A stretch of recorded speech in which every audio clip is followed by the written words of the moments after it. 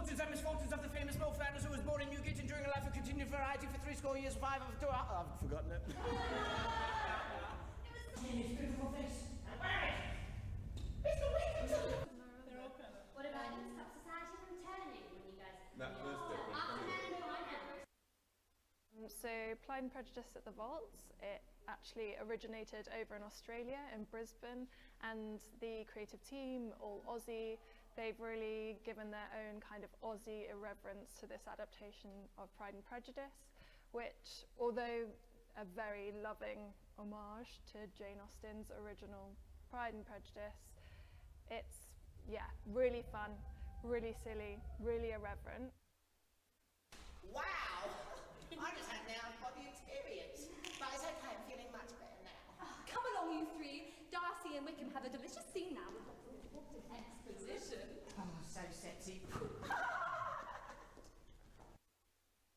The major difference is that literally at the drop of the hat, I take this off and run into the costumes of Mary, Kitty and Lydia. But also in this version, Darcy probably has a little bit more fun, and his inner turmoil and his tortured soul perhaps comes out in outbursts every now and then.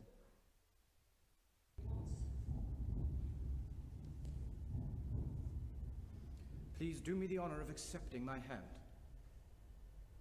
You demand my civility. After so blitheringly saying that you lied to me against your better judgment. And I think Jane Austen was ahead of her time in that sense, because she's obviously writing this incredible feminist piece. And one of the things that we've tried to do with this production is to give the women in this story more agency. So I think she would love it that Mr. Darcy, Mr. Bingley and all of the other male characters are really the butt of the jokes in this production. So yeah, I think Jane Austen would love it.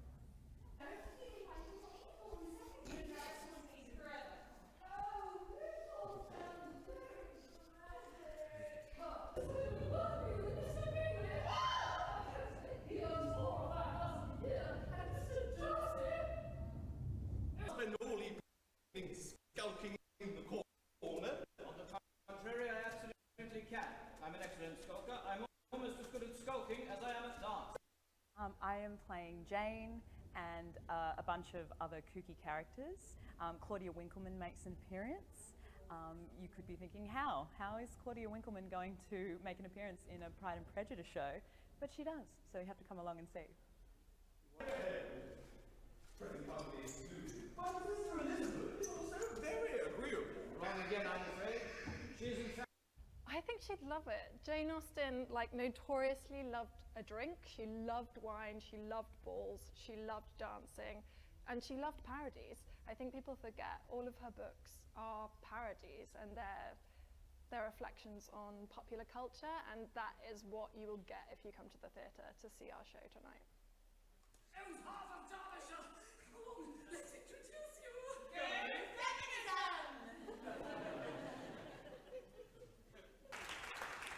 And finally, please raise your glasses to the one and only Jane Austen and settle in for Pride and Prejudice!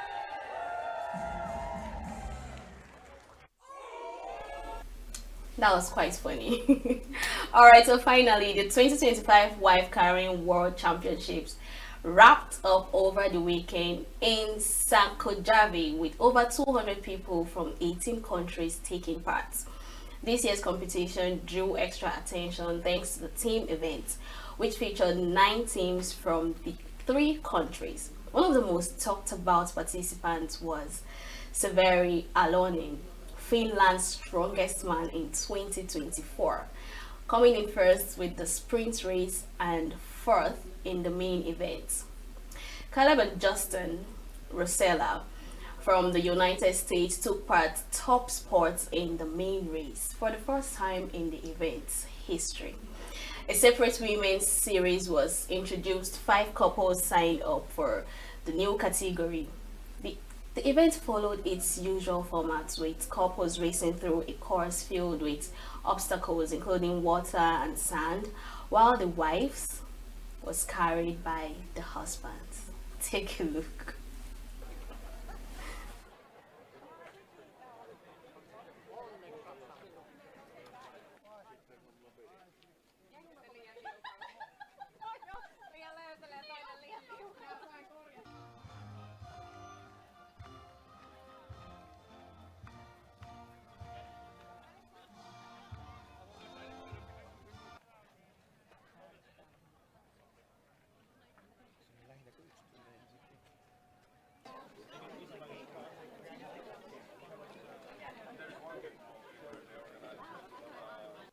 each year they are more hungry, and I think there are several guys who can I think win today. Me and Taisto, we are at senior veterans masters age, so but the young guys are strong, they are tall, they are hungry for the medals, so it will be very difficult.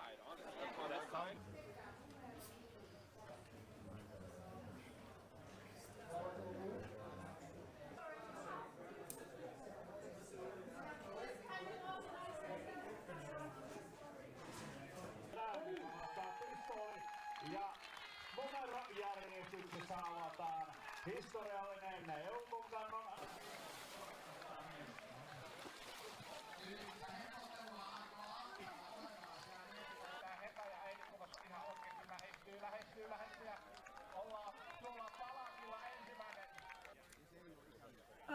We watched a few videos of previous competitions, did a few squats, but probably not that many. The main thing we did actually was we got married yesterday, so we're wives for the wife carrying competition. Hirveä huutohuolla on suuri merkitys, me tiedetään se, että ei muuta kuin... Ja lähdetään! Ja Taisto Miettinen painuu, tappajan katse silmissä, lähtösuora.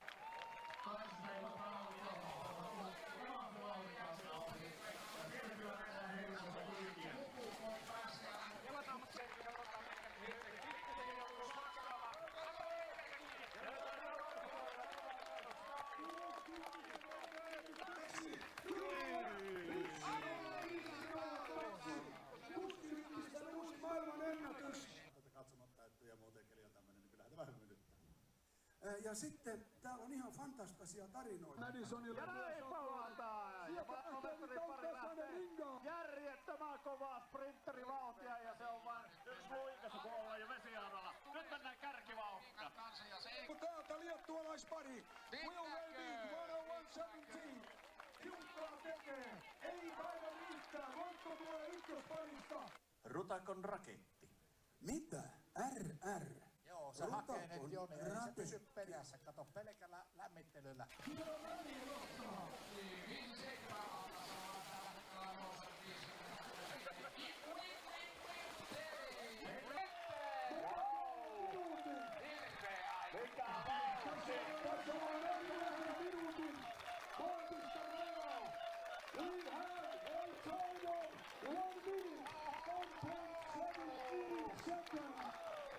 Feels good.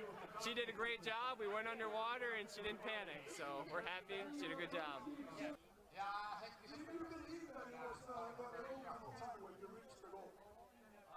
We're just gonna have dinner and go to the party and celebrate with everybody, get to meet everybody from around the world. I think it was 18 different countries, so just excited to share memories and never done anything like that, jump in a water puddle with my wife. So I'm gonna go hear some other stories from everybody else. Ja näin, go! Ja sieltä tähtilippupaita 24, Andrew Lee johtaa erittäin kovaa. Siinä ei passaria halua ryhmää eikä nauskemaan, vaan riiästi pitää vaan jättää joku kannattaa yhdessä.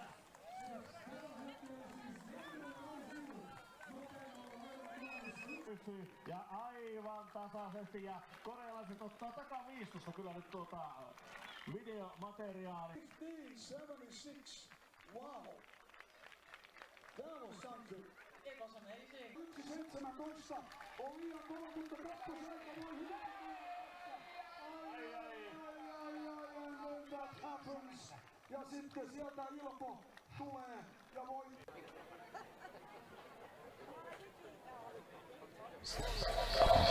Alright, welcome back. Thanks. That's all we have for you in the news segment this hour. We're going a very short break, and when we return, I'll reveal my guests to you, so stay with us. Get plugged into the heartbeat of entertainment on The Hub, your ultimate show on eVibes. From trending stories and social media drama to top charting music, must-watch movies and exciting moments from the world of arts, we've got it all. Join us for unmissable conversations with your favorite entertainment personalities, plus fun segments every week. I should try harder, so... Okay, I don't know that one. outfit of the day. Oh, I don't do that. Oh. That's some Gen Z stuff. Oh, now you say it's a Gen Z stuff. It's everything you love about entertainment served fresh every week at 1 p.m. with weekend repeats just in case you missed it. The Hubs on E-Vibes, where the vibes never stop. Only on Signature TV.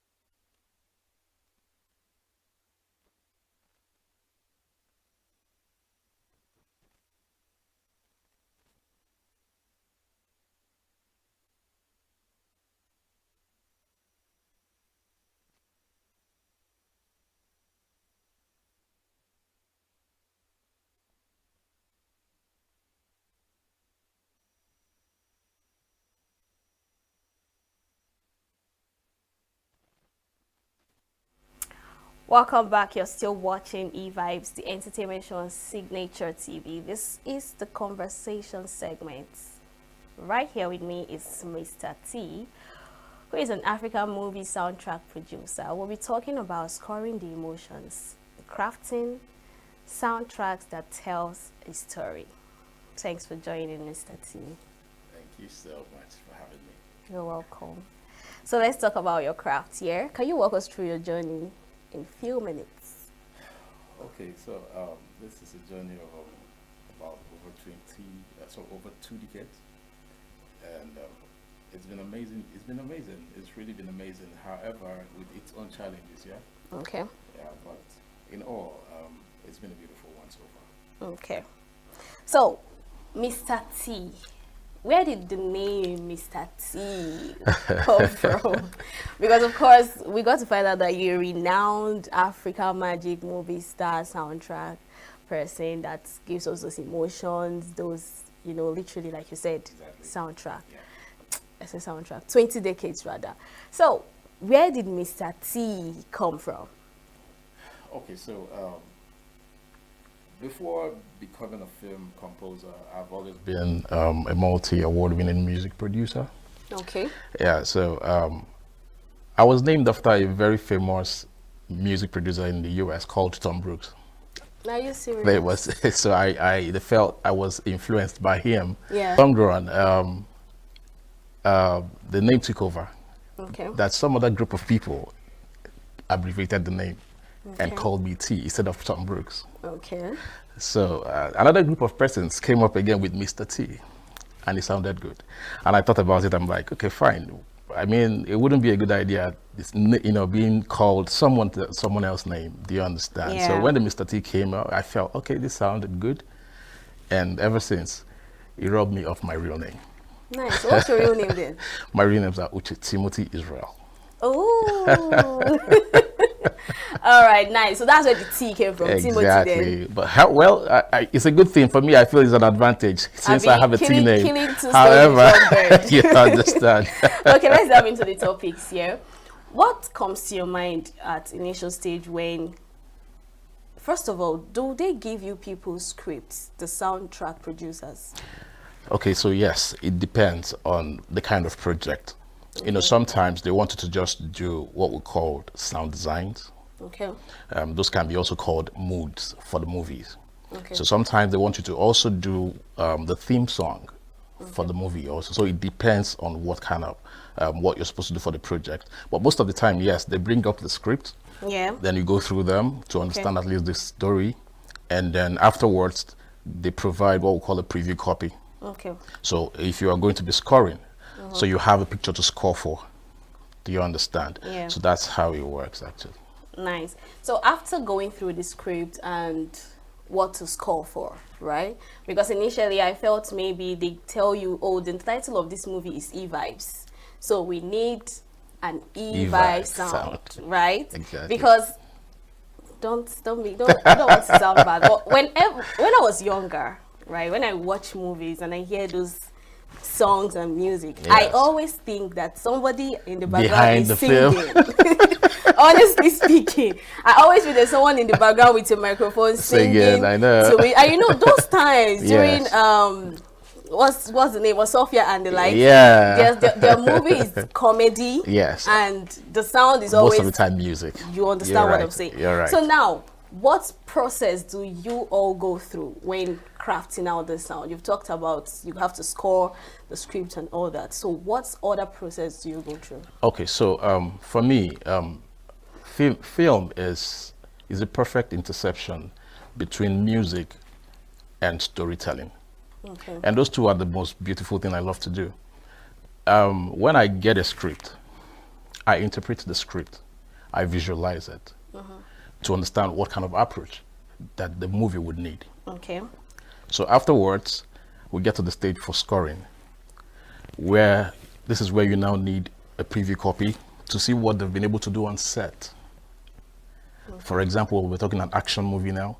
So there's an action scene that actually deserves or demands an intense tension sound. Okay.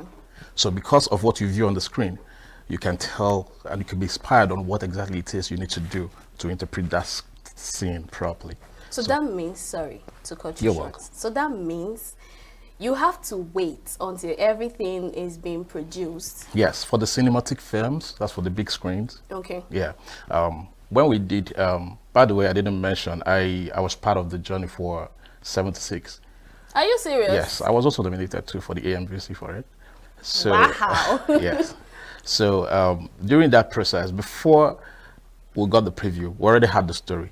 So we recorded the things that we needed to record based on the story that was told. Yeah. Then afterwards, a preview was provided where we had to go through, those emotional time and see all that we need to do. We had to record. In fact, I remember I recorded with the African vocals because it was such a big film that demanded that kind of quality. So we did all of that, and at the end of the day, thank God it came out big. It won the best international movie of its year. So yeah, those are the process for these things. All right. Yes. So you decide the kind of emotion, Yes, right? yes. Not the director deciding. Okay, sometimes they can give you a clue of what they think they want, but I'm the sound person here. So you know what's better. What is best for the scene? Like I earlier mentioned, for me, music and storytelling they're the most beautiful thing I love to do. So sometimes I try to tell stories via my sound. And now because it's movie making, so there are no limits.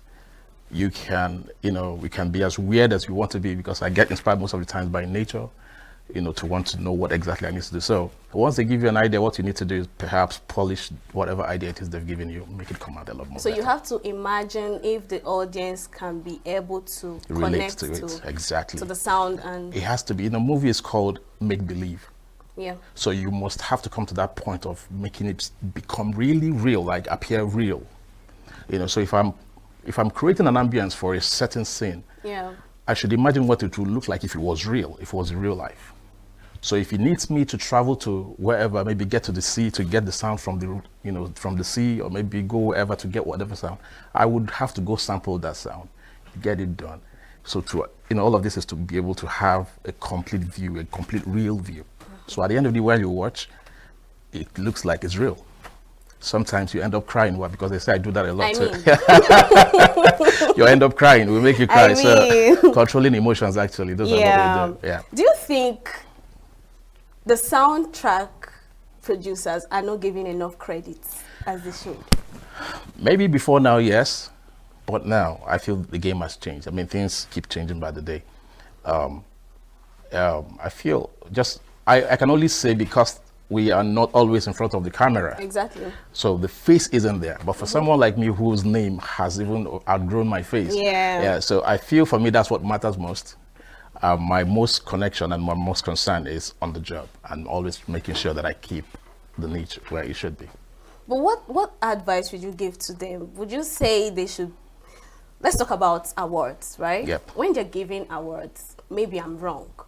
They give best actor, best actress, best director, producer, things like that. I think it's even initially they started giving awards to Yeah, scriptwriters. you're right. You're right. I think some 5-10 years back they started introducing the part for post-production. understand? Yes, but then the good thing is that we're here now. I mean, the recognition is here already. So yes, like I earlier mentioned, I've been nominated for a lot of big movies. I've won several awards within and outside the countries too. So the good thing is that the recognition is there, and then that's why we need to keep upping our games, because when you do, even when it is not in the system somehow will find a way to recognize you at any point. Do you understand? That's how it works. Just like the graphic designers, exactly. They don't. Most times they don't know who is who exactly. I agree with you. All right, so we have one of your sound. We're going to play that right now. Cool.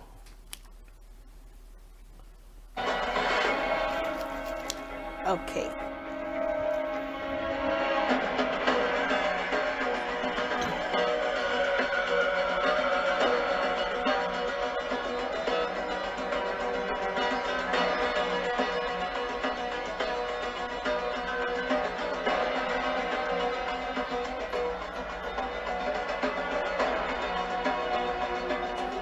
Okay. That rings my next question, right? That's good. Let's move to the next.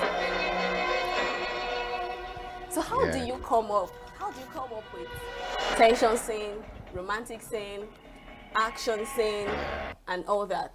Well, the story tells you all of that. I mean, there is a story already. You're working alongside the story. So the story already gives you an idea of how to approach it. So all you need to do is to align to the story and make it sound real. Now, here is the thing. After creating the creating process and all, which is one of the things I also enjoy doing, we'll get to another stage where we'll call the technical part now, where we'll do what we'll call dialoguing, mixing, mastering. Like you earlier said, some of those old movies, when you realize that sometimes when you watch, you always have your remote at your hand, because sometimes the volume comes so up, yes, and at a point you're going there, because yes, it's not, you don't have a stable level audio level, but all of that has changed now because all thanks to technology. So this time we'll go through what we call dialoguing. This is where you treat the audios, whatever background noise you have perhaps from the set that you do not need for the movie. You get to work on all of that, and then while you do that, you're also making sure that the sound designs you're creating is not struggling with the waves, the vocal, the things that the actors are saying in the film. So because sometimes you see that these things can be some serious issues for some low budget movies, by the way. So for the movies I do, these are the process afterwards that you can do the mastering, the final master, that at the end of the day when it comes out, everybody is like, ooh, wow, What's the biggest challenge soundtrack producers go through? I don't know about other people, but for me, I've always loved to put myself in that spot for bigger challenge. And how that is this. I can remember there was a movie I did. I needed a crowd sound. Okay. I needed a sound that could, I needed something to sound like a busy marketplace. Okay. So we tried in the studio, we did multiple recordings to want to achieve that, but at the end of the day, it wasn't so real. But I remember that I had to travel with my crew. We went to a market. We set up inside the market and we started recording sounds from the market. So I didn't know people captured that movie. That's the pictures of our journey in the market. It was later on I saw it and I was like, So these are the things. For me, I feel it's a serious challenge, because if you really must have to get this thing right, then you would have to go through the right process in making. I have some foreign international movie composers that I follow also, and I see what they go through trying to do. Sometimes you would need a live band of orchestras if you don't want to go monophonic, and have to record all of them. Sometimes it's a movie scene that demands a little child's voice. Yeah. And then, of course, as a man, I wouldn't be able to do that. An adult female might not be able to get that texture. So we'll have to struggle to find a little child, teach him or her what it is that we need them to do. So all of this is just to make sure that we achieve, the scene and make sure everything aligns together. So do you follow trends? Nah. You don't follow trends, right? I don't. So what advice would you give to somebody that wants to be in the movie industry but not necessarily be an actor, to be a soundtrack producer? Well, there's no two ways about it. It's a practical journey. Okay. So you'd have to still go through the right track. I mean, through the right. I mean, I don't follow trends because trends don't last. So yeah.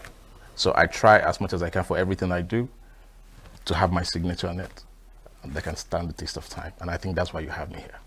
Thank you very much, Mr. T. Thanks for joining us. Thank You're you welcome. for the conversation. Thank you so much. I had quite an interesting time. Myself too.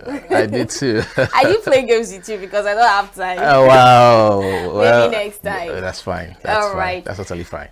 The show has come to an end. Join us same time tomorrow for more insights, more stories, more conversation, more drama. Only on eVibes, the entertainment show Signature TV. Follow us on all our social media platforms. Subscribe to our YouTube channel. And of course, enjoy the rest of your day. Bye. Thank you.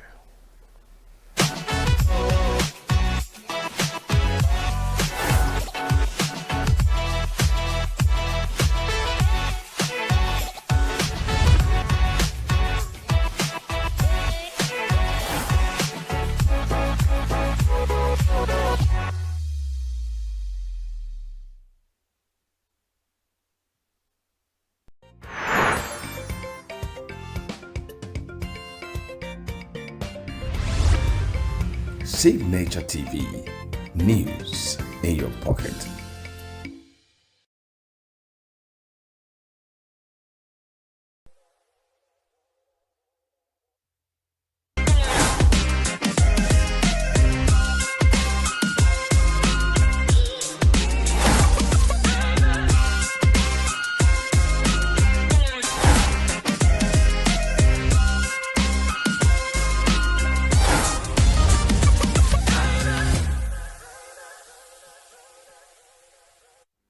Hello and welcome to Teens Should Know, the show where we listen, learn and grow.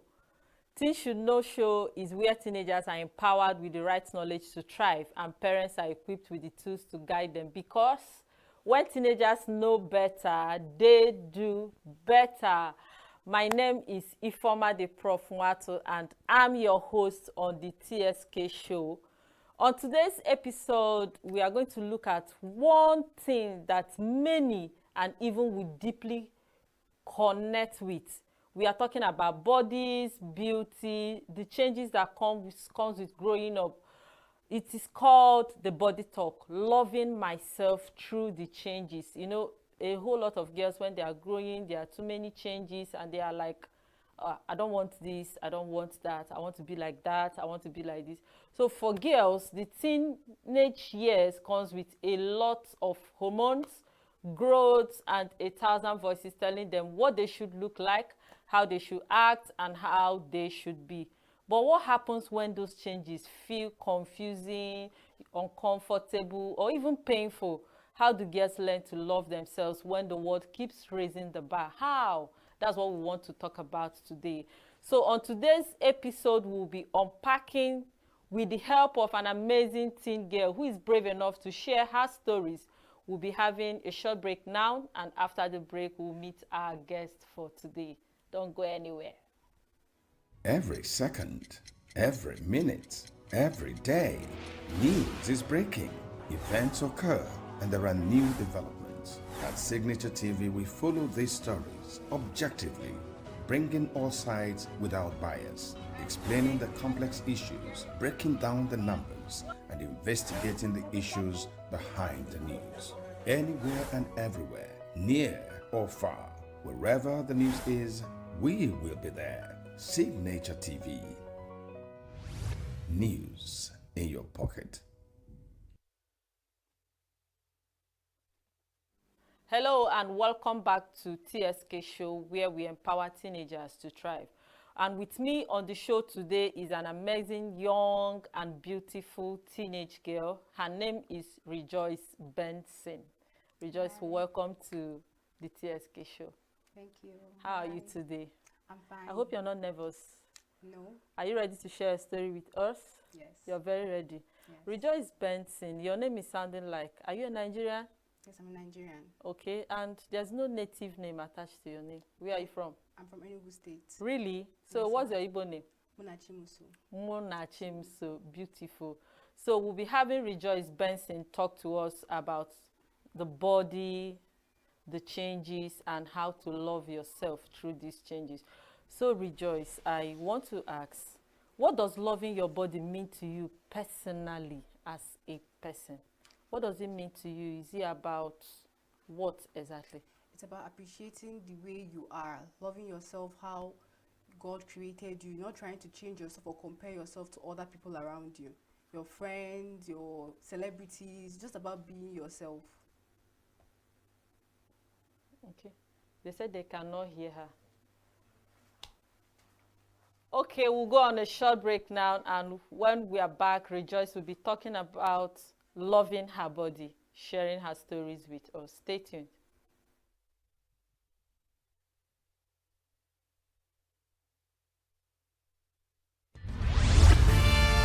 We are local.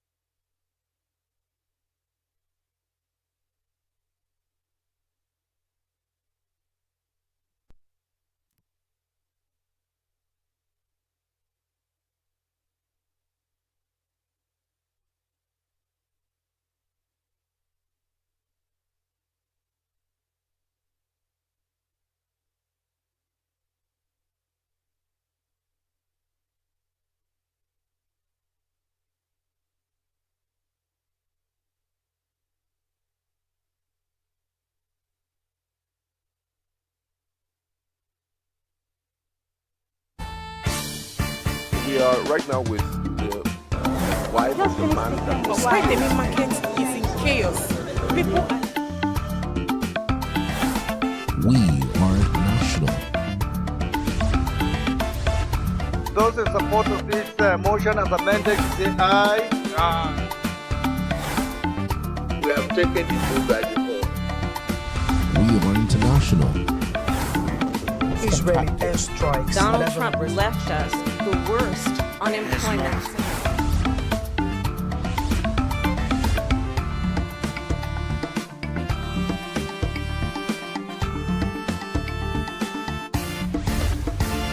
Signature TV, news in your pocket.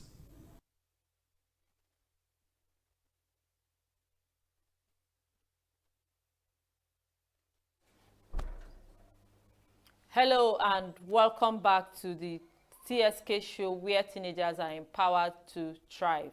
And with me on the show today is an amazing young and beautiful teenage girl, Rejoice Benson.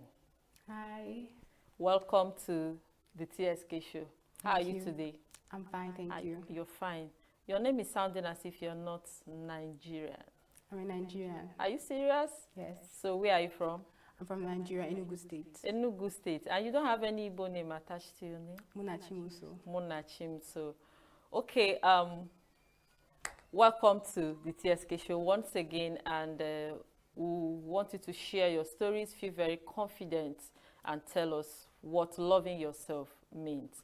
So Rejoice, to you personally, what does loving your body through the changes mean? Is it about the looks, the health, the confidence, or something else? What does it actually mean to you? Loving yourself through the changes to your body means that you should love yourself how you are, appreciate the way God created you. Not minding how you look, not minding the changes that come. Because as a girl child, you experience a lot of changes during the puberty stage. So loving yourself means you're appreciating those changes and not comparing yourself to your peers, your friends, or even celebrities. Okay. Accepting yourself the way you are. Beautiful. You know, sometimes these changes can feel exciting and other times just confusing or even awkward, you know. Yeah. There are some people like, I don't want this, I don't want that. So did you ever feel like your body was changing faster or slower than your friends or your peers? Well, for me, it was a mixed experience. Wow. Physically, I felt like my body was changing faster than that of my friends. I felt like I was growing faster. But however, when it came to menstruation, I feel like I was slower to start. You know, I saw my friends get their period before me, and I was like, why is my own taking so much time? But I forgot that just because you're in a friend group doesn't mean you all are the same age. So some of my friends who had theirs first were, you know, older than me, and I was confused. You know, it was really confusing.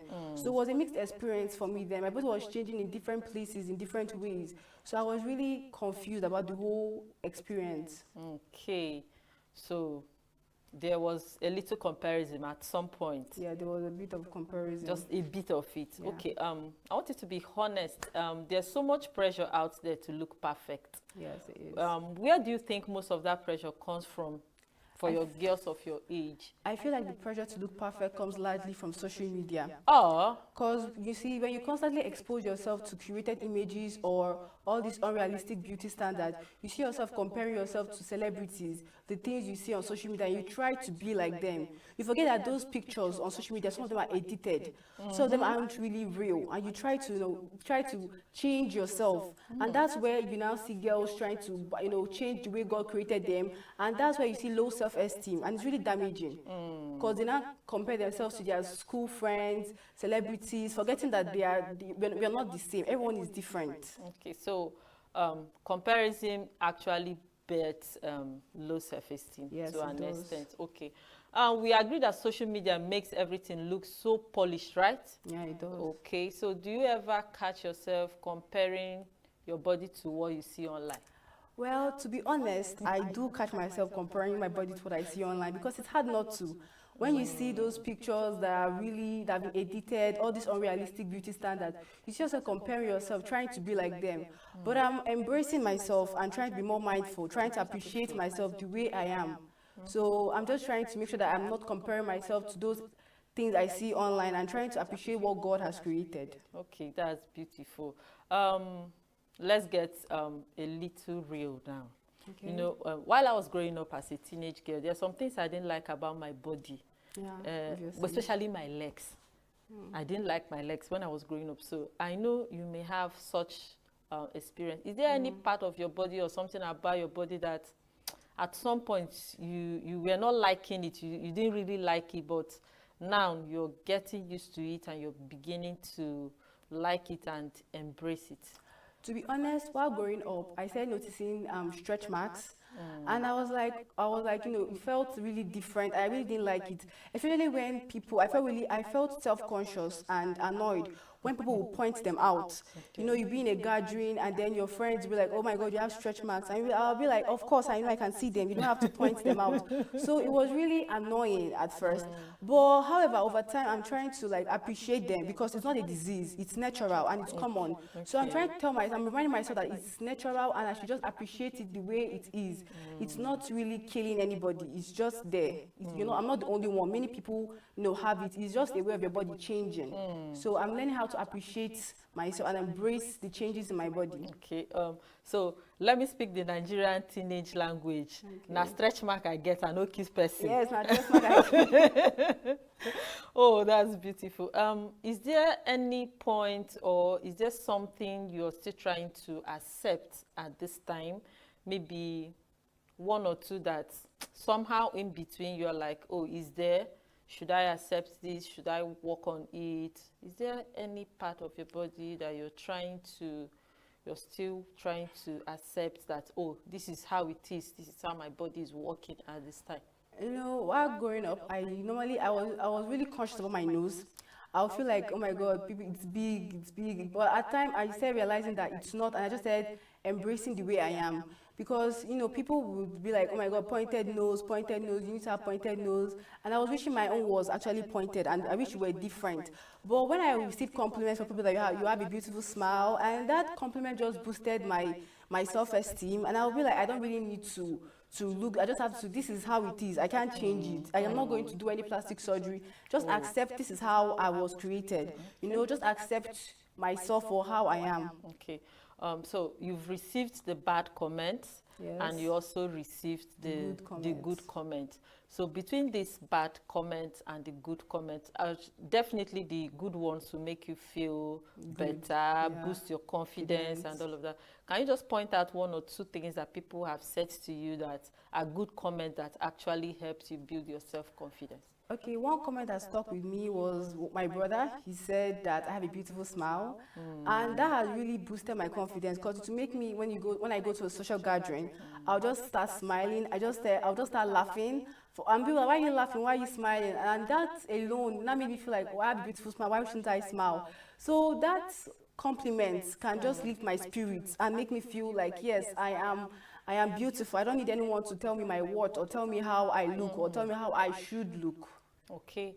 You know, naturally there are days you feel like this is not just it. Yeah. You know, there are some places you'll be and you feel like somehow awkward, feel like somehow odd, maybe because of, you mentioned your nose or the stretch mark, but in those days or days like that, what actually builds your confidence? What do you look at inward and say, no, I'm cool, I'm fine?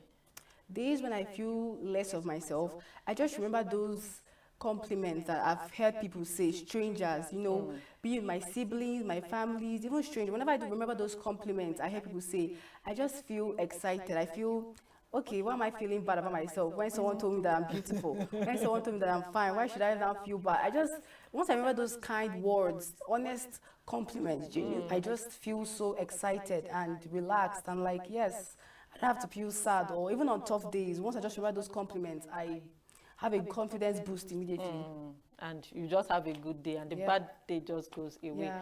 Oh, what a beautiful conversation this has been. It's been so real, so relatable. Hearing you share about the changes, the insecurities, and the journey of self-love reminds us that we are never alone in what we feel. These changes don't make us less. They don't make us less of human, but they all make us human. And every stage, every stretch, every shift is part of the story that is unfolding. We'll take a short break, but stay with us. There's so much more ahead. Just sit back. Things You Should Know continues after the break. We are local. We are right now with the wife of the man that was... Why the main market is in chaos. People are... We are national. Those in support of this motion as amended, say aye. Aye. We have taken the vote by default. We are international. Israeli airstrikes. Donald Trump left us the worst unemployment.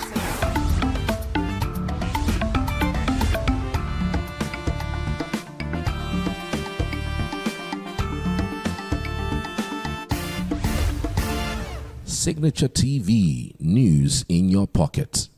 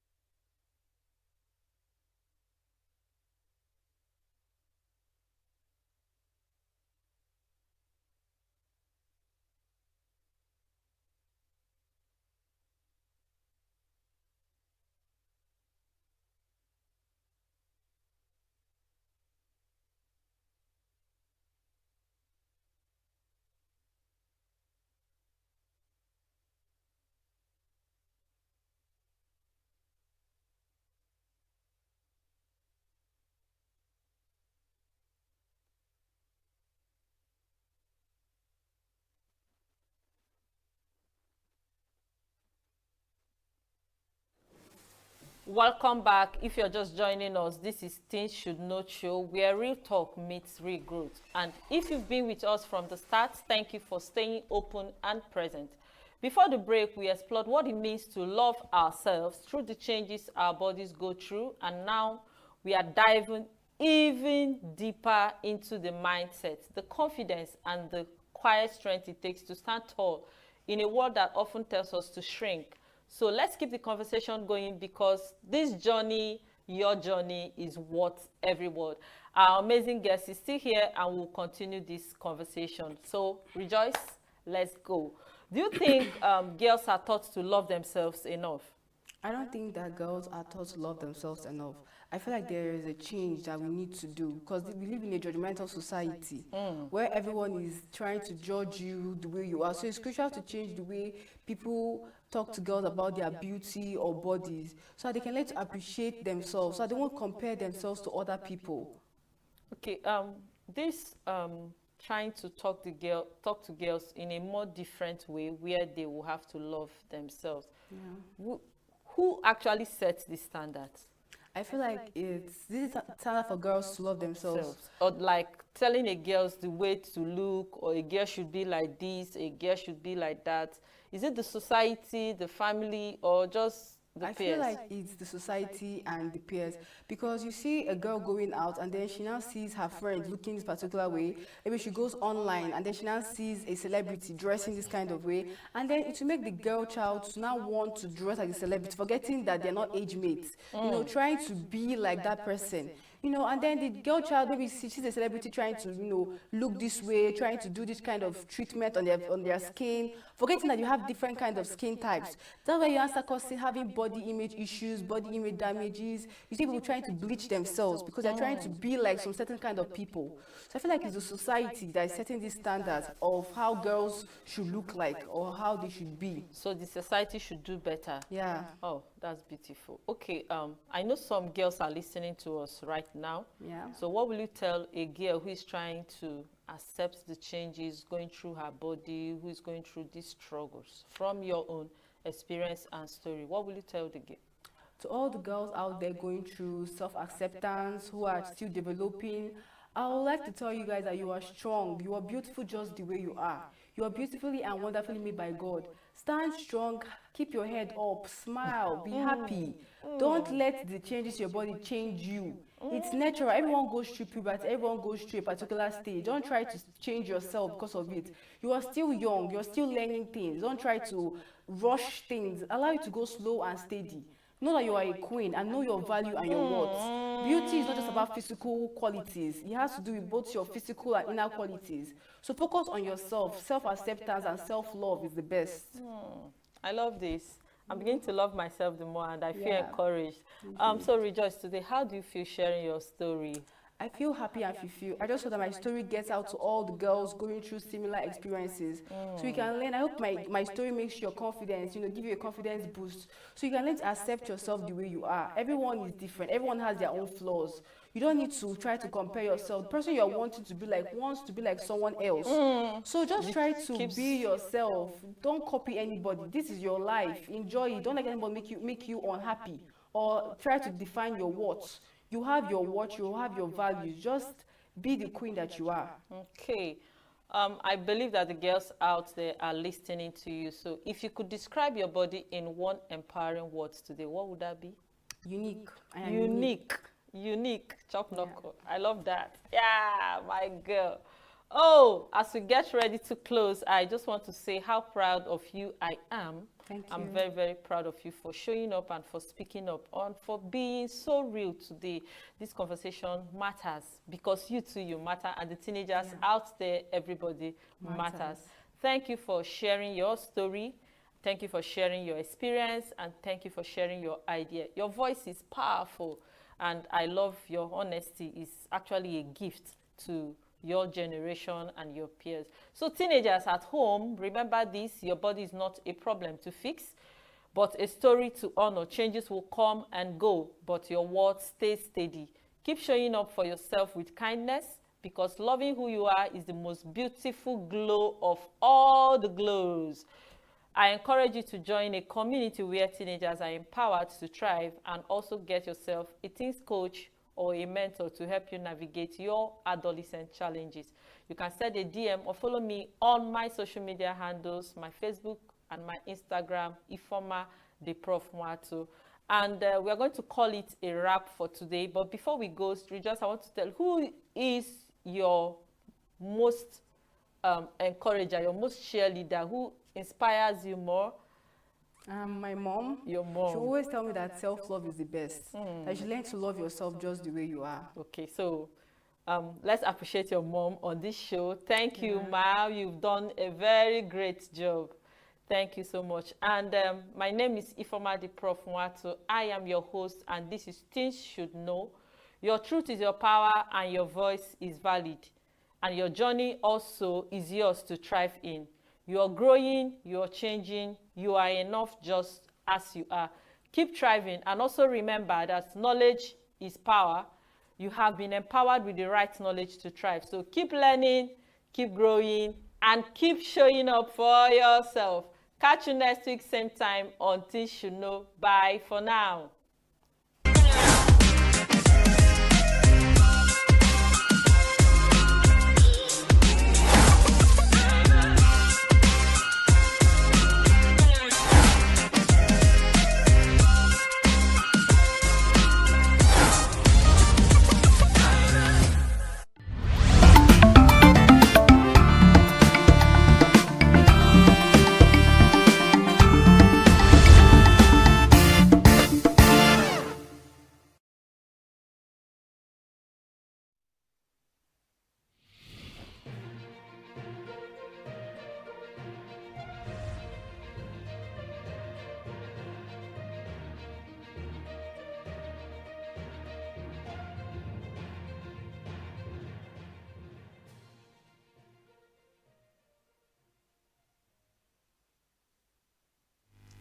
Welcome to Global News on Signature TV.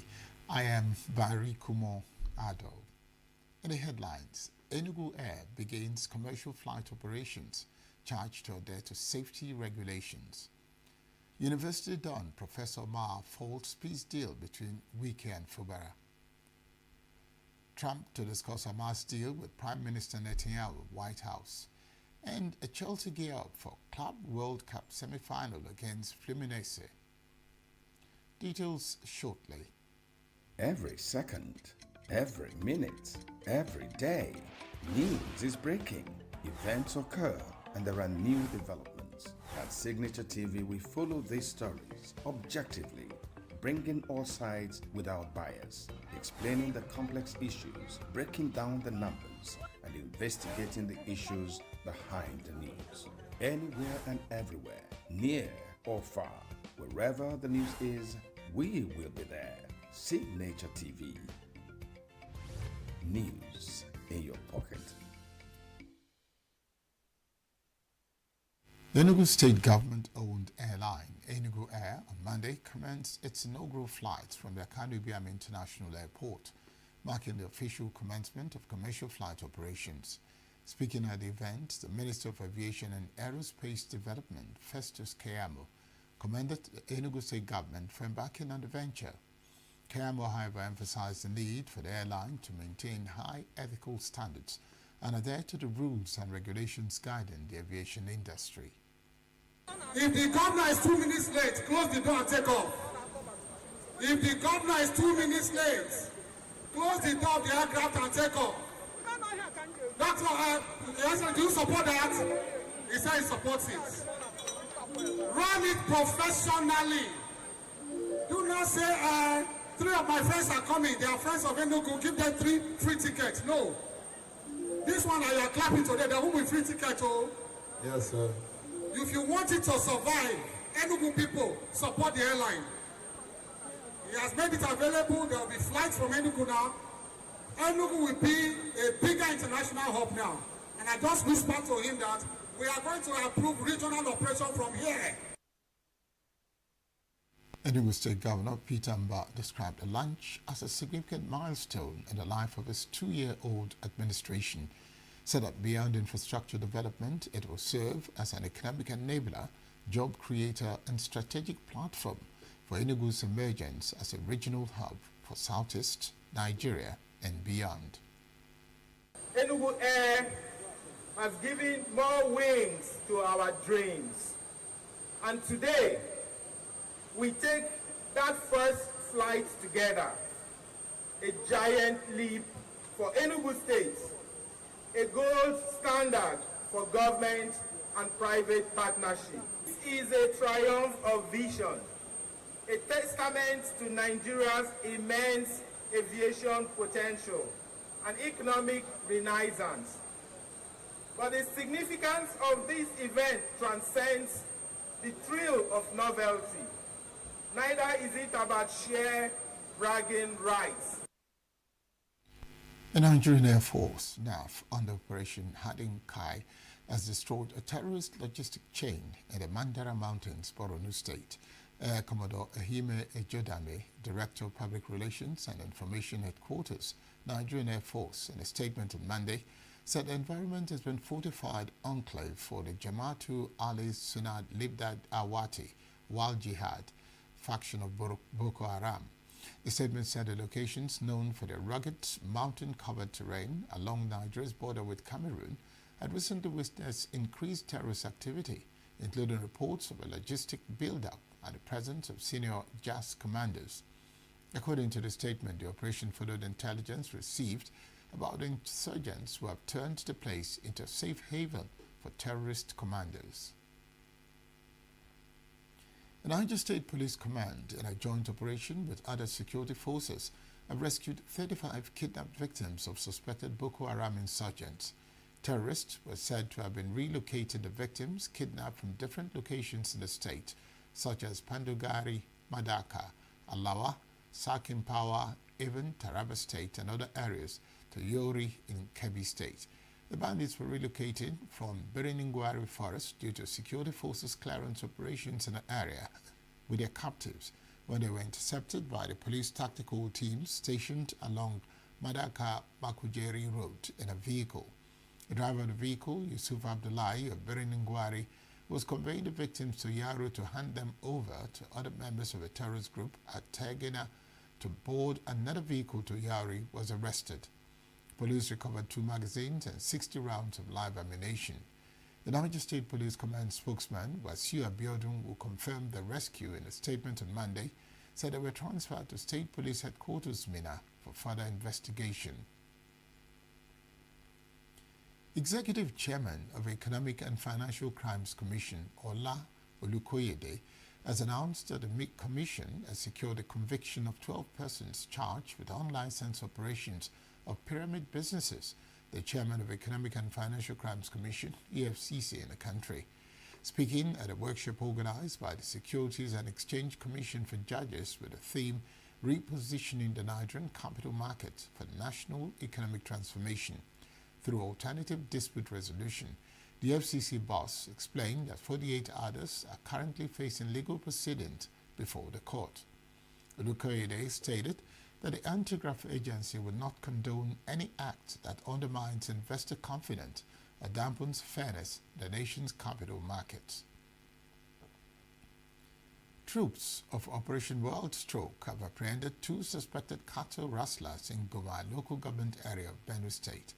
This was disclosed in a statement issued on Monday by the acting Media Information Officer of the Joint Task Force, OPWS, Lieutenant Ahmed Zubeiru, and made available to our correspondent. According to the statement, the suspects were arrested on Sunday while the troops were en route to reinforce the Nigeria police. Who had earlier encountered armed headsmen on the outskirts of Udei village. The suspects, identified as Raymond Abina and Sunday Faga, both of Okolo village in Ugoma local government area, were intercepted while riding a motorcycle and attempting to exit the bush with a sack containing what was later confirmed to be freshly butchered cow meat. However, preliminary investigations revealed that the meat came from a stolen cow roasted in Serpokia village within the Daudu area of the same local government. The Lagos State government has dismantled illegal checkpoints along the Lagos-Badagry Expressway in a bid to improve vehicular movement and enhance road safety. The State Commissioner for Home Affairs, Alhaji Ibrahim Layode, on Monday, led a coordinated team of top security officials in carrying out the dismantling. The operation followed a high-level meeting between the Commissioner and commanding officers from 2 Nigerian Army formations, as well as representatives from the Nigeria Police Force, the Nigeria Customs Service, Nigeria Security and Civil Defense Corps, and a delegate from the Akran of Badagry. During the operation, 3 customs checkpoints at Mo axis were identified as unauthorized, subsequently dismantled with the cooperation of a Deputy Controller of Customs in charge of enforcement at the Seme Area Command. At the Igbagi checkpoint, Layode instructed officers to reduce the area occupied by security personnel to facilitate smoother movement of vehicles and goods. Commissioner commended the officials for their cooperation and promised to brief the governor on the resolutions reached to ensure order and sanity on the Lagos-Badagry Expressway. Residents of some Ondo communities affected by the floods that occurred last weekend have called on the state government to come to their aid following the destruction of their property. The flood occurred as a result of a downpour on last Friday, Saturday and Sunday, which has reportedly destroyed property worth millions of naira in communities in Owo, Okitipupa, Ilaje, and Eseodo local government areas of the state. The victims appealed to the government to dredge the canal in the area, which identified as a major cause of destructive flooding. Similarly, community leader in Igbodigo in Okitipupa local government, Lawrence Awanebi, who expressed shock at the level of destruction, also called on government to urgently assist those rendered homeless by the flood. In a reaction, the chairman of our local government, Tokbe Omalayo, appealed to the federal government, the Ondo state government, and relevant emergency agencies to intervene swiftly. The state governor, Lucky Ayedatiwa, had earlier said the government had commenced initiatives that will reduce floods and other natural disasters by dredging the waterways across the state. Still to come, Babachil Lawal formally quits APC as fears of implosion hits party. Women's rights activist Dr. Fatima Damu calls for equal opportunities and gender-inclusive decisions. Stay with us. Good day, everyone, wherever you're watching from. My name is God Sorako, and I want to specially invite you to Singles, Marriage, and Family Conference. We're looking forward to having you. I want you to come specially. Come with your friends, your family, your loved ones, and everyone that is connected to you. Whether you are single or already married, it is a marriage conference that will change your life. The date of the program is 12th of July, 2025. This term is Marriage That Impact the Nation. The full details are on the flyer. Please make sure you come. The Lord is set to do great and mighty things in the homes of people, in the lives of people.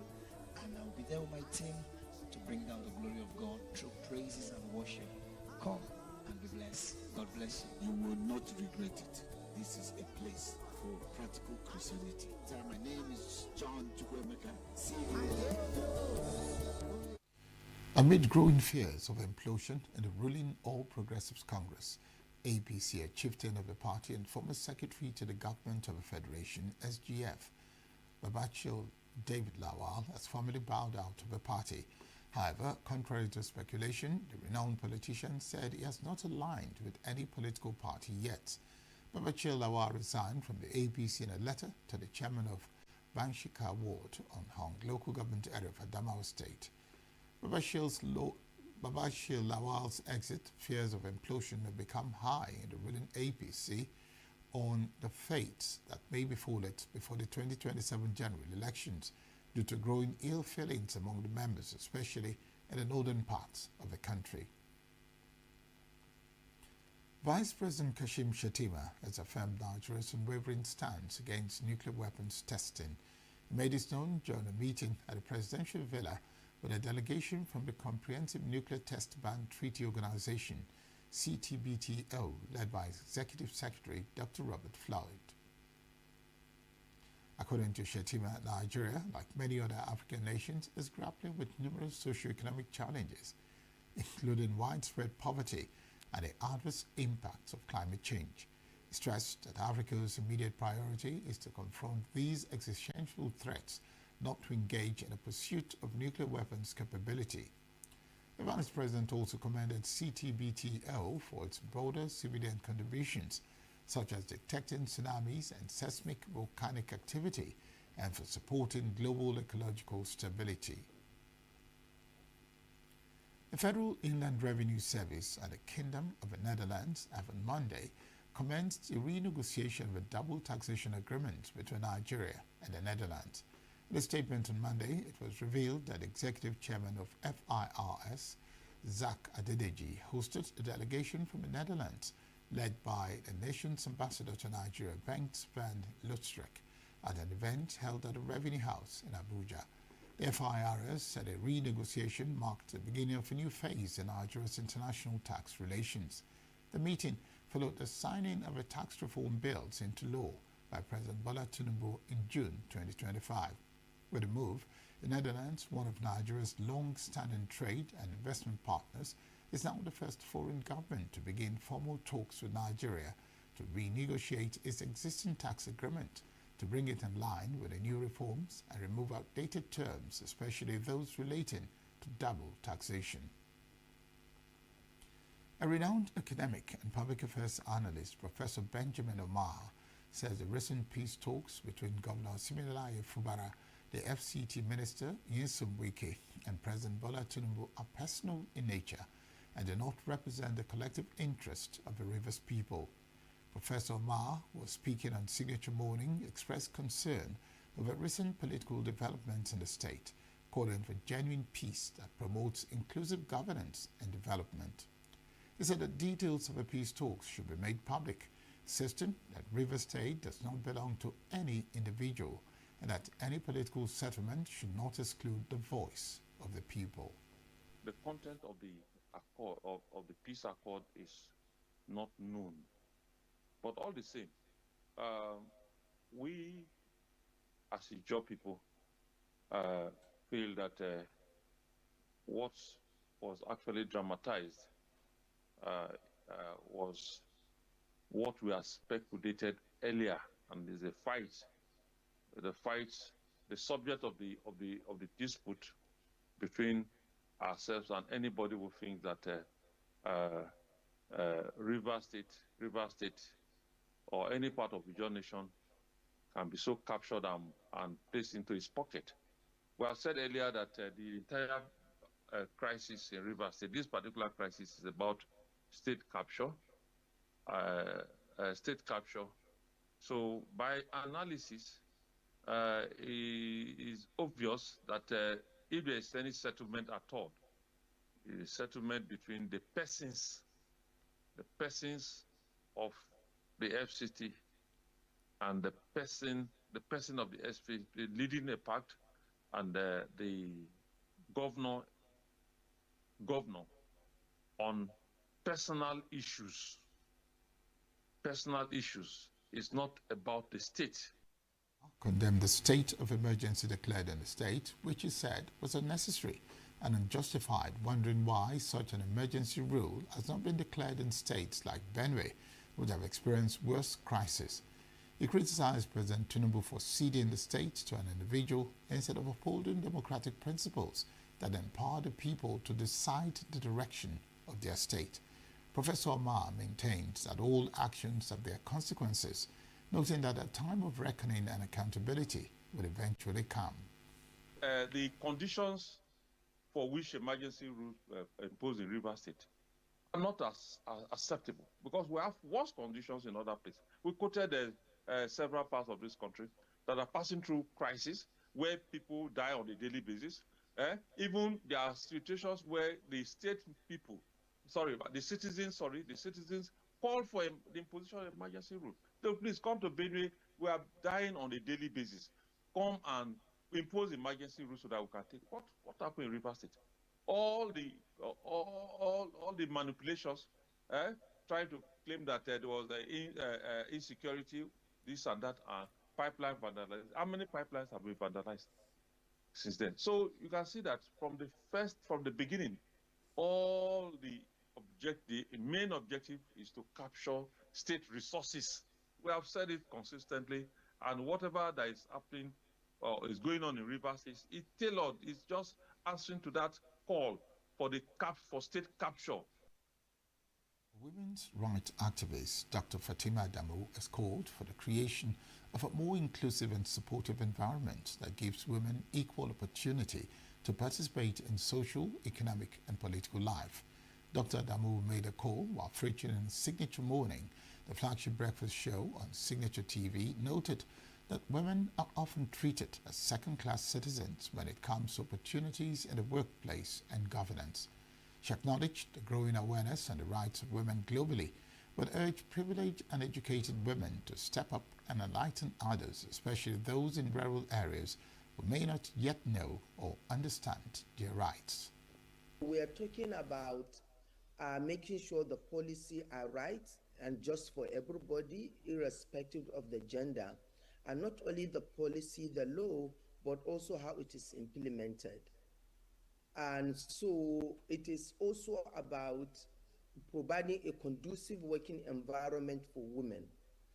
So you look at the political, the sphere, for example, we have 50%, almost 50% population of women, then ideally the working environment, the political position should also be 50%.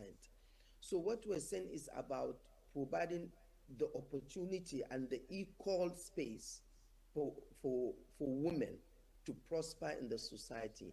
Another important component of empowerment, and that's separate from the economic, the space, is also the issue of giving women the inner strength, supporting women to be who they are, to pursue their ambition, to do what is it they really do, whatever the choice is, to do that. And that's what women empowerment. So it comes from two sides. It comes from the way the society, the family operates, and the way in which also the women are empowered. So if you look at the family, when we look at the family, we make sure that the woman is socialized, brought up to become who she is with no restrictions, with no constraint, nothing constraining her. And that's really what women empowerment is about. It's looking at both sides, yeah? The activists advised policymakers and leaders to be gender sensitive in their decision-making processes, but urging the media to play a more active role in amplifying the voice of women and bringing gender issues to the forefront of national discourse. One thing for sure, whoever is taking decision, let that person consider himself a woman first. How will a woman, so decision-making, leadership is not neutral. Leadership is, it has, whoever is making decision tends to look at decision based on his own perspective. Many decisions are made not from the woman's perspective. So what I'm saying, when our leaders are making decisions, let them put their shoes in women's position. How will this affect women? How can this bring women out or not? If those decisions are not, what we're saying is consciously be gender sensitive, and that's the word, be gender sensitive to whatever decisions Nigeria is making. How will it affect women? Will it bring women? No, that's one. Another one is the media can play a very important role. Media really can sensitize the women, highlight the achievers, women achievers more. We have so many women that are doing very well. Not only capture them and interview them, what are they doing well? What challenges did they face? These are all that needs to be done.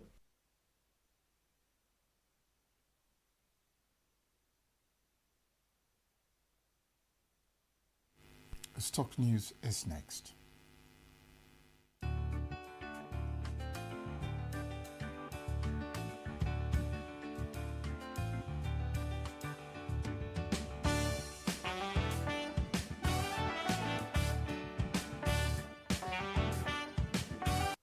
At the end of the first weekday of trading, Monday, July 7th on the Nigerian Stock Exchange, over 824 million shares were traded in 24,042 deals, corresponding to a market value of 14.44 billion naira. Compared to the previous trading session on Friday, July 4th, the market saw an 11% decline in volume, a 31% increase in turnover, and a 6% decline in the number of deals. The current market capitalization of the NGX stands at 76.5 trillion naira.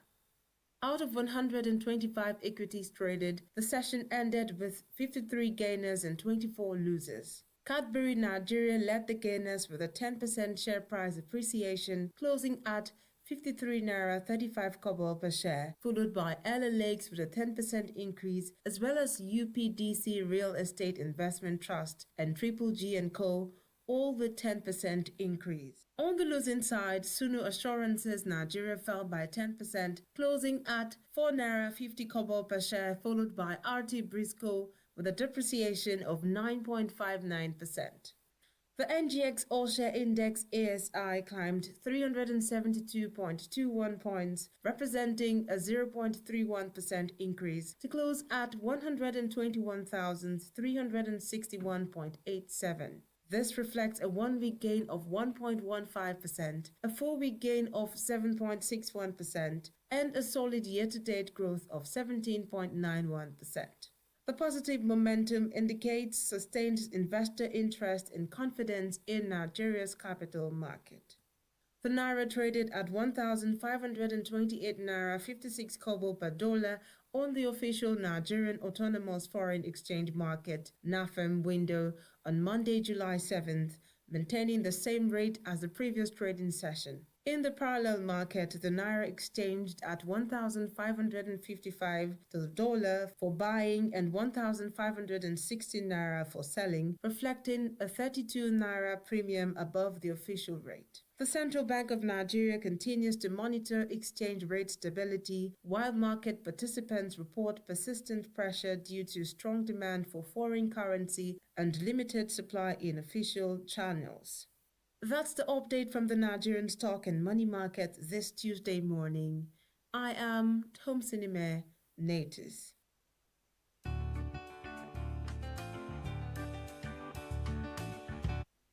Up ahead, Texas death toll rises to 91, White House. Ireland to begin excavation of mass grave at church-run mother and baby home. These and more after the break. Every second, every minute, every day, news is breaking, events occur, and there are new developments. At Signature TV, we follow these stories objectively, bringing all sides without bias, explaining the complex issues, breaking down the numbers, and investigating the issues behind the news. Anywhere and everywhere, near or far, wherever the news is, we will be there. Signature TV. News in your pocket. Israeli Prime Minister Benjamin Netanyahu was due to meet with U.S. President Donald Trump at the White House on Monday, when Israeli officials held indirect talks with Hamas aimed at securing a U.S.-brokered Gaza ceasefire and hostage release deal. Netanyahu's visit follows Trump's prediction on the eve of a meeting that such an agreement could be reached this week. Before heading to Washington, the right-wing Israeli leader said his discussions with Trump would help advance negotiations underway in Qatar between Israel and the Palestinian militant group. Netanyahu, who arrived overnight in Washington, was scheduled to meet Trump's Middle East Special Envoy Steve Witkoff and Secretary of State Marco Rubio on Monday in preparation for his talks with the president. Two leaders will have a private dinner listed by the White House as closed to the press, instead of formal talks in the Oval Office, where Trump has usually hosted Netanyahu and other visiting dignitaries. Utmost priority for the president right now in the Middle East is to end the war in Gaza and to return all of the hostages. Also, as you know, there was a ceasefire proposal that Israel supports that was sent to Hamas, and we hope that they will agree to this proposal. We want to see all of the hostages released. That's on the top of the president's mind, so that will be discussed, as well as the many other positive developments we've seen in the Middle East. Look, right now the president is focused on today. and to get the Hamas to agree to this ceasefire. I don't want to comment on the details of the arrangement out of respect for these negotiations, but a agreeable and appropriate ceasefire proposal has been sent to Hamas. And I can also tell you Special Envoy Witkoff intends to travel to Doha later this week, where he will continue to engage in these discussions. And the Qataris and the Egyptians have been incredibly helpful partners in mediating these negotiations and discussions to bring peace. So I said the president thought maybe an Iran deal was not necessary, but of course the president is always interested in peace and diplomacy. That remains true, and the administration continues to be in contact, both directly and indirectly, with the Iranians on a deal.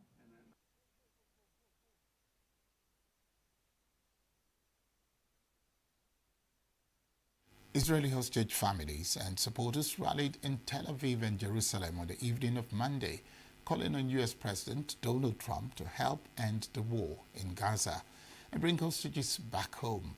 Netanyahu said he believed his discussions with Trump on Monday would help advance talks on a Gaza hostage release and ceasefire deal, as Trump predicted an agreement could be reached this week. We are here in front of the American Embassy in Tel Aviv, rallying so President Trump can hear us. He is meeting tonight with Netanyahu, and we feel that it is his historical role to set his foot down and make sure that the war ends and all hostages are brought home.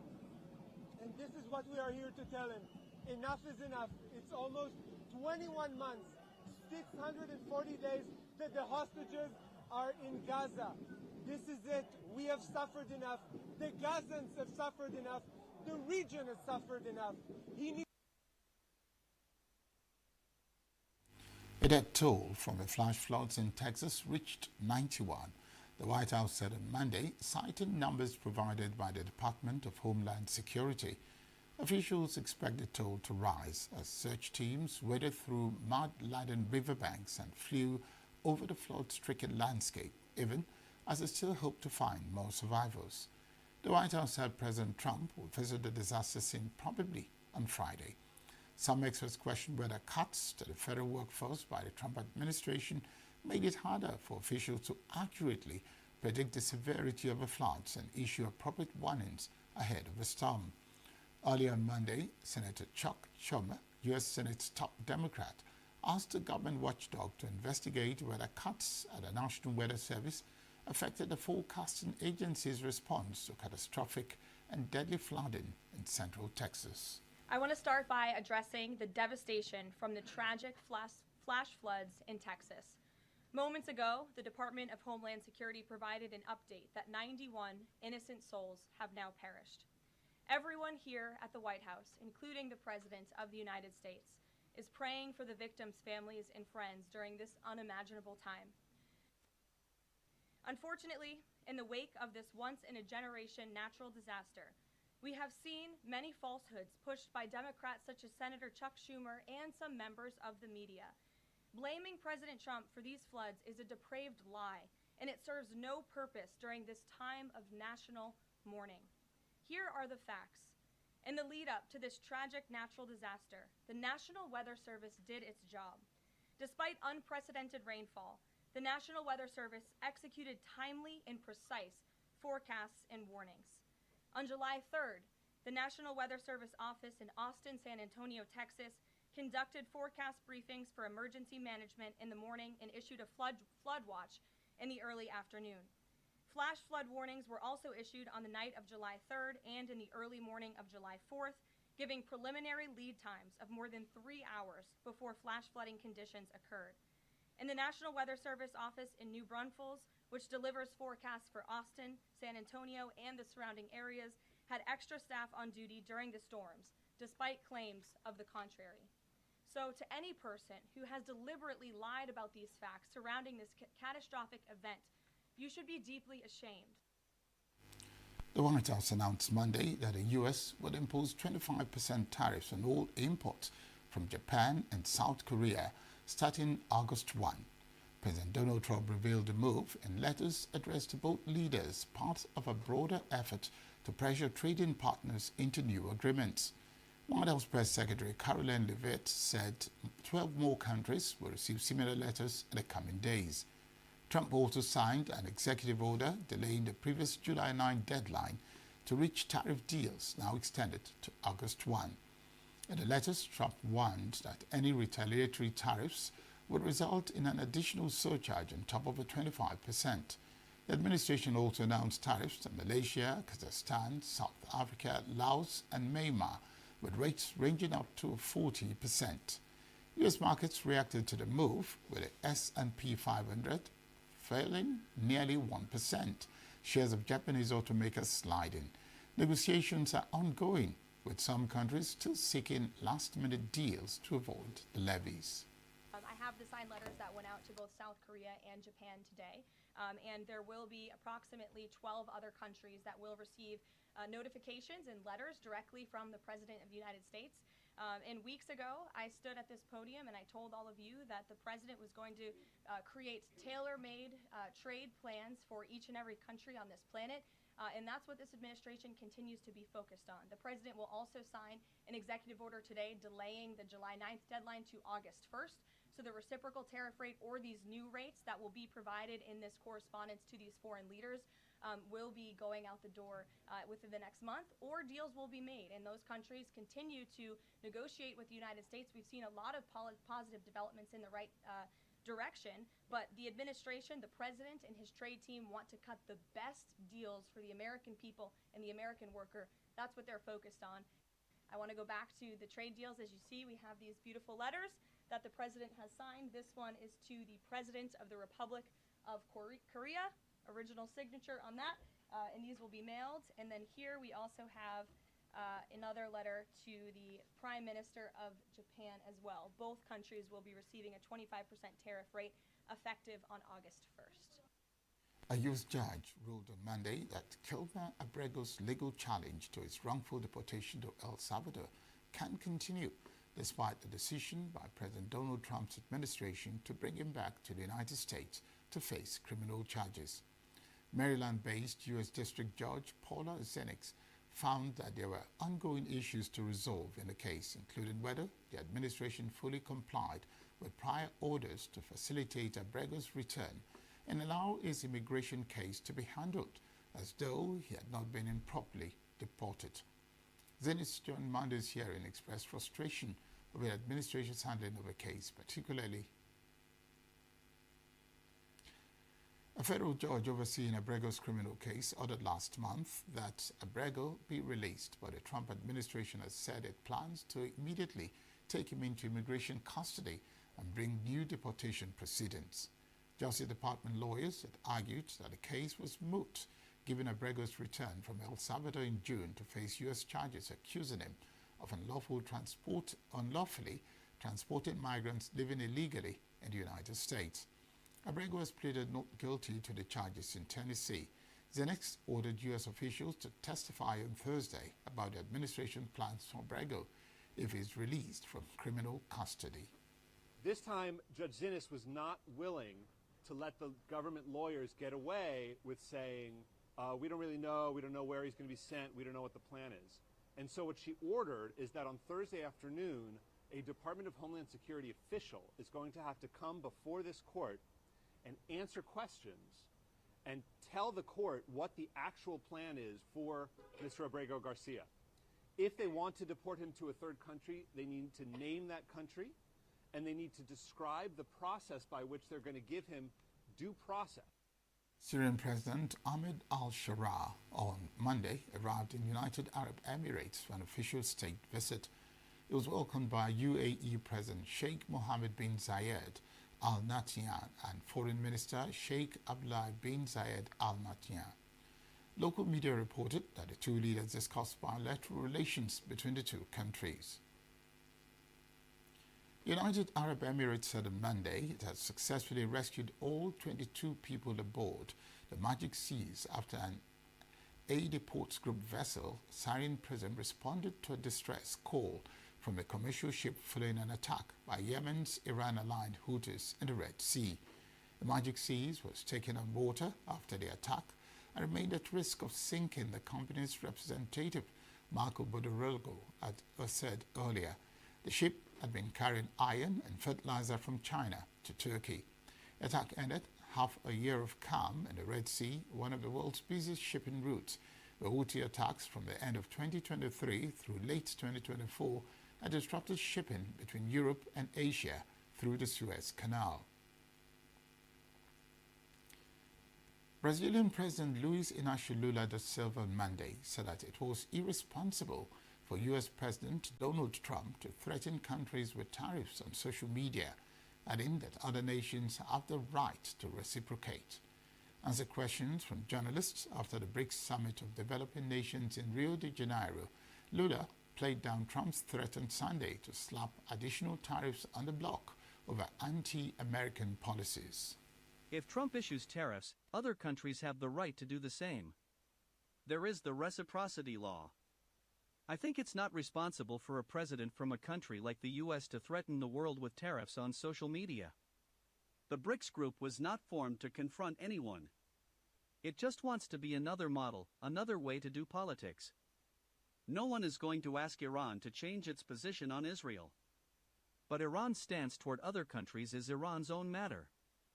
Since Iran is close to the region and in the heat of the disputes, it may have its own perspective, but we still believe that the two-state solution must be pursued. The world needs to find a way for transactions not to depend on the U.S. dollar. Trump said on Sunday that the United States would impose an additional 10% tariff on any countries aligning themselves with so-called anti-American policies of the BRICS group of developing nations, triggering sharp denials from its members that they were oriented against the United States. Trump's announcement made on its Truth social media platform came as India, Indonesia, and other countries within the BRICS groups were negotiating last-minute trade deals with the U.S. government ahead of a July 9 deadline when tariff rates had been scheduled to go up.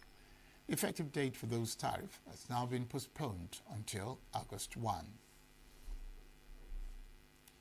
Tourists faced delays and flight cancellations at Budapest airport on Monday after a temporary halt when runways were closed as they were covered in debris due to a heavy storm. The airport also said that water entered the roof of the departure hall of Terminal 2A, which was subsequently emptied, and all check-in procedures were shifted to Terminal 2B. A very fierce storm reached the capital, and it hit right here, right next to the airport. So the Liszt-Ferenc Airport got very affected by this very intense weather. There were ice balls, wind nearly 120 kilometers. The wind blew debris onto the runway, therefore temporarily we had to suspend the traffic at the airport. The rain and the wind were so strong that it damaged the fire signal systems of the Terminal 2A, and as a result the emergency windows opened and part of the building got flooded. Therefore the 2A terminal does not operate currently, so the check-in process from there got diverted to Terminal 2B. We have reinforced out staff here.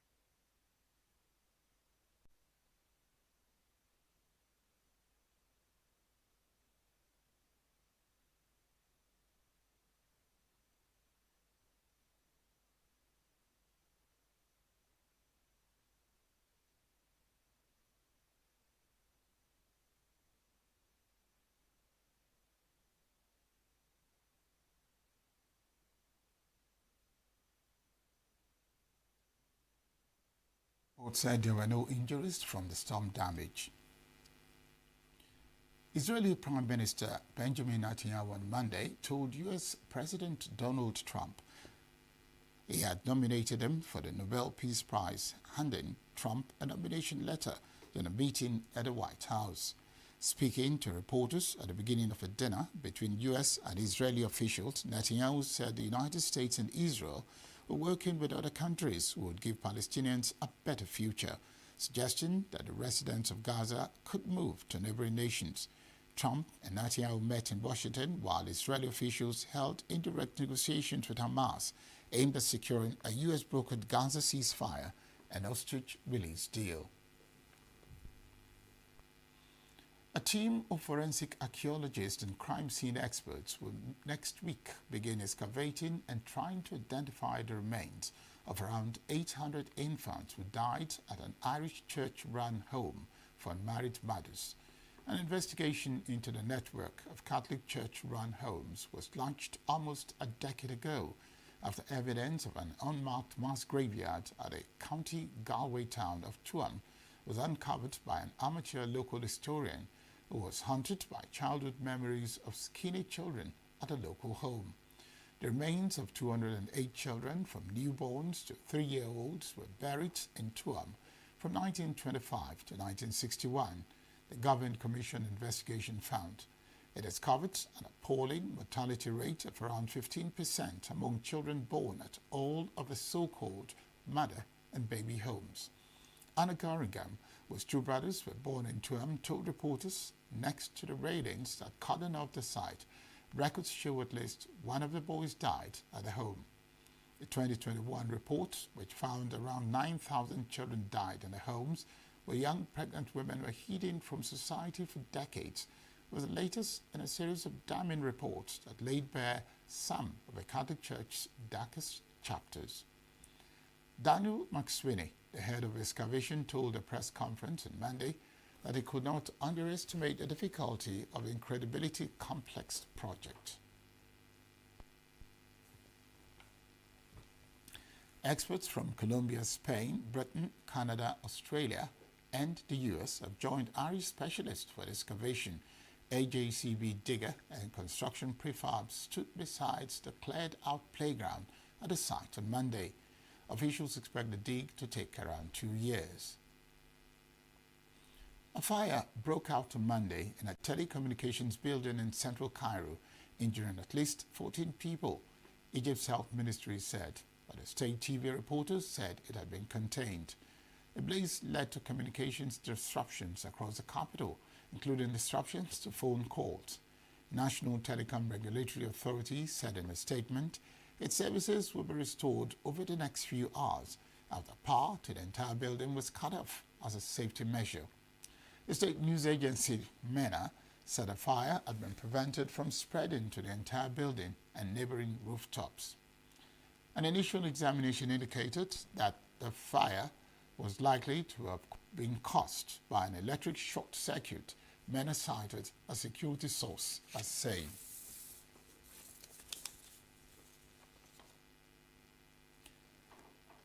The news of the passing of two football icons, Diogo Jota of Liverpool Football Club of England and former Super Eagles goalkeeper Peter Rafai, has continued to be greeted by an outpouring of tributes and condolences.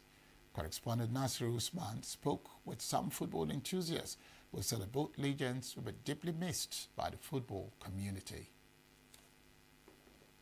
Actually, I feel so sad for the Liverpool club, and it came to me as a shock when I saw it, because he's a guy that I know very well. When he's got to a Liverpool player, Diogo Jota, so I was very shocked. But all I want to say is I send my condolences to the Liverpool, and I also send the condolences to the family of Diogo Jota.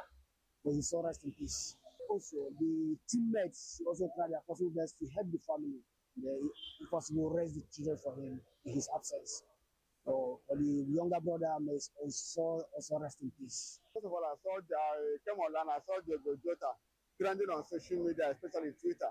So I followed up and I saw that he played for Liverpool FC. Checked out and I saw that he died in a Lamborghini at the age of 28. Got married just a few days ago to his sweetheart that he had dated from childhood, had 3 children. I felt very bad. And then coupled with the fact that he died with his younger brother, who also played for a second division side, in Portugal. And both of them also played for the Portuguese national team. So I felt very bad. I tried to imagine the kind of the emotional distress the family would be passing through, and actually my heart actually reached out to the family. I felt very bad about it. I came online and I saw that Peter Rufai died. That was the one that hurt me deeply, because right from childhood we always loved Peter Rufai. When we play street football, the guys that catch the ball the best, I always called Peter Rufai as a nickname. So I felt very bad about his death. Back in the day, 1994, secondary school, we followed up with the World Cup and the Nations Cup. We used to watch it on the streets. The reason about his death is actually devastating, because that one, I can actually say that as a Nigerian, I have this personal connection with him. Well, as a human being, when you see your fellow human be dead, or some people soloing, you feel the impact. Despite that it not happen to him, it happen to anybody. But For the case of Peter Rufai, as a Nigerian man, as a celebrity footballer, Nigeria Super Eagles, former Super Eagles, I felt so sad when I heard the news. For a moment, I feel like, oh, Nigeria have lost. Despite that he's still not playing for Nigeria, have lost a great man. During his time, he performed well, he took Nigeria very far, make Nigeria proud at a time. But may he so rest in peace. I felt so bad about it, most especially for our own player, the person of Diego Jota himself.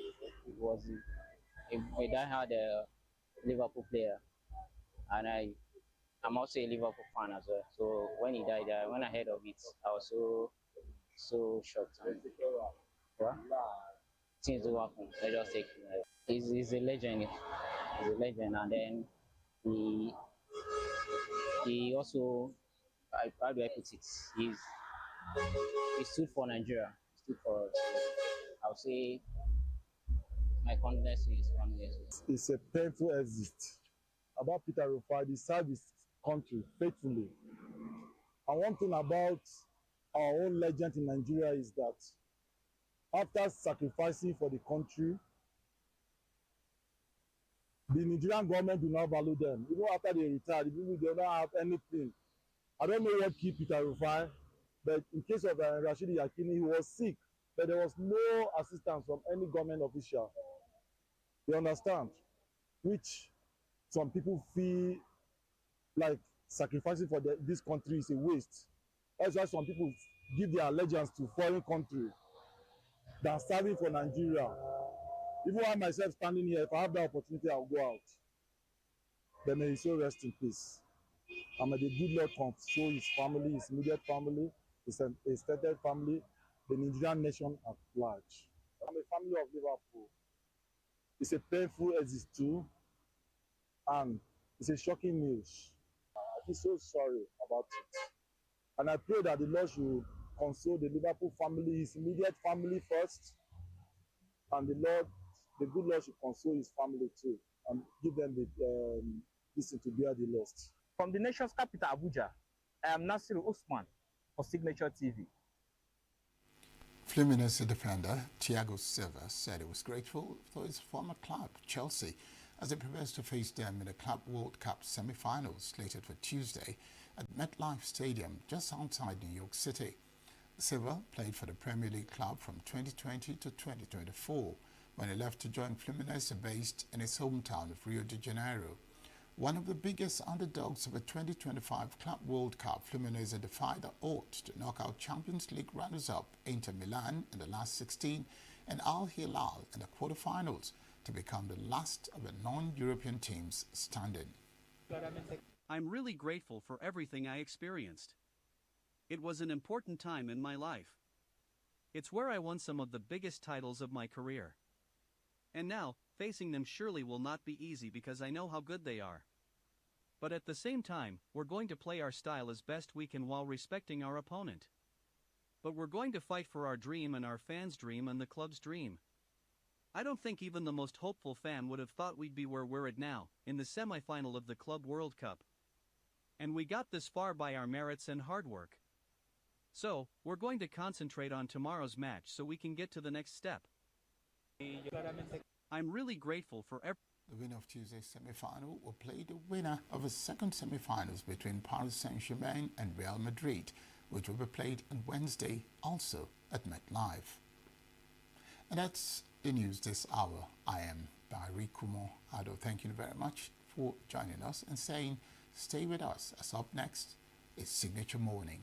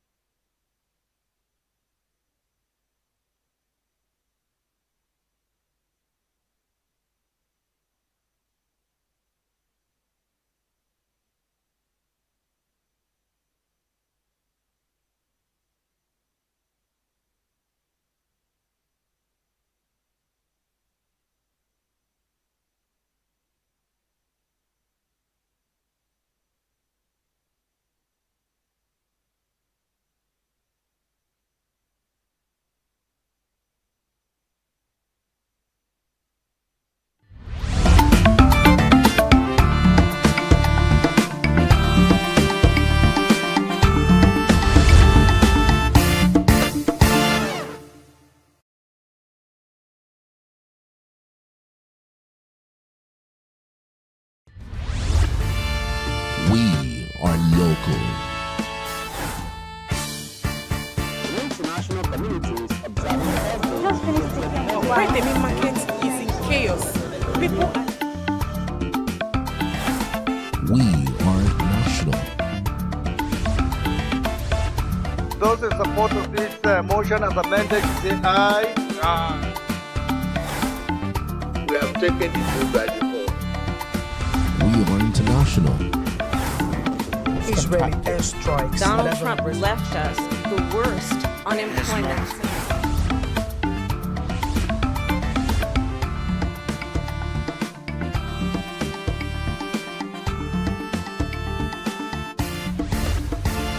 Signature TV, news in your pocket.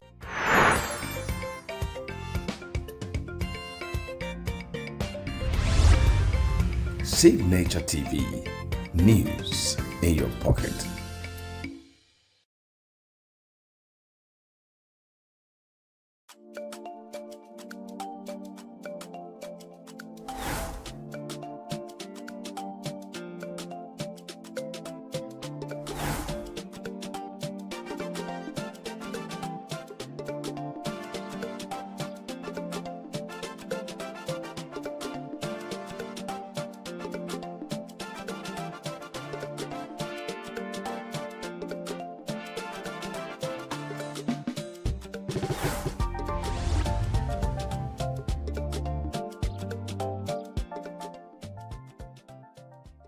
Every second, every minute, every day, news is breaking, events occur, and there are new developments. At Signature TV, we follow these stories objectively, bringing all sides without bias, explaining the complex issues, breaking down the numbers, and investigating the issues behind the news.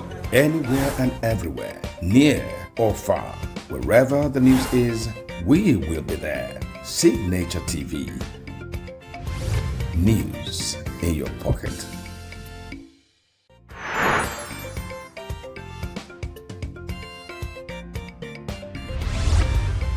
Signature TV. News in your pocket.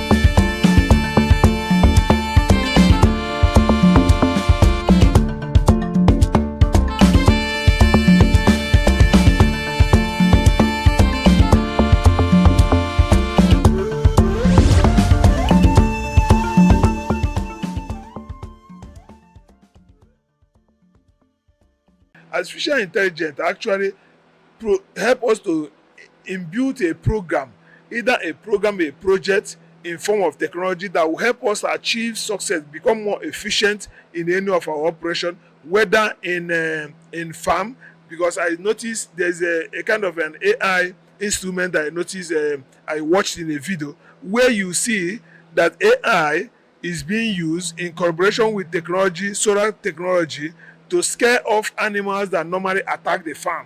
You know, it will blow bugle, make different sound, you know, even release a gunshot sound, but these are not real gunshots.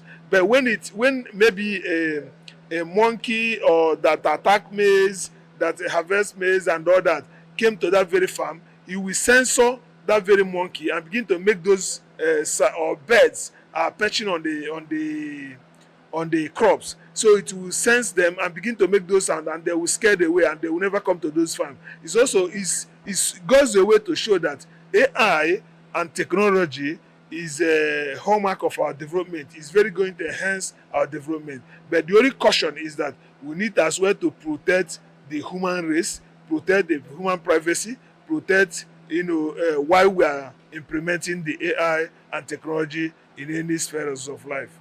So if we must grow, we must go with technology, we must go with AI. That's the current thing about it. Artificial intelligence, it's come to stay, right? Whether you like it or not, it's really helping drive a lot of sectors, technology, medicine, agriculture, and all that. So it's something that has come to stay. And the only reservation that we have about it is that it's going to take a lot of valid jobs from humans, right? And I think that's the only concern. But you wouldn't compare the benefits, right? Because globally, AI drives the economy. It drives virtually everything that we do, and so it's a win. It's a global win. Yeah. We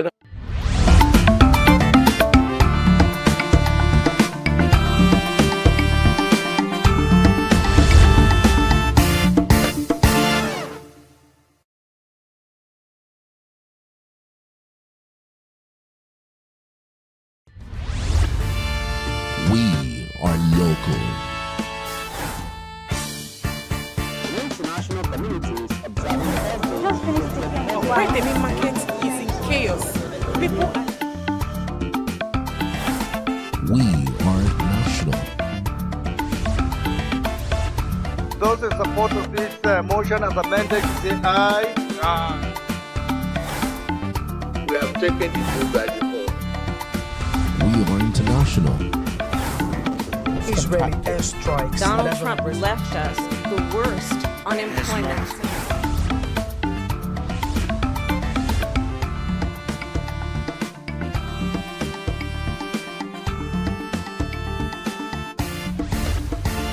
Signature TV, news in your pocket.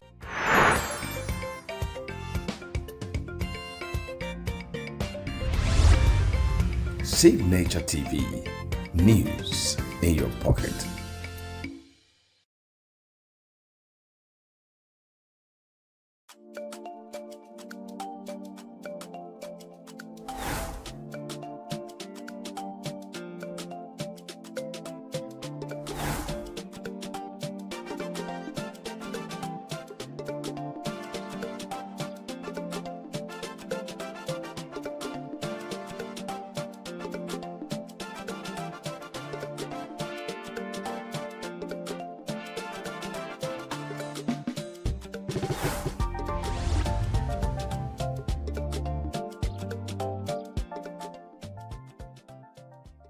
Every second, every minute, every day, news is breaking, events occur, and there are new developments. At Signature TV, we follow these stories objectively, bringing all sides without bias, explaining the complex issues, breaking down the numbers, and investigating the issues behind the news.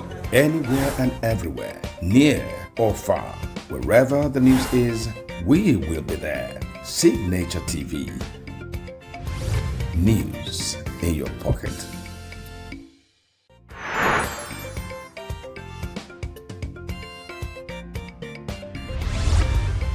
Signature TV. News in your pocket.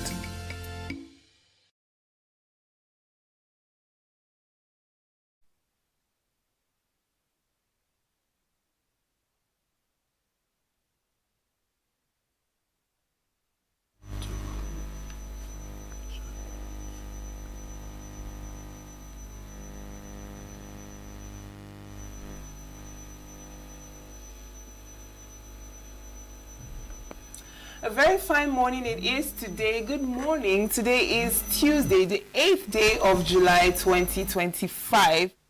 Come to another signature morning on Signature TV. I am Uchenna Chimdi Oluoha. Stay tuned. Our newspaper headlines and review will be coming up next.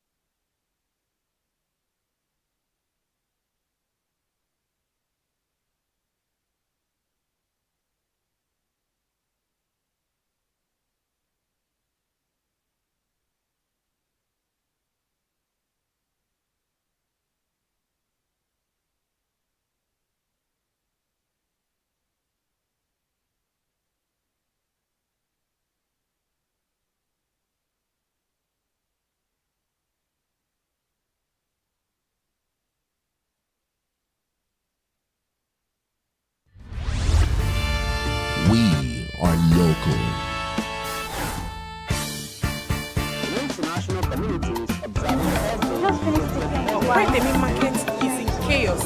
People are We are national. Those in support of this motion as amended, say aye. Aye. We have taken the vote by default.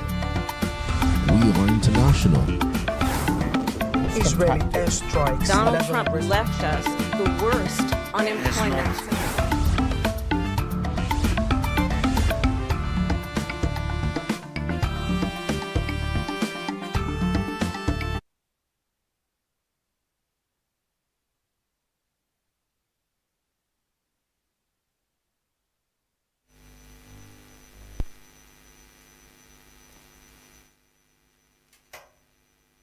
It's time to look at our dailies this morning, and we'll be starting with the Daily Trust newspaper. And on the Daily Trust, we have Sanusi Bayero supporters clash at Kano Palace. Flood rainstorm destroy 500 houses in Kogi, Kebbi communities. Disquiet over moves to create new emirates, chiefdoms in Bauchi. We have 23 months after, queues persist at CNG dispensing points. Military bombs terrorist enclaves in Borno. Oluibadan dies at 90. 10 die in fresh anti-Ruto protests in Kenya. And finally, 70 vigilantes feared killed in bandits' ambush in Plateau. All right, and now to the Daily Independent newspaper. How Nigeria can unleash its economic potential by IMF. No plans to explore nuclear weapons technology, says FG. We have fuel subsidy cut savings are being reinvested, Tinubu, with the riders assures of commitment to transparency, fiscal prudence, as lawmakers demand stronger oversight, accountability. Kiyamo inaugurates ENUGU Air, says Mba among the best. Its triumph of vision, beginning of aviation hub. Mba.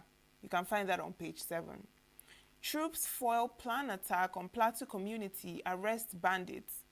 Air Force strikes hit terrorist logistic base, kills scores. Tinubu's tax reforms to transform Nigerian economic space, IMPI. Ladoja to make history as ex-Oyo governor to ascend Oluibadan throne. Tinubu Makinde mourn Oluibadan. ADC accuses Tinubu allies of plots to destabilize coalition, says Tinubu wouldn't be president if Jonathan crushed opposition. Jonathan Boni lead West African elders pre-election mission to Côte d'Ivoire. That is on page 29. And we're done with the Daily Independent and moving over to the Vanguard newspaper. Customs engages international airline operators on money laundering. No rift between Buhari, Tinubu, says Garba Shehu. Emirship tussle, police launch investigation as supporters of Sanusi Bayero clash in Kano. Tinubu, Makinde, Sultan, others mourn as Olubadan Oba Olakunleyi dies at 90. 2027 presidency plotting to destabilize us, ADC alleges. With the rioters claims top government officials summoned ex-party chairman to secret meeting. Aggrieved ADC members drag Mark Arebeshola others to court. Power blocks may crash ADC if Wosu warns. Ex-SGF Babache Lawal dumps APC. Ex-Castina PDP chair joins ADC. PDP Board of Trustee member Waziri joins ADC, decries party's loss of credibility. Forest guards can't fight AK-47 wielding terrorists with Dane guns, says Governor Alia. Nigeria's exports drive in danger as Trump plans 10% extra tariff against BRICS. NDDC at 25. Tinubu has funded commission more than previous government, says Obuku. You can find that on page 48.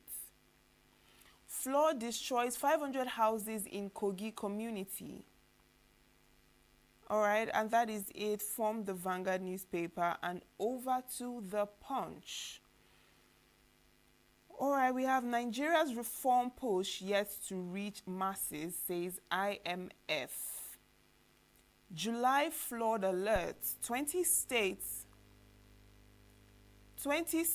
at risk despite 620 billion naira intervention. With the riders, NIMET forecast flooding in Lagos, Edo, Benue, 17 others in July. States face scrutiny over 620 billion naira ecological fund. That is on page 2 of the Punch newspaper. Kenya anti-government protests leave 10 dead, dozens injured. U.S. Embassy begins screening Nigerian students' social media accounts. ASU branches suspend lecturers over delayed June salaries.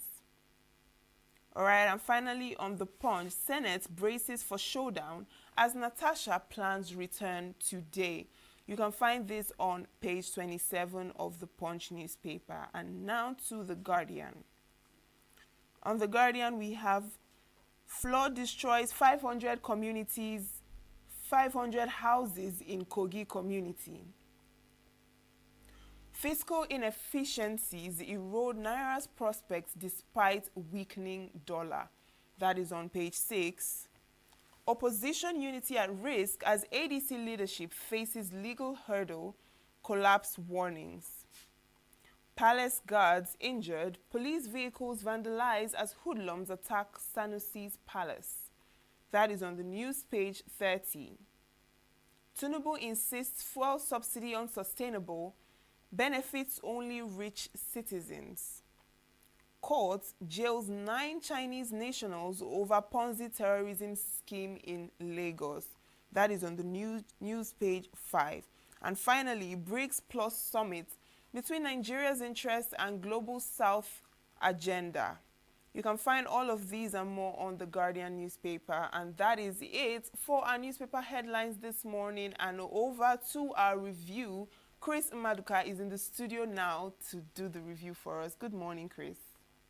Good morning, Uche. And good morning, everybody who is watching or listening from any part of the world. It's another day of hope. And we're here to look at stories making headlines in Nigerian newspapers. All right, now on the headlines, we have this issue of flood, rainstorm, destroy about 500 houses in Kogi and Kebbi communities. And the NIMET, the Nigerian Meteorological Agency, is saying that even more damages are predicted. And this morning we're hearing that over 620 billion has already been spent. And it calls for question. 620 billion Nigerian money. What did they say? Is that the groundnut? And then 500 houses with the one they've not told us destroyed in Kogi, with the damage done in Mokwa, Niger State, with the ones that have done somewhere that has not been documented in Aniri in Enugu, in Obaru in Anambra, in Asaba, in Delta, and some of those live around. More damages are envisaged. So the question is, where is the 620 billion naira? Is this on paper? In a country like Nigeria, if 620 billion naira have been spent to forestall flooding, I tell you, Uche, you will see it or feel it. But there's nothing I will say. The native doctor that is always in the habit of doing juju, of diarrhea and cholera, did not put his nyash up the hill. One day, the way the flooding is going, Nigeria is on the endemic. Because last time, NIMET predicted over 32 states out of 336 plus one, that's Abuja. And nothing happened until Mokwa incident happened. The Mokwa incident is just, everybody has forgotten it. But we know from all indications that over 1 million people, Nigerian citizens, lost their life. And you can even quantify the property and other causes and the danger of after flooding effect. Now Kogi is in the heart of River Niger. I remember many times in the local jar what happened. And now 500 communities have not read the details, but 500 houses. Imagine a community in a polling booth in Nigeria. There's no polling booth in Nigeria that has more than 500 people to vote. Now we're talking about houses from development organizations' point of view. An average house in Nigeria houses about 9 persons. That's an average. So when you say 500 houses times it by 9, then you'll be talking about the multiplier effect of number of citizens in Nigeria already affected by flooding in Kogi. And what Nigerian people and politicians are talking about is 2027. Uche, I've said here, any group of people or community that are missing one by one and they are laughing, they will never, even all of them that thought they are in Abuja, they are the medicine men that are in Abuja doing juju for cholera, and their nyash is not up the hill. Abuja is not even out of it when you are talking about flooding. Because Abuja own, I will know when they will run. It's happening in their constituency. They are comfortable in Abuja negotiating which party and coalition. Nigerians are dying. Now, this season of flooding. In a country that know that their season of rainy season, and over time now, because of this flooding thing, because of the changes in weather, and even in environmental factors, like building structures and all, send down the rain, roofing and all. 5 minutes rain can cause flood in any city in Nigeria. And then you talk about July flooding. NIMET has predicted again. I won't say anything more than this. Let the Nigerian government, let Nigerian politicians go about negotiating, doing horse trading about coalition and the defection and all that. I cried. And when I was coming to this place, I was in a public vehicle. And all the radio stations were just saying the same thing. People are calling and said, this coalition has dissolved Nigeria to zero development. So, good luck to the politicians. Why I'm worried is that if they depended on Nigerians, the 500 house in Kogi finds it by an average of 9 occupants are eligible voters. If anybody, politician from that side, depended on those votes, he will be worried. By now, there will be people who will be talking. But no. After Kogi to Abuja is less than 1 hour, you access Abuja. So most of them that can still buy fuel or fly, we find themselves easily in Abuja. It can happen to the rest of us. But one day, it will get to, directly or indirectly, every Nigerian, we see these dangers coming, and they keep quiet. They will test it. I'm not predicting doom. But we clearly see things that will happen to us nobody wants to talk about. Yes, all right. And we have 23 months after queues persist at CNG dispensing points. We also have fuel subsidy cut savings being invested, says ENUGU, and other. That is political. I beg to tell the President of Federal Republic of Nigeria that this is political. An investment of that magnitude, of the amount of money that we are supposed to have saved from subsidy removal, invested in 2 years, by now would have yielded dividend. Empirical evidence of dividend we can see. This is quite political. And of course, the president knows. There is issues happening now, and everybody is trying to make statements to just assuage. Statements cannot assuage Nigerians at this point. Expectations are high. What we are waiting for is action, actionable things you can touch and feel. 2 years after this government, and all they are telling us that you are invested. The first day you came into power, you removed subsidy. 700 and some fractions of days after, we cannot see any evidence that we can feel on. Fuel is still sold in Nigeria on the average of 1,000 naira.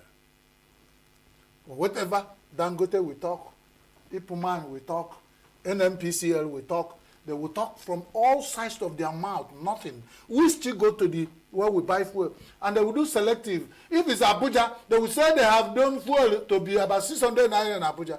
What happened to the rest of us? Meaning, elections are coming. Let them know. Anywhere you remove fuel, and people are the way they vote. For me and my family, in this hardship, to waste any energy, then I need conviction. Because you won't do this to us and come back. How many times will they come to rape us? That's what Nigerian politicians do to citizens of Nigeria. I am sorry to say, if you feel you are not raped, you are the part of the rapists. For one reason or the other, Nigeria has turned to when it's not affecting you, hey, it's all good. But I know majority are feeling what I'm feeling.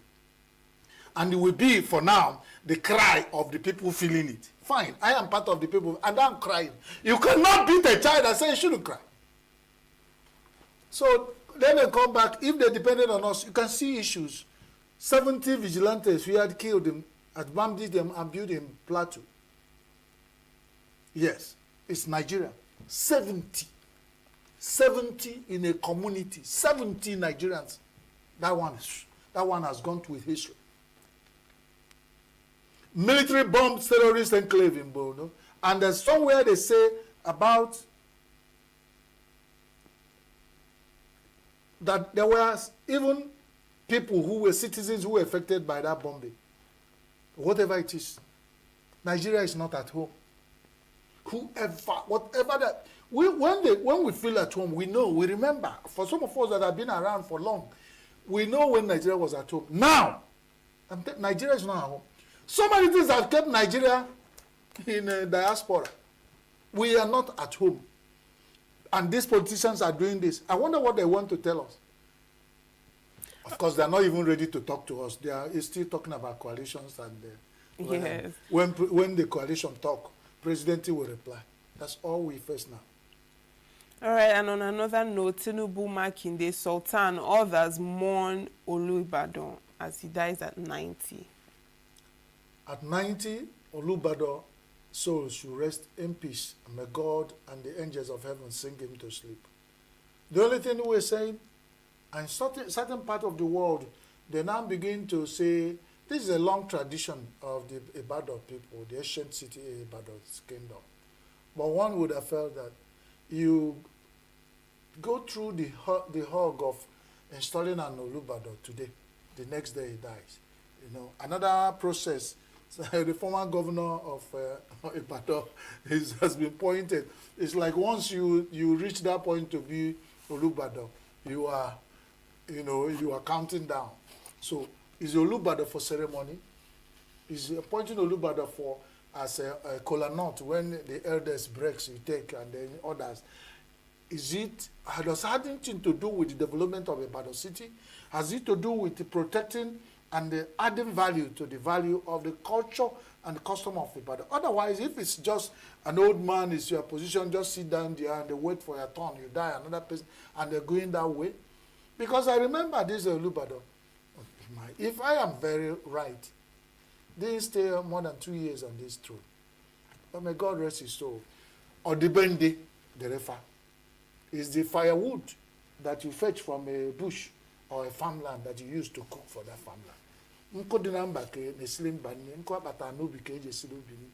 So I have no issues with that. But if you ask me, If you put a young man of about 40 years as a Olubada of Ibadan, you can see what's happening in Oyo.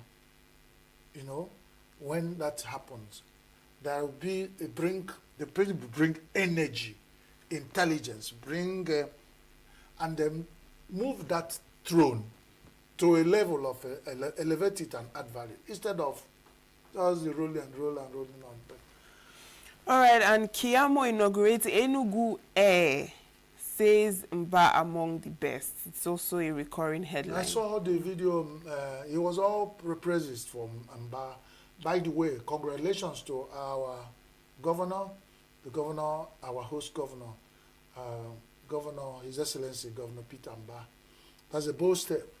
I've always said that he's one of the governors in southeastern Nigeria that have what you can describe, not on the negative side, so much of an ambitious, objectives.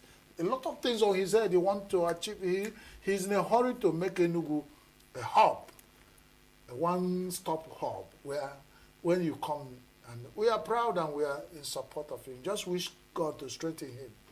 And then, away from politics that he is making, somebody has described, he said, 8 years, after 8 years of avoidable inactivity, that Governor Mbowe has come and they want to cover tracks of what has not happened before his time. And everybody, that's why you find some kind of taciturn, when you find some silence approval to what he's doing, even when some of them are heavy on the citizen. It's like, at least we are paying a price and we are seeing development in Enugu State.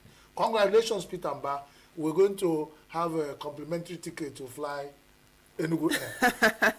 That's it. All right, now another one. Nigeria's export drive in danger as Trump plans 10% extra tariff against BRICS. Nigeria export drive in danger. Our export drive has always been in danger. I wonder, when they started this and I said they should leave Trump alone, let's come back home and sort ourselves out. In every desk of negotiation, you must bring power. If you are not bringing power, you are bringing value. If you are not bringing value, there must be something you are coming to terms with. Why is it that once somebody somewhere coughs, Nigeria will be here sulking? Why is Africa a sulking continent? And with Nigeria, who has lost its position as giant of Africa and now become ant of Africa, it's getting worse. And just very quickly, because of time, I'm also seeing that the U.S. Embassy begins screening Nigerian students' social media accounts. It's only in Nigeria such is done. When you are Balomo 3, the Odara, that begets children that are always squeezing their mouth. A lot of things can happen to Nigerian citizens and it's gone like this. The UN done that. Is Nigeria the only country in UN? Why selection? Selective discharge of Nigeria? Because if you, if you play with the chicken, you have a banana, that's the drops of chicken rubbed over by your body. Nigeria is playing with chicken, and the rubs, these rubs of Apana has stained all over. So if you're a Nigerian citizen, you face that discrimination directly or indirectly. Have you ever traveled and find where Nigerians are being screened? People will pass and drop their passport. When they see green Nigerian passport, what is left is for them to screen your blood. And you say, we have diplomatic power or nothing. Is Nigeria? I told you what happened about the American citizens. If we are in this country when something happened, the American government sponsored and they came back to Nigeria and picked one American who was kidnapped. Even Nigerian government were asleep. They picked back their citizen alive and they left. For such citizen, when you say America, you say, I'm proudly American. And certain things happen in Nigeria, you are on your own. And they are calling for patriotism, and nothing has given any Nigerian. With this, they screen and do so many things, and they actually, that's why a lot of people are jackpot and changing citizenship. Nigeria need to begin to impress and encourage its citizens and show that If Nigeria is out for its citizens, Nigerian citizens can come out for Nigeria. So it takes two to tango. If you care for me, I care for you. Thank you, and God bless Nigeria. Whichever way, we are always asking for blessing of Nigeria, of God for Nigeria. But we also ask God this morning to give Nigeria the grace to also think about themselves, so that God will have less job to do after giving us all he has given Nigeria. All right. Thank you so much, Chris, for your review this morning. Now make sure to stay glued to your screen because Signature Morning still has more in store for you. Stay tuned.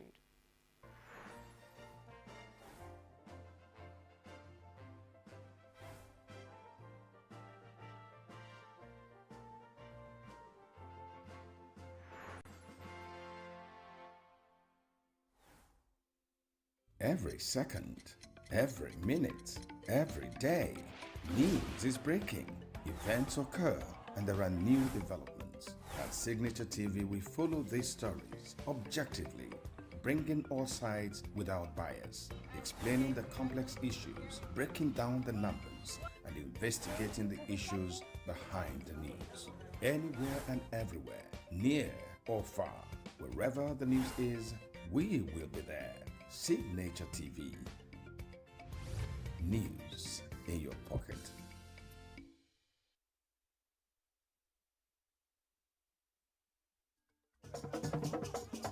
With a population of about 36 million people, the Southeast is awash with stories. Every day on Southeast News, we tell the peculiar story of the Southeast and her people. Our Southeast should be the Silicon Valley of Nigeria. Their successes, achievements, and daily challenges. Do you have a Southeast story to share? Community achievements and challenges, completed and uncompleted projects, bad roads, water scarcity, erosion, flooding, insecurity, or even disagreements? Bring it on to Southeast News. On Southeast News, no story is too big or too small. Southeast News. Let's tell our story. Showing on Signature TV every weekday at 4 p.m. WAT, 1600 hours GMT.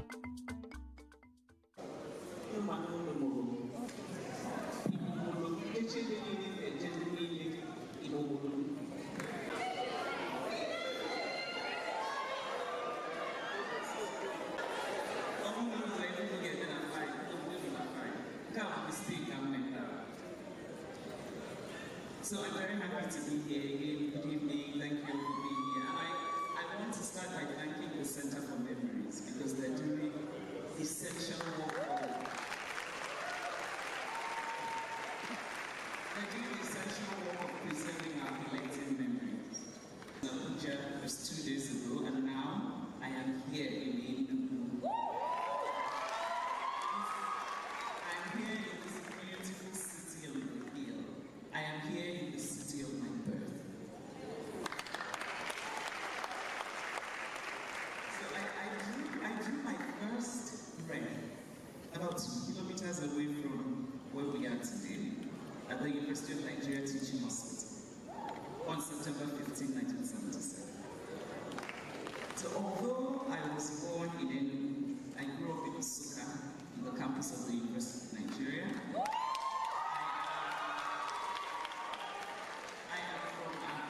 In the Chicago government area of Anambra State. My mother is from Umunachi into the Coffee government area of Anambra State.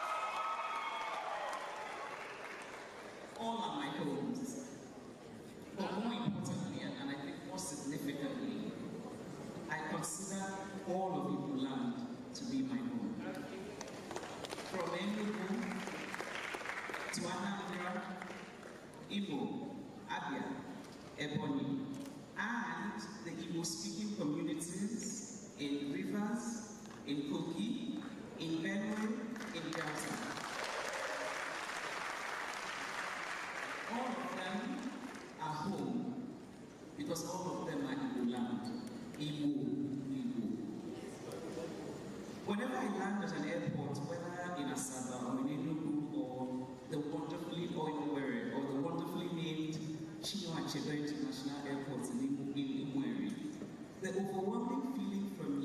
is one of wholeness, an internal calm, an instinctive ancestral peace.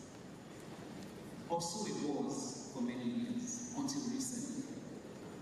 I am not the only Igbo person who no longer feels this instinctive wholeness, this peace. I am not the only one who reads stories from Igbo land and turns away in horror, who sees what is happening in Igbo land today and is consumed by shock, disillusionment, and a feeling dangerously close to despair. In Igbo culture, nothing is more sacred than life. In Igbo culture, a sibling must never take the life of another sibling. That is what we mean when we call a child Utoka, Utobisi, Utodi. The preservation of life is sacrosanct. Things Fall Apart demonstrates the central Igbo belief in the sacredness of life. Okonkwo accidentally murders a member of his community. It is truly an accident. His God goes off during the feast, and yet his community punishes him severely. His home is destroyed and burnt, and he's banished for years. And this was an accident. Now imagine the severity of the punishment for murder in Igbo culture. Igbo culture abhors the taking of innocent life. And yet, today, we hear grotesquely inhumane stories of people murdered in ritual practices for money. And it is important to note that the victims of this recent upsurge of barbarism are mostly women.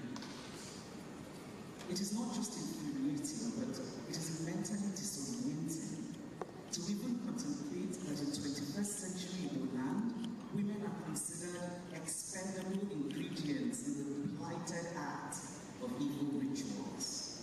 Igbo women, who historically have been strong, have been valued. Igbo women like the Omu, whose boats led expeditions in pre-colonial times. Igbo women like the female king in ENUGU. Igbo women who participated in the Aba Women's Riot in 1920, Women's Rebellion in 1929. Igbo women who through centuries have traded and showed initiative, and now we are reducing women to victims of money rituals. Indeed, what is happening to us? When did this particular reign begin to beat us? This is our one name, see the one need and ani. When we hear of Igbo people randomly murdering other Igbo people, the instinct is disbelief. Are these stories true? They cannot be true. But they are true. How can they be true? How can they be happening among one of the great early civilizations in West Africa? The home of the Leja iron smelting that dates back to 2000 BC. ENUGU bronze with its muted extravagance that dates back to the 9th century AD. The home of the fabled Greek kingdom of the 10th century.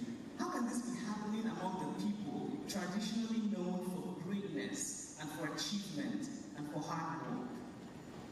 How can this happen among Igbo people who have long been known for the interesting dualism at the center of the culture, one of individualism on one hand and the other of a communal ethic? Igbo people who are known for gathering together to help one another. In the words of a missionary who visited Igbo land in the late 19th century, the Igbo people show an unbending sense of justice and a surprising intelligence. Now let us ignore that surprising.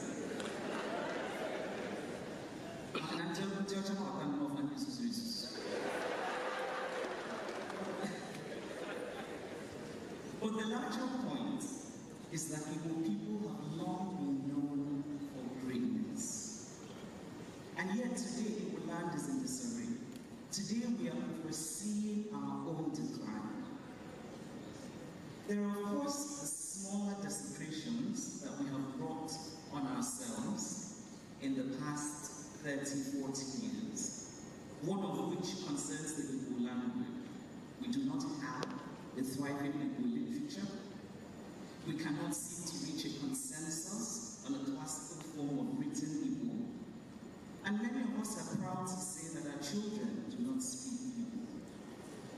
Now, languages are really wonderful. I think the more languages one can speak, the better. I personally would like to learn Hausa. I've always loved the music of the language. But the truth is that children can learn as many languages as we expose them to. But what is happening in Igbo land is not about whether children can learn languages or not. It is the result of the lack of value for what is ours. We do not value what is ours. And this lack of value is also reflected even in the contemporary Igbo practice of giving strange names to our children. Names we like, not because of their beautiful or deep meanings, but because they can be easily shortened to sound Western. Cassie, Sarah, Jida. Nana, Sai, Yevgeny, Louis.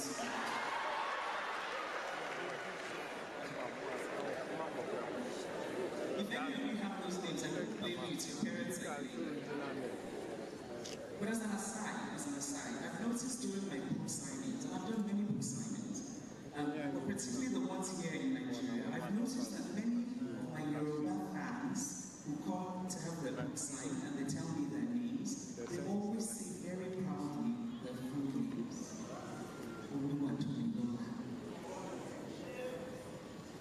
And I have to tell you, I find this deeply admirable, but also I feel a kind of whimsical sadness, because that almost never happens with my Igbo fans.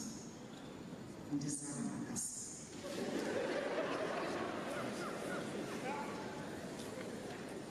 Somebody once said to me when I was talking about how important it was for us to preserve our language,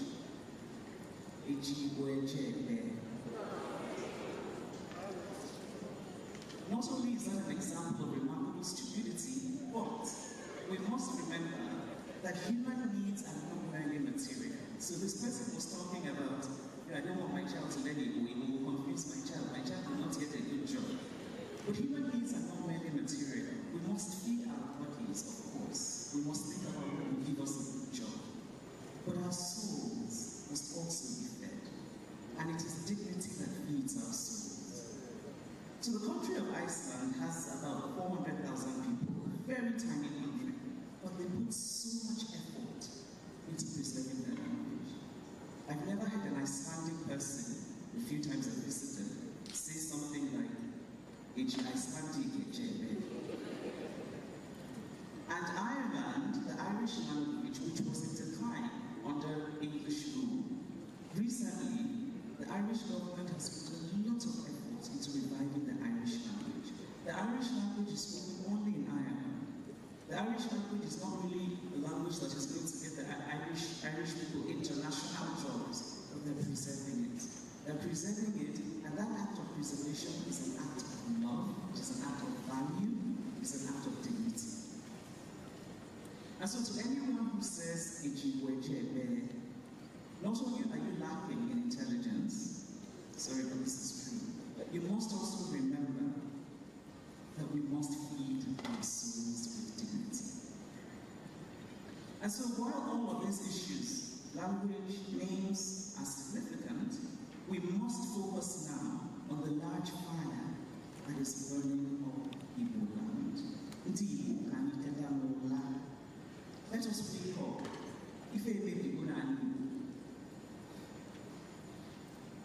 As Igbo people, we often speak of political marginalization. Whenever you're gathered among Igbo people, the next thing you hear is marginalization, they're marginalizing us. We should talk about marginalization.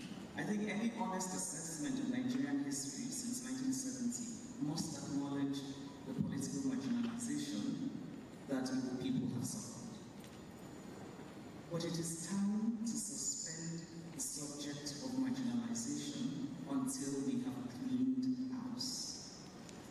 We are giving those who want to marginalize us even more reasons to justify that marginalization. We must first clean house. Part of that house cleaning must involve a concerted return to unity. We must unite. Can you check that? We must unite. Unity is not the absence of difference.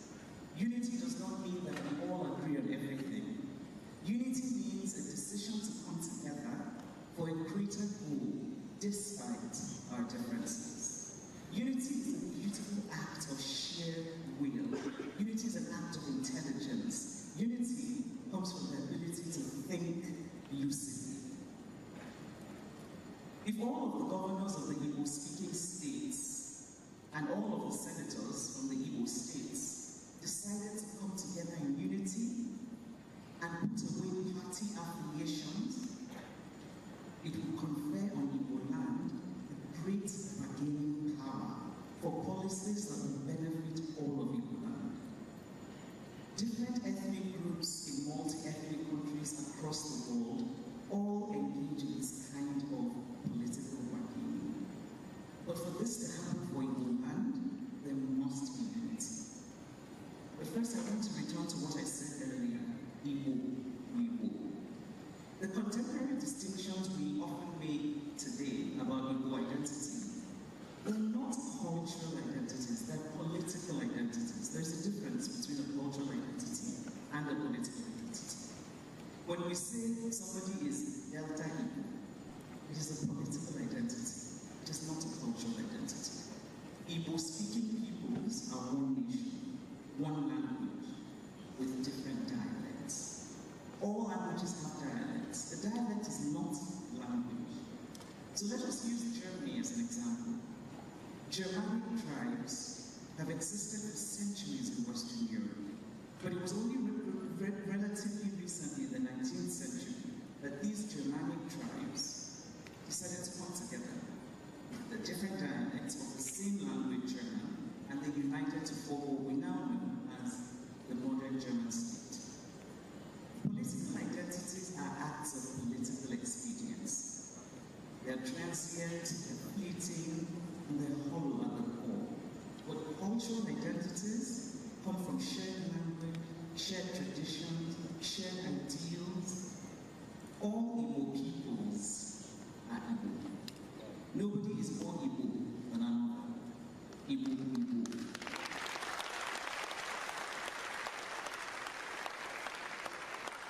And so, on the basis of these shared cultural values, Igbo must unite and strive to become a beacon for Nigeria and indeed for Africa. It is not too late. It is dire, but it is not too late. Let us stop making excuses for ourselves. Don't say that poverty is the reason that we are sliding into this barbarism. Poverty is not the reason. Igbo land was not rich in the 1900s. We were poor, and yet we did not worship money in this way. We did not slide into barbarism. We did not kill one another. We believed in basic things, in telling the truth, in standing for moral ideas, in not stealing, in earning your money in a way that is transparent. And by the way, the world today is full of cultures and peoples who are poor, and yet they maintain their values, and yet they do not descend into a doomed abyss of evil. For that is indeed the most appropriate word for the disregard for human life that is happening in Igbo land today. Evil. Indeed, let us be. Let us refuse to participate. Refuse to celebrate money whose source you do not know. Let us celebrate alternative things. Let us celebrate knowledge. Let us celebrate scholarship. Let us celebrate hard work. Let us celebrate community. We must remember that we are a great people. We have to remember that we are people who make remarkable sacrifices to live their dreams wherever they find themselves. We are people who have mastered the art of surviving the most unaccustomed parts of the earth. Let us not forget the wonderful, unique apprenticeship system that we have, one boy. Often we forget the one girl, where young women learn things like sewing from women, and the wonderful and unique rituals and expectations that those involve. Indeed, let us remember who we really are. We cannot become awareness of our proud and beautiful history and heritage. Igbo must once again mean what it truly means. Not selfishness, but community. Not violence, but a fierce desire to succeed through hard work, diligence, honesty, truth-telling. The very essence of our existence as a people is being eroded, and it is an aggressive, ugly erosion. We are overseeing our own decline. We are observing, no, we are participating in our own destruction. How can this be? We must reclaim our heritage. Like Umuofia, before the coming of the missionaries, we must insist on the basic threshold of decency. Do we as a people endorse these practices? Do we accept Egobute as a legitimate route to success? Where is the gatekeeping role of the community over every member? Something that has been central in Igbo culture for centuries. Every success needs validation from the cultural milieu that birthed it. We hear success stories, but in most cases we see only the success, but not the story. What is the story behind the successes that we celebrate today? Okonkwo's greatness in Umuofia was not possible without Umuofia's collective say-so.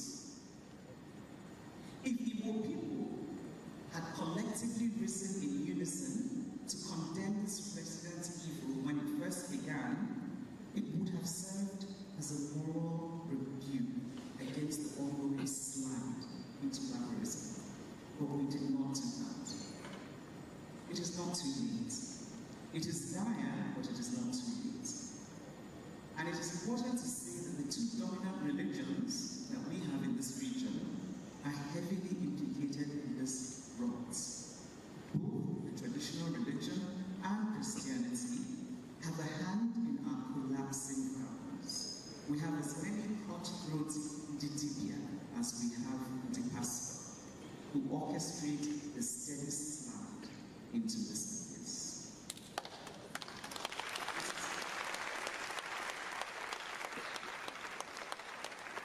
It is time to clean house. We should not accept what is happening. If there are those who seek to destroy us, we should not help them. We should not arm ourselves with guns. We should arm ourselves with a return to values. Arm ourselves with knowledge. Arm ourselves with strong sense of justice, morality, fair play. Those are the true Igbo values. It is not too late. We must wake up now. Let us return Igbo land to the glory that it deserves. Amen.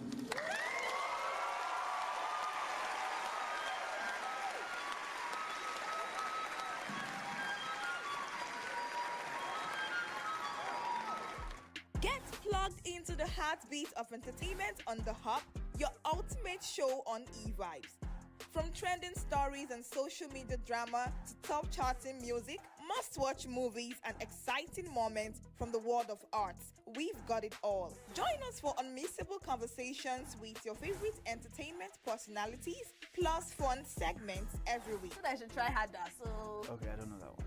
Outfit of the day. Oh, I don't do that. That's some Gen Z stuff. Oh, now you say it's a Gen Z stuff.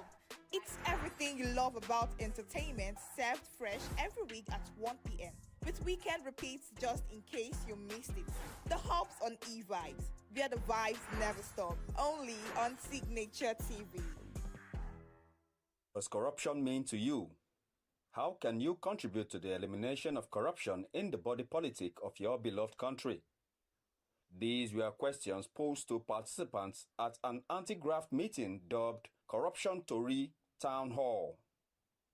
Participants at the Town Hall, which is the 15th edition, included traditional rulers, government officials, security agencies, women groups, students from various secondary schools in the area, and other stakeholders. Welcoming guests to the town hall, President and CEO of Signature Development and Media Foundation, Vin Martin Obiorailo, educated participants on the dangers of aiding, abetting, and indulging in corrupt practices, which he said retards development. You have a role to play for us to stop corruption. Corruption is not only people in the National Assembly like Mr. Integrity. So I got my here, and then we want to hear from you. What does corruption mean to you? He disclosed that as an intentional effort to involve youths in the fight against corruption, the foundation has established over 20 anti-corruption school clubs in a bid to inculcate the culture of fighting corruption in students. So they can become ambassadors and soldiers against corruption. After my meeting today, can please come over this time, beyond the signature,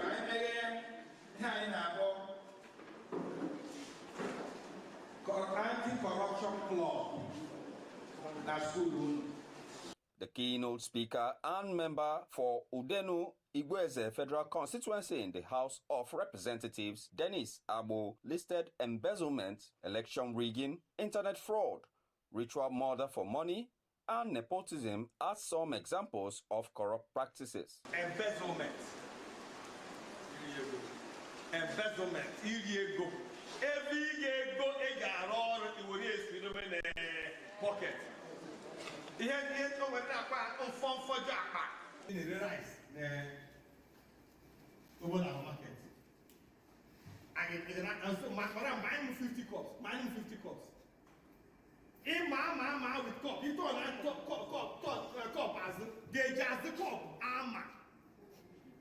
I mother 50. Me, madam, so part. Is it good? No. There was also an interactive question and answer session during which issues raised by the audience were addressed. Corruption can be defined or refers to when power is misused or when it is an illegal, illegitimate behavior that can bring about the downfall of a state, country, or society. If a teacher gives a place of concentration before the exam, is it a corruption? The teacher, what he or she will do is to give general revision. Maybe what he or she has said to that revision question. You just give, not to say, concentrate on this. He has exposed everything now. He has told you what to write or what not to write. It's corruption, it's not good.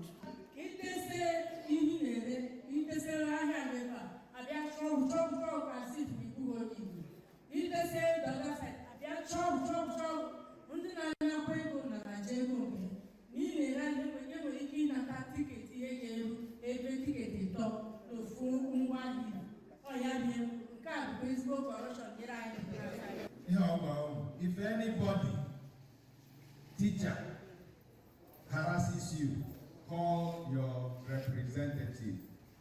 Principal, if anybody harasses you for disciplining the students and doing the right thing, that's your representative. Yeah? Goodwill messages came from representatives of the National Orientation Agency, National Drug Law Enforcement Agency, Udenu Local Government Area, and some royal fathers present. I'm so happy for this program. I'm so much enlightening more. It will help me in my work. Some people will be richer than the others. You have to get this thing and give it to you. Just like you said, work very hard. God will give you what He has designed for you in life. And not that you are going to nowhere on whatever purpose or anything you are here, which was always the reason why we go to scale. And we were always the reason why we bastardize the whole thing. And every other superintendent. All I should say, I will tell you exactly what we discussed.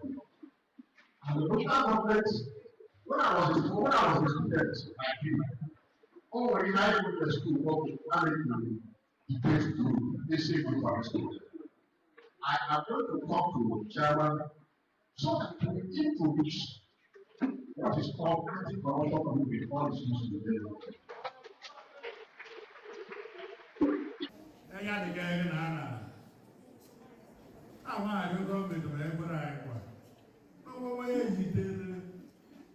With evidence here now. So everybody want to Jimmy. That's why I'm got to those citizens point and one of the things I get to go down by Bella, my behind the scenes. The famous Ikorodo dance troupe were on hand to thrill the audience.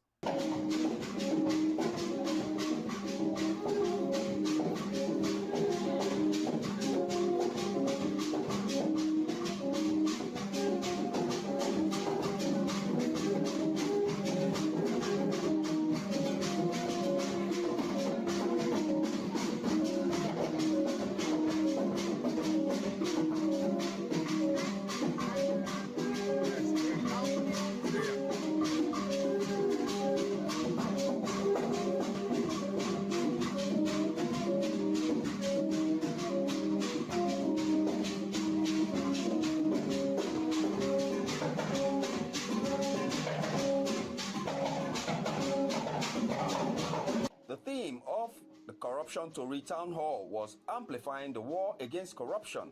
From Obolafo, the headquarters of Udeno local government area, Raymond Ken Mbata reporting for Signature TV.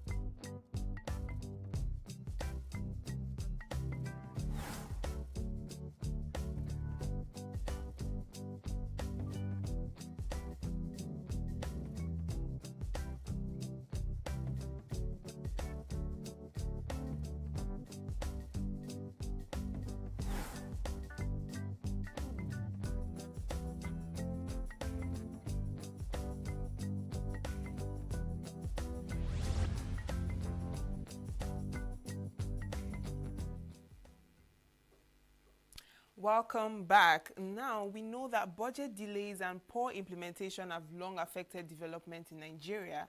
We've seen situations where late approvals and weak executions often stall projects, waste resources, and even slow down economic growth.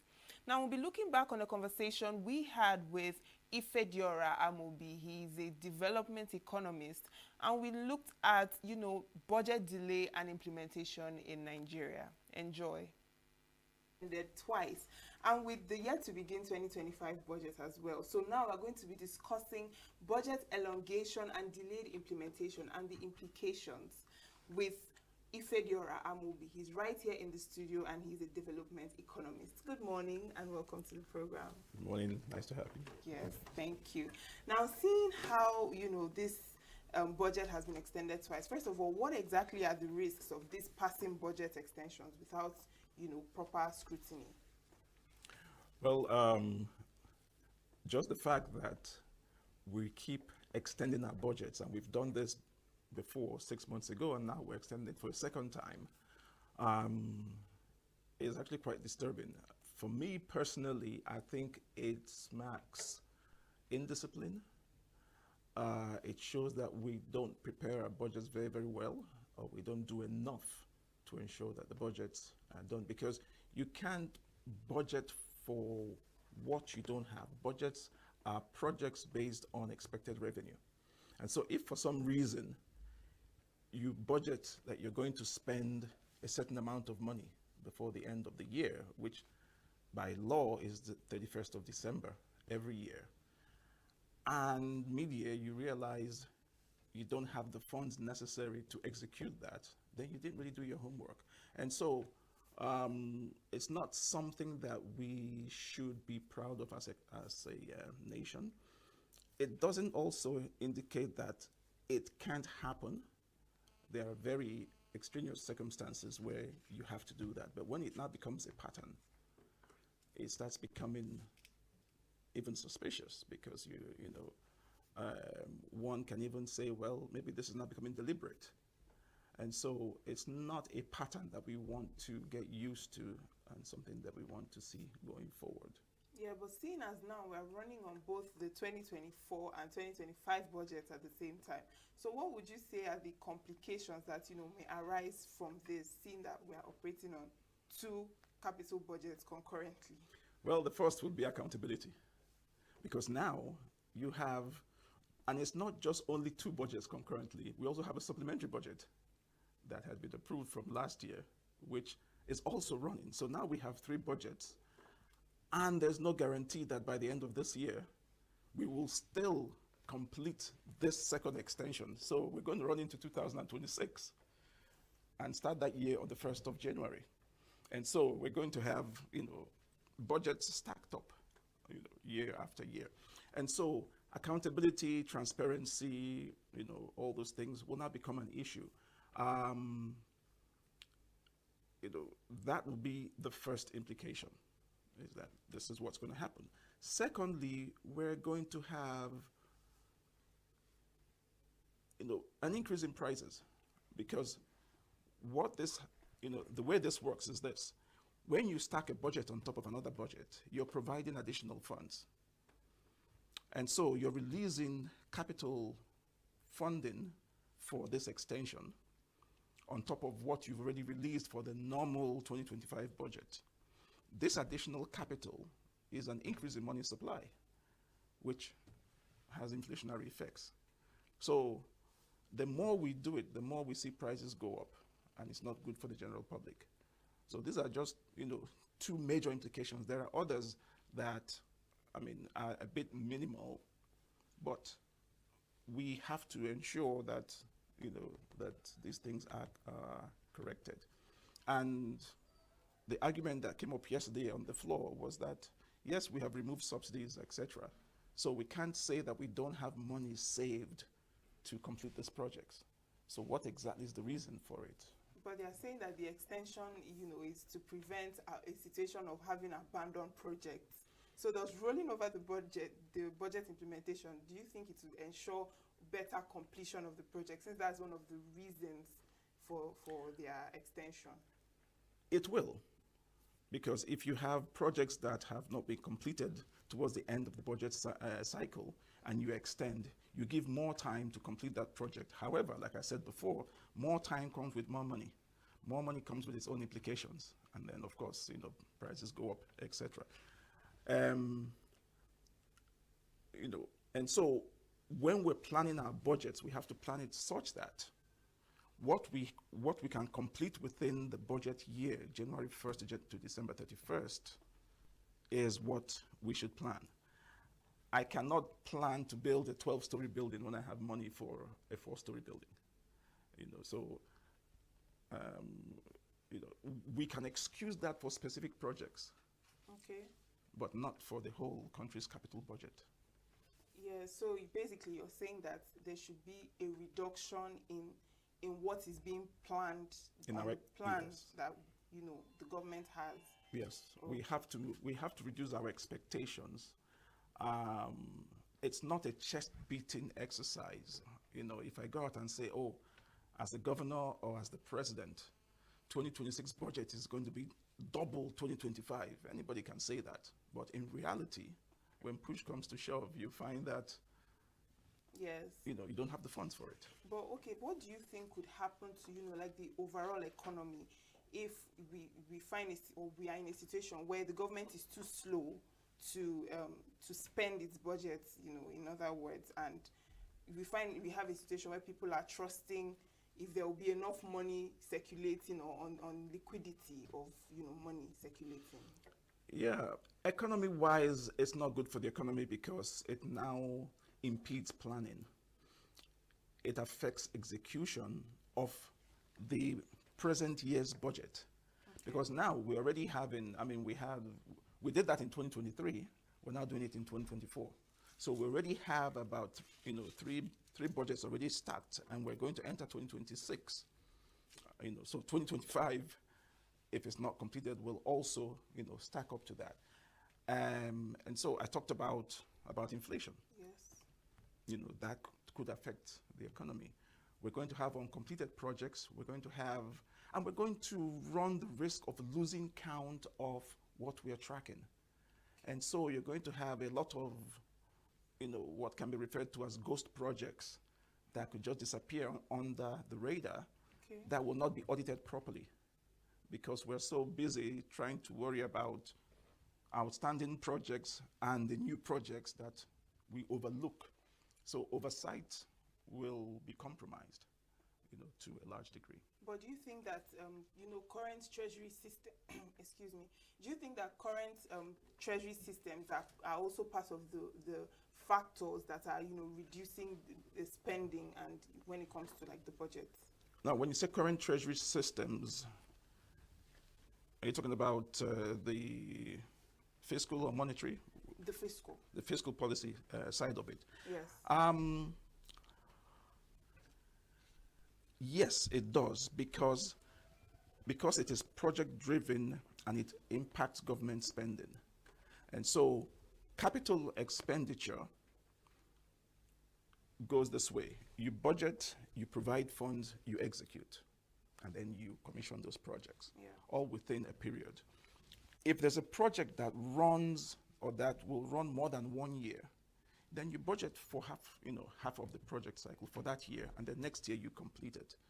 That way you know that what you have budgeted is spent on that particular, phase of the project this year.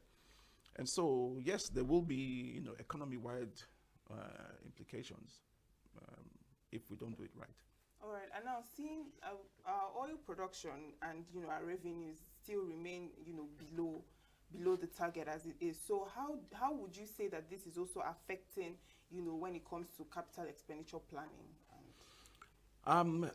Part of what we did when the budget was planned for 2025 was that, and we do that as a practice every year, we usually peg our benchmark oil price slightly below expectation so that we capture any fluctuation in the international oil market.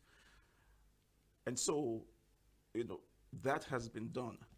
However, we also have a deficit when we plan, and that deficit is funded by either borrowing or other forms of capital injection into the economy.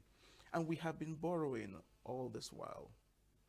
In addition to our borrowing, and we're still borrowing, we have been saving, quote unquote, and I'm using saving because we don't have an audited report yet officially of what has been saved from the reforms that were embarked upon when the president came in.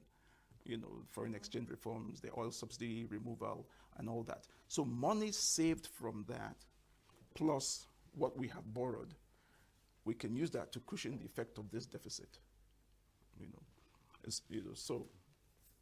Okay, now in your opinion, do you think that instead of adopting this yearly budget implementation, we can adopt a situation where we have like a multi-year, maybe 3 to 4 or 3 to 5 year budget plan instead? Do you think that would be a more efficient way of going about this? Yes, exactly. Absolutely. It could be one of the solutions. Now, the advantage of a multi-year budget is that the funding of the budget is done annually, but the budget is planned over more than 1 year. So if you take, for instance, the Lagos Calabar coastal highway, right? That is definitely going to go into about 3, maybe even 4 years. So it's a multi-year project budget. So for a project like that, you plan it over the 3-year period, but you plan the funding, the capital expenditure on an annual basis. So you know that before the end of the year, you get to this point, and this is how much it's going to cost. And you release, and then next year you budget from here to here, the other year you budget from here to here. It's still the same project, but it's on a multi-year basis. That works perfectly. The national capital expenditure budget can also be done that way if we have projects that run, into subsequent years. And so, yes, it could be an alternative solution than having to stack budgets over. But another fear is also misappropriation of funds, because if, like you said, it will go a long way. But what about situations whereby it is done in that format, and at the end of the day, we also still have issues where funds are yes, misallocated. yes. Yeah, but this is where the National Assembly, the oversight committees for those, there's a budget oversight committee, there are project, committees. This is where they have to come in and, do proper oversights. And for situations like this in Nigeria, we don't just leave it to them alone. We, as citizens, also have to play a role. We have to also participate and monitor and ask questions and raise our voices so that they are also aware that we are following up on all these expenses, and as well as the projects that the government is executing on our behalf. So civil participation is also as important as the National Oversight Committee. And so. But first and foremost, our ministries, our institutions, from the budget office under the office of the president to the MDAs themselves, have to be not only trained properly, but be aware that when they are producing their numbers or submitting their numbers for next year, it has to be realistic and it has to, be practical. Otherwise, it will lead to corruption. And the reason I said earlier on that there could be a deliberate, factor here is that politicians pad budgets. Politicians have constituency, funding for each one of them. The more money they can pool to their own constituencies, the better for them, whether it's individually or for the benefit of the constituency. And so certain aspects of the budget are inflated and padded. And so when you do this, of course, you're not going to have enough revenue to cover all of that. So it's thrown up, it's stacked onto the previous year's budget. And so there has to be discipline. I don't know who can oversee the oversighters because they also have to be monitored. Yes. Otherwise, this becomes a pattern every year. Yeah, and already Nigeria spends a lot, repaying loans. It spends a lot of their income repaying loans. So now, do you think that Nigeria can afford to borrow more already with the already high debts that they have and the payments that they have to let off? Some will argue that we've borrowed enough, but those are mostly sentimental reasons. Now, the Debt Management Office monitors borrowing both at the federal and at the state levels. And so they are the ones who are in the best position to raise the flag or pull the plug and say, no, you can't borrow anymore because you've reached a certain threshold. The multilateral organizations and bilateral organizations that have the money want us to borrow. They want to give us money. They want us to be dependent on them as part of their own policy. So it's what they do. We just have to try as much as possible not to fall into their traps, because they will always dangle that carrot and say, oh, 0 interest, right? And we, jump on it. But the only reason why we fall into these traps is because we come up with budgets and projects that are, overinflated. And so, a government that comes in for 4 years and has another chance constitutional-wise to do another 4 years can plan properly and not over exceed. We don't have to take every penny that is dropped in front of us. So that way, so that's where the discipline comes in. Yeah, but okay. Now, talking about discipline, now some suggest, a maximum of 3 months extension into the new year when it comes to this budget. Now, do you think that limiting budget extensions will also help with this discipline when it comes to budget spending? Personally, the discipline should be 0 extensions. Okay. Now, we have to stick to the deadlines. We have to enforce the deadlines, right? I don't care what a person does during the year. New Year is January 1st. On that day, you start a new year. Whether you wake up early or you wake up late, you say a resolution that year and you start your year. It's non-negotiable. So if Nigeria's budget cycle by law is January 1st to December 31st every year, that's how it should be. The Budget Office has the full responsibility to ensure that the budget process is started at a reasonable time and all the MDAs are notified and given deadline to submit their budget, time to present and defend, and then time to submit to the National Assembly and for the President to sign off. It should be cast in stone. And once we do that and form that discipline, and we know that before we take our December breaks, the President has signed off on the budget. As soon as it's after New Year, first Monday after New Year, work starts. Funds get released, and it runs from 1st of December to 1st of January to 31st of December that year. And then when it's time for the budget process for the next year to start again, it starts at that time. See, once you start giving these rooms for whether it's 1 week, 1 month, 1 day, 6 months, before you know it, we're going to have 10 years budgets all stacked up. Yeah, and it breeds corruption. Yes. So would you say that the lawmakers are not actually asking enough questions to the point where, the government is actually held accountable enough to stick to that time frame? Well, the lawmakers are government and government are the lawmakers. So if they already have an ulterior motive and they're just doing this deliberately to delay the budget so that they can, they have time to pad their own projects, etc., then, there's really nothing you can do. However, institutions like ICPC, like there are various anti-corruption agencies in Nigeria, there's so many, even the EFCC, can be part of this investigating why these things are going on and nip it in the bud. All right, but what about the citizens as well? Do you think there is anything much that we can do as a people to also hold them accountable enough to sit up and stick to the time? Absolutely. They represent us.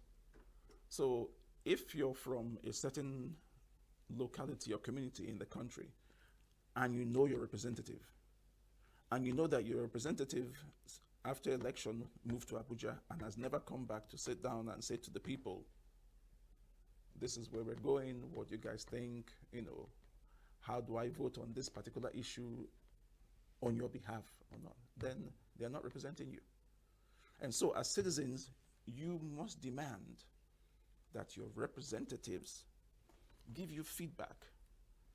Even your community can organize a quarterly, monthly, whatever it is, town hall meeting, some type of focal group discussion. And this guy comes back and sits down and you express. If there are things going on that he or she might not be aware of, you bring them up.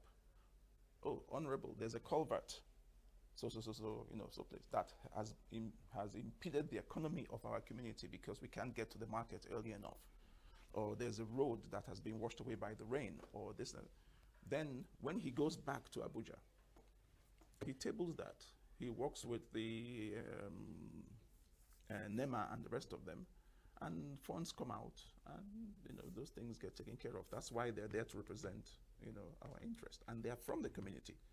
So I can't be a member of the House representing my constituency, and I'm using my constituency money to build a 5-story building in Abuja where I would live. Meanwhile, my people are here, they don't have potable water, they don't have electricity, etc. So the people have to, and that's why I said civic participation is crucial. People must participate in one way or the other, even if it means just carrying placards and just sitting down. When the honorable member drives by, he says, "We are still here." Yes. That is a But call to do you action. also think that there should be some type of rule when it comes to what to spend more on, maybe spending more on development rather than on things like running costs? Well, both of them are actually important, but development, and we've been battling with this for years. Yes. Capital versus recurrent, what percentage, how to, for some subnationals at the state level, for instance, you have, up to almost 90% recurrent expenditure and 10% capital. So for any economy to develop, at least grow, the capital aspect must exceed the recurrent. But especially in today's world of technology, you don't need everybody moving files. You can use IT, etc., and minimize the number of people in government. So you cut down on all that extra expenses and move the money to capital projects. Because as a developing country, we need every penny to ensure that our roads access, that we have good roads, we have running water, we have 24-hour electricity. I mean, why shouldn't we in 2025? So yes. Now, what, in your opinion, when you talk about transparency now, what would you say are those things or those tools that would ensure some kind of tracking, real-time tracking of the performance of the budget, or how far it is going and how well it is being used? Yeah, if government is not digitalized, if we don't have like an e-government, if the various processes within government are not digitalized, then we wouldn't be able to do that. And that's why bringing technology into government is very, very important. The whole e-government structure, and e-government budget, and e-government implementation is to ensure that all these things are done smoothly, both tracking, preparation, execution, auditing, etc., are done, and reporting. And so without, we must invest in technology to ensure that we are able to do this effectively. Yes. And do you think that, with these repeated extensions of the budget, do you think it reflects or it will affect the way, other investors, or like international investors, World Bank and those that we collect loans from, and those that want to invest with us? Do you think it will affect, how they see our fiscal system? Oh, absolutely. Absolutely. First of all, they're going to say we're not serious. Because an investor brings in money and expects to make a certain return on their investment over a short period of time. If we can't manage our own national capital budget and we keep stacking it up year after year after year, it just tells the investor that, hey, if I put this money in here, it's not going to come out by the end of the year, because the government itself can't even manage its own capital investment. Yeah. What about me? Yeah. So yes, it will have negative effects. So the sooner we are able to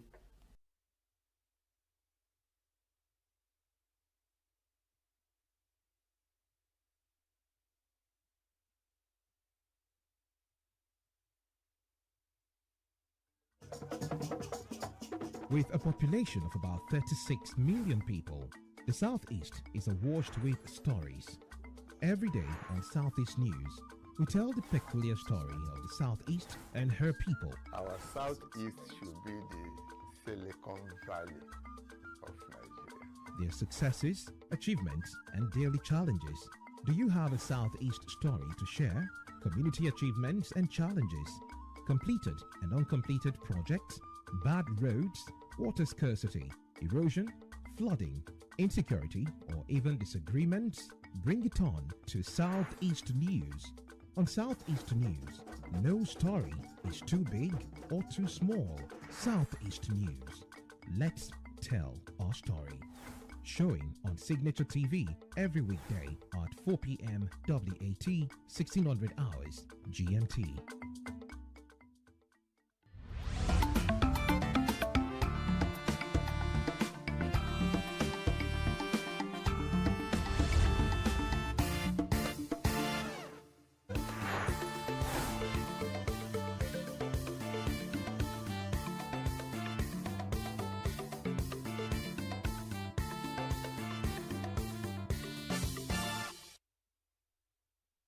Welcome to Political Circle. Today we'll be taking a critical look at the off-cycle Guba election coming up very soon in Anambra State.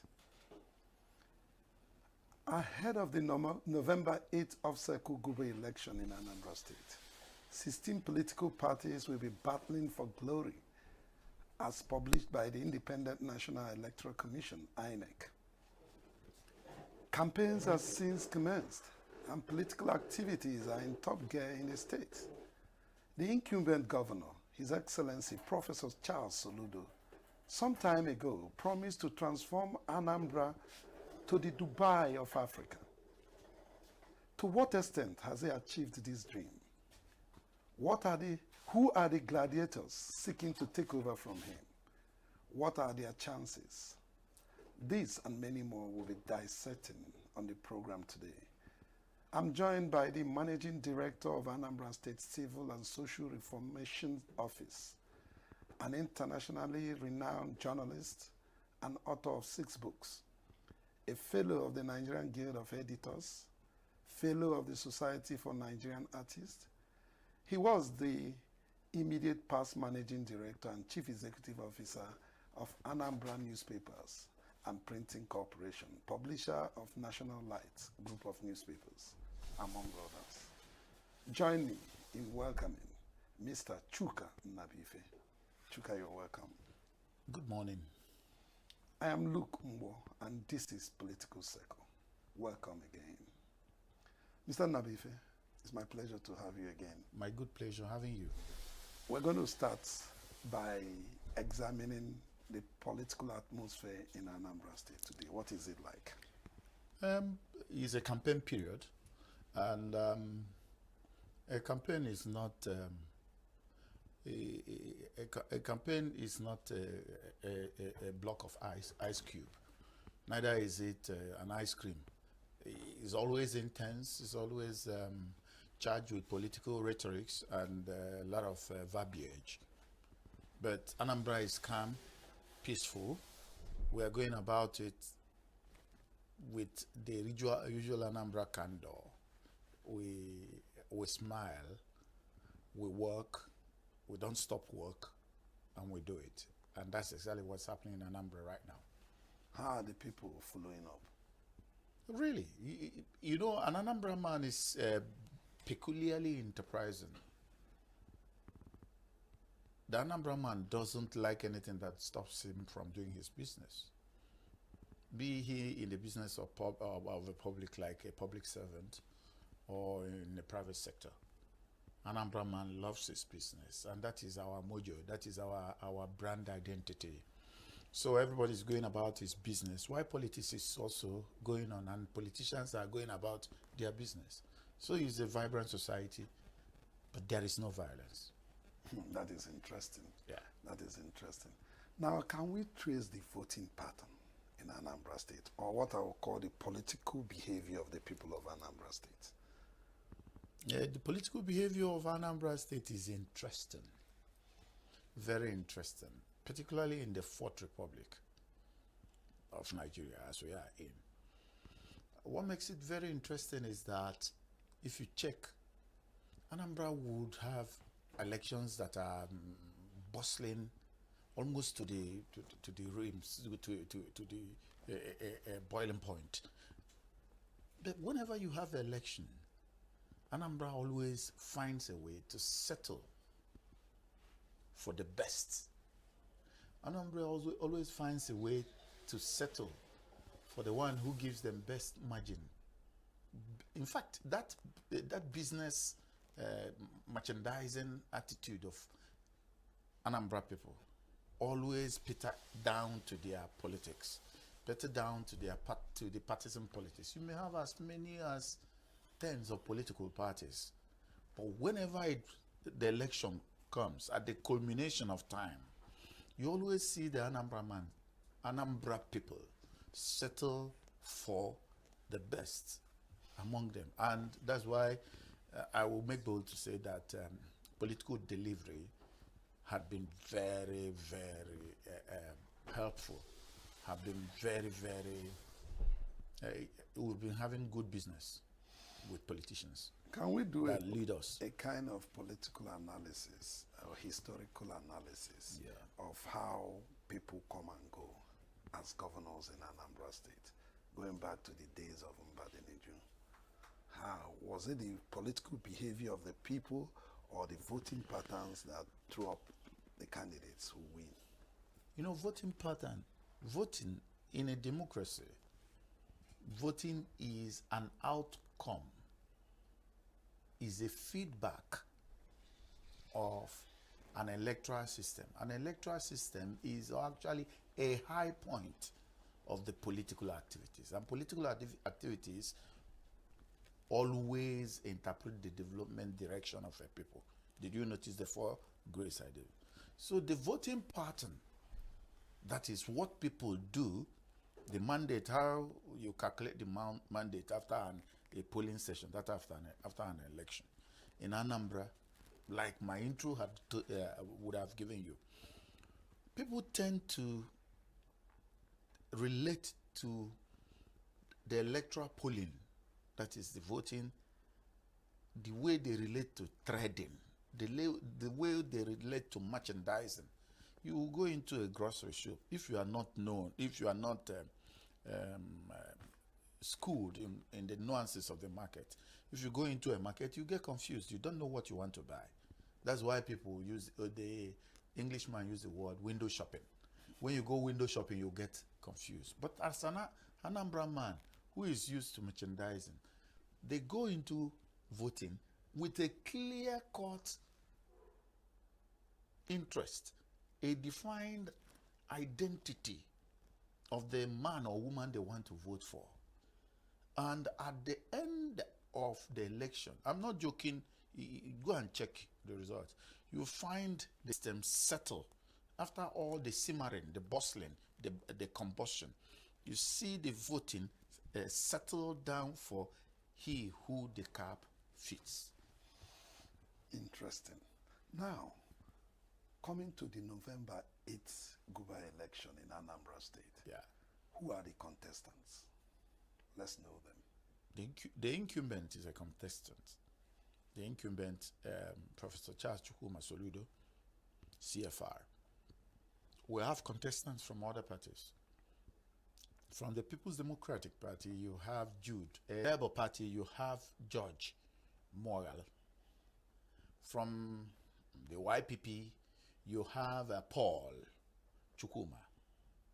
Among others, there are 16 of them. 2 of them are female candidates. You understand? Talking about the YPP, reports have it that late Ifeanyi Uba, God bless his soul, was a major contender in this race. And would have given His Excellency Professor Charles Soludo a run for his money if he were to be alive today. What's your take on that? You know, the expression would have been is conjecture. In English, would have been means that would is a projection of could. Have been is also a conjecture. If there's the likelihood that if Ifeanyi Uba were to be alive currently, that is Senator Ifeanyi Uba, who represented Anambra South, senatorial district, would have been in the ticket, maybe as the candidate of his party, YPP. But he's not alive. He would have given anybody who is contesting with, both from the primaries to the gubernatorial election, a run for the money. Because one, he was a philanthropist. Two, he was a charismatic politician. Three, he also he had his mouth in his palms, so you can actually know where he is. But then, one is to be a good performer. Two is to have a good script. Three is also to have a receptive audience. I'm not sure he would have had a good script if he were to be alive from YPP. And I don't know how receptive the audience would have been for him if he were to be on the ticket for Anambra people. His political structure, don't you think that would have played a role? That political structure for almost 10 years or more. Remember, he even was at a time a gubernatorial candidate before even he became a senator. So for about 12 years and counting, that political structure could remain only in Nnewi and environ, and to an extent in Agwata and Ihiala. You understand? Yeah. So somebody would argue that if in almost 1.5 decades, that political structure couldn't extend to the larger Anambra, it could have remained there. And 1/3 is not the same as a whole. Yeah. Thank you. Now let's go to the incumbent. Yeah. Professor, His Excellency Professor Charles Soludo. Yeah. We recall that some time ago, he was quoted as saying that he's going to turn Anambra State into the Dubai of Africa.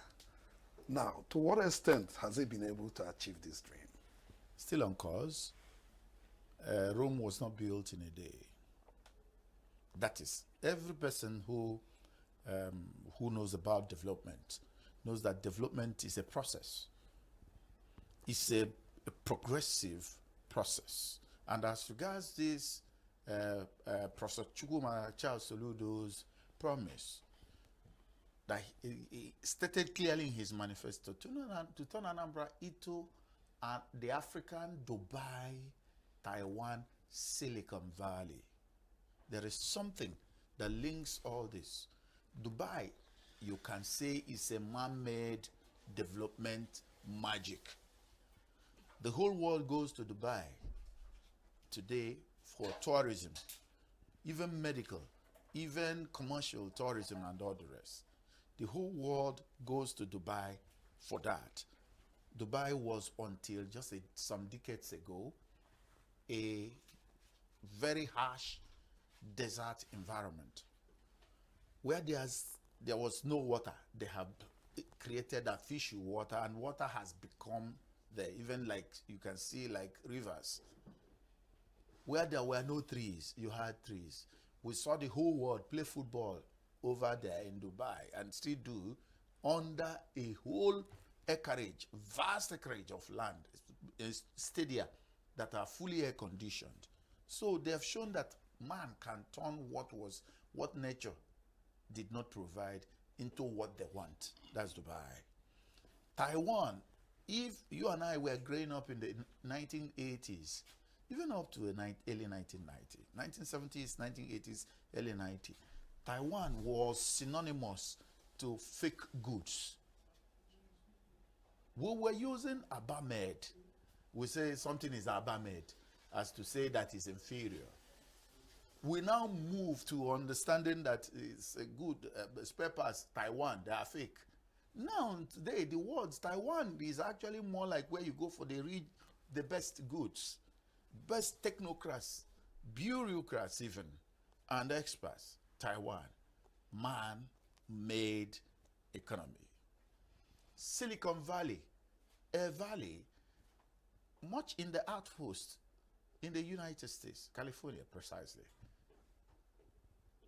had been transformed from a place for small merchandising, for startups, what we can call small-scale industry in the Nigerian and developing countries balance.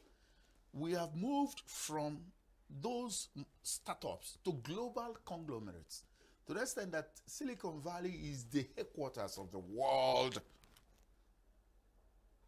economy and digital economy and digital companies. Even migrants made it so, from India, mostly Pakistan, even Nigeria. Man-made. And that's exactly what Soludo means when he says he wants to turn Anambra into Africa, Dubai, Taiwan, Silicon Valley. What do they mean by that? What does he mean by that? It's not about skyscrapers. If you go to Onitsha, Awada, you will see 1, 2, 3, 4, 5, 6 deckings. You understand? If you go, we have over, Anambra has, according to UNDP, has the largest population density of billionaires. You understand? Per square meter. We have people, up to 100 or more people, who can build 1, 2, 3, 4, 5, 6 skyscrapers all over Anambra. That is not what we do. But buildings don't make a superlative economy. Buildings don't make a Dubai, a Taiwan, or Silicon Valley. It's individuals. And that's why the governor has started from the basics. Anambra today has over 1 million. The target is over 2 million youngsters who are into digital, who are being trained in digital operations, use and manipulate, from coding to operation and others. Anambra today has, through the 1U2 skills, over 13,000 youth being trained in extra skills. You see people who have their masters, they go to learn carpentry, they go to learn welding, they go to learn smithing, they go to learn sewing, tailoring and others. Confectionery is there. You understand? You now see infrastructure. When you see Soludo building infrastructure, bend down, pause. Don't look at them as just the finished projects. Look at the development impact of those projects. What are they doing? When you talk of things like Solution Fund City in Awka, what it means is attracting tourism, making recreation, bring money, create employment. You understand? When you see that Soludo has employed over 8,000 teachers, 8,000 teachers from the first year, what does it mean? He's trying to make the children, and these teachers, none of them is not a graduate. You understand? And he employed from over 16 states in Nigeria, so much like pushing to get this in. The intendment is to get the children trained, educated in the ways of the modern world. Where schools are, you have people who know digitization, teaching in schools, even in rural areas. So that is creating the manpower. If you see an organization like mine, ANSYS, Anambra State Civic and Social Reformation Organization, we are currently in an ongoing tour of secondary schools in Anambra State, about 800 of them. And what we are doing is telling them what it takes to be a great man or a great woman, the qualities you have to be a man. That is training children to become great people that will be in those advanced society. So the basics are being there. And that's exactly what the Anambra governor is doing now. It's making that, turning into a mega city, building traffic through the grassroots to the urbanities. That is actually how to do it. So when the skyscrapers, which will be the last or near the last things, come, you begin to see that all the facilities, basics, of course, Walter Rodney said that the biggest, it's not skyscrapers that make a developed economy, but the human, man's meaningful interaction with his environment. So that's exactly what the governor is doing. Soludo is a student of Walter Rodney. You can say that. That's development. Oh, wow. Development studies. He's a specialist in it. Let's look at his strengths and weaknesses in the forthcoming election. Soludo. Yeah. Yeah. We take them one after the other. Yeah. Tell us his strength and weakness. He is lucky that he's very, very lucky that he is from the ruling party in the state, and the state with the largest, the party with the largest political machinery in the state, which is All Progressive Grand Alliance, APGA. That counts. That takes a lot. He also, one of his strengths is his workload. The people of Anambra call him Oluwatuegwu. That is somebody who is not scared by work. He's also very, very well placed. One of his major strengths is that people are seeing what he is delivering. And he's delivering them with a blindfolded focus, without mincing words, without looking sideways, without wavering. And that is a big plus for him. You understand? What about weaknesses? Weakness is that you may say, oh, yeah, he has a weakness for not being in the party that the federal government favored. But of course, he has a very close affinity with his party, has a very close affinity with the ruling party in the federal level. That's APC. Has a close affinity. And the president has a very big, more like a darling appreciation and interaction with Soludo, President Tinubu. So he has that. You understand? And you may say that his weakness is also that there may be a lot of people who are not, who may not be professors. I know who about think that. So, but that is not a weakness, it's a plus. Let's leave the incumbent. Let's go to Ukachukwu. Ukachukwu. Ukachukwu's Strength major and strength, weaknesses. yes, Ukachukwu's major strength is being an experienced politician. He has been contesting since 2010. No, since 2003. In fact, since the beginning of the Fourth Republic, Ukachukwu had been in one ballot or the other, or aspiring for one election or the other. So he's a seasoned politician. He's been in the House of Representatives. He has been in the FCT, Federal Capital Territory Municipality, as a helmsman. So that's his strength. He belongs to the party of APC that's really in federal level. What about is Weakness. Ekwunife bringing? Ekwunife is not is in the ballot as a deputy to Ukachukwu, and collectively they are all experienced politicians. But their weakness is boots on the ground. They don't have enough boots on the ground. We don't have enough time, but let's go to PDP. What's PDP like in the forthcoming election? PDP by its own making. PDP by its own making they have a strength.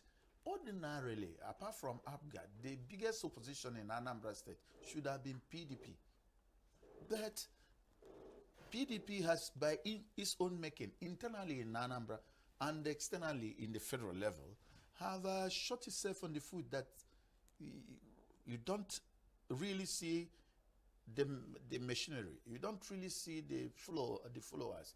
And you don't know where they are. Even how they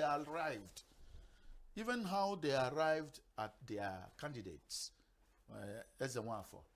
Even how they arrived at Ezenwafo was a little bit fuzzy. People begin to, are these people serious? That's their major challenge. Let's go to Labour Party. Labour Party's candidate is George Moral, another seasoned politician from APP.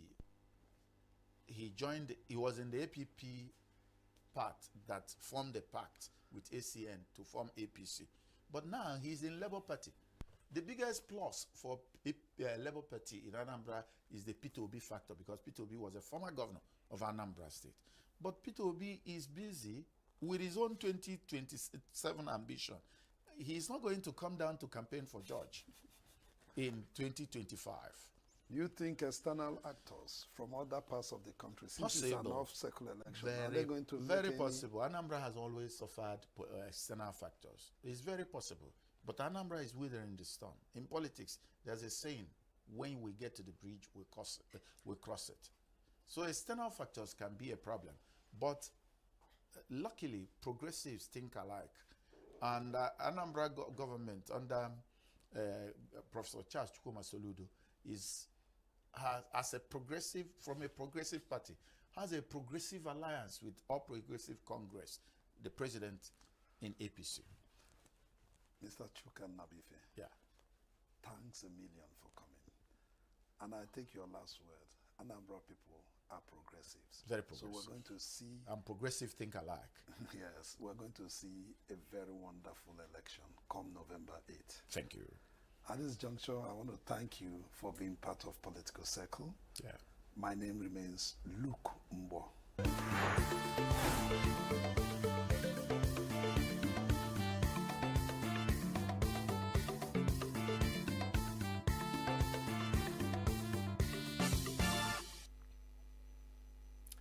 And with that, we've come to the end of our signature morning from our ENUGU studios. I hope you had a great time. And remember, you can always follow on our conversations and make your contributions by following us on all our social media platforms showing right now on your screen. Thank you so much for staying with us. I am Uchenna Chimdi Oloha, and we'll be connecting to our Abuja studios for the continuation of the morning show. Good morning.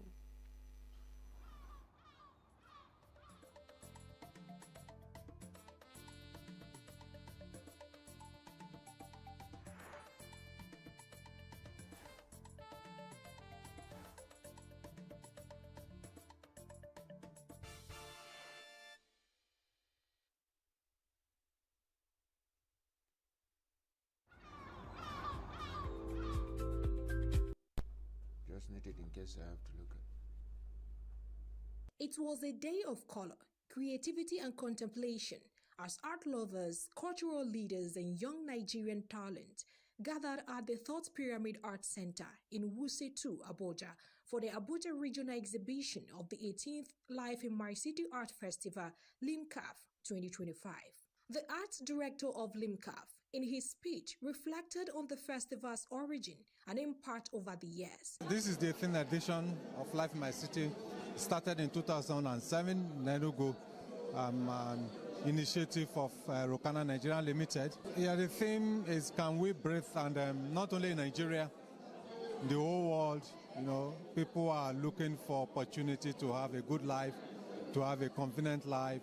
There are crises in the north, south, other continents, and then we discovered that it would be necessary for young artists to look for ways to express themselves through their hearts. The event also honored the memory of Chief Robert Orji, the visionary founder of LIMCAF, who started the festival in 2007. His legacy continues to live on through each brushstroke and sculpture. The chairman of the occasion, Mr. Olumide Bamidoro, retired director of the Federal Ministry of Sports Development, offered his full support to the young artist. I long to encourage the younger generation that this platform that is being given to you today, you can latch over it and you become one of the global artists that will be recognized worldwide. For me and my family will continue to support LIMCAF. Delivering the opening address, the special guest of honor, Obugo Kalu Ukoha, Executive Director of Distribution System, Storage and Retailing Infrastructure at the Nigerian Midstream and Downstream Petroleum Regulatory Authority, emphasized the critical role of the creative industry in nation building. The expressions of the experiences of the artists have been very profound.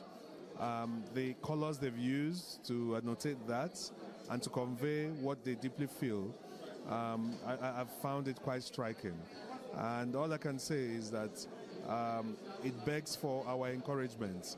Art remains a very enduring way of capturing human experience and passing it on for generations to come. Giving the vote of thanks was Vin Martin Obiora Ilo, president of Signature TV and member of the LIMCAF Board of Trustees. Our young artists, this is for you. This is for your future. The country is at crossroads. So many challenges. Terrorism, insurgency, bribery, corruption. Art is one of the most powerful tools to confront the ills of society. As part of the day's highlight, certificates of participation were presented to the exhibiting artists in recognition of their dedication and the impact of their work. Several artists also spoke to Signature TV, expressing the inspiration behind their pieces, many drawn from lived experiences, current affairs, and the collective Nigerian journey. So in this painting, you see a woman is looking like kind of an office scene, but metaphorical, because it's showing she is at work, kind of, but she's trying to keep her head above water, trying to survive the day-to-day struggles of also being a woman, of gender inequality, shown by, you see the rope around her neck, around her waist. It's trying to show that she is struggling as a woman. Also, you see the ID card showing like the office setting, and then the clock stuck at 9 to 5, showing like it's a daily struggle of and repetitive struggle. I'm trying to talk about the evolution of change, and sometimes our civilization goes through different phases, and in the journey of life, sometimes you come to think about it. Why was God thinking about bringing Eve into the journey when he created man and created everything in existence? So we cannot even solve the present problem without first of all going back to the root. The evening concluded with a tour of the exhibition as guests immersed themselves in visual narratives that provoked, inspired, and challenged perceptions. As LIMCAF 2025 continues, the Abuja edition has once again affirmed the power of art to speak truth to power, ignite change, and spotlight the soul of a nation through the eyes of its youth. Hello and welcome to the program. This is Live in My City Art Festival, LIMCAF 2025. We're talking about art. We're talking about how that art is not just a painting on a wall, it's not just a sculpture in a gallery. They say that art is a language, unspoken but deeply understood by those who are into it. It shows, it's like a mirror that shows the struggles of our society, a timeless archive of our collective memory. In Nigeria, where young artists or young talent rise against economic odds and societal silence, platforms like LIMCAF emerge to break the odd. So today, let's talk you through the word of art. That word, we're going to dive right into it, and you will experience with us all about art. And we are honored to have joining with us today the coordinator LIMCAF Abuja Zone, in the person of Mrs. Kalala Nze. I hope I got your name right. Ohide. It's good to have you on the program this evening. It's good to be here. Thank you. Okay, and also we have Adebayo Sheun. He is the coordinator Taraba Zone, LIMCAF. Good to have you on the program. Good to have you too. And participating artist joining us today, she's coming from the Abuja Zone, of course. We have Sagid Abimbola. Thank you so much for having me. Please pardon me on the pronunciation of your name. All right, we are so honored to have you join us today on the program. So let's talk about art. But before then, we want to get to know about LIMCAF. You are the coordinator of Abuja Zone. Yes. So I would want to know, what can you say about the vision behind LIMCAF and the inspiration, behind its creation? Oh, thank you. The vision behind LIMCAF is promoting creativity at the earliest possible stage of professionalism. Promoting creativity in the sense that LIMCAF was birthed for the sake of developing Nigerian artists from the youth into adulthood.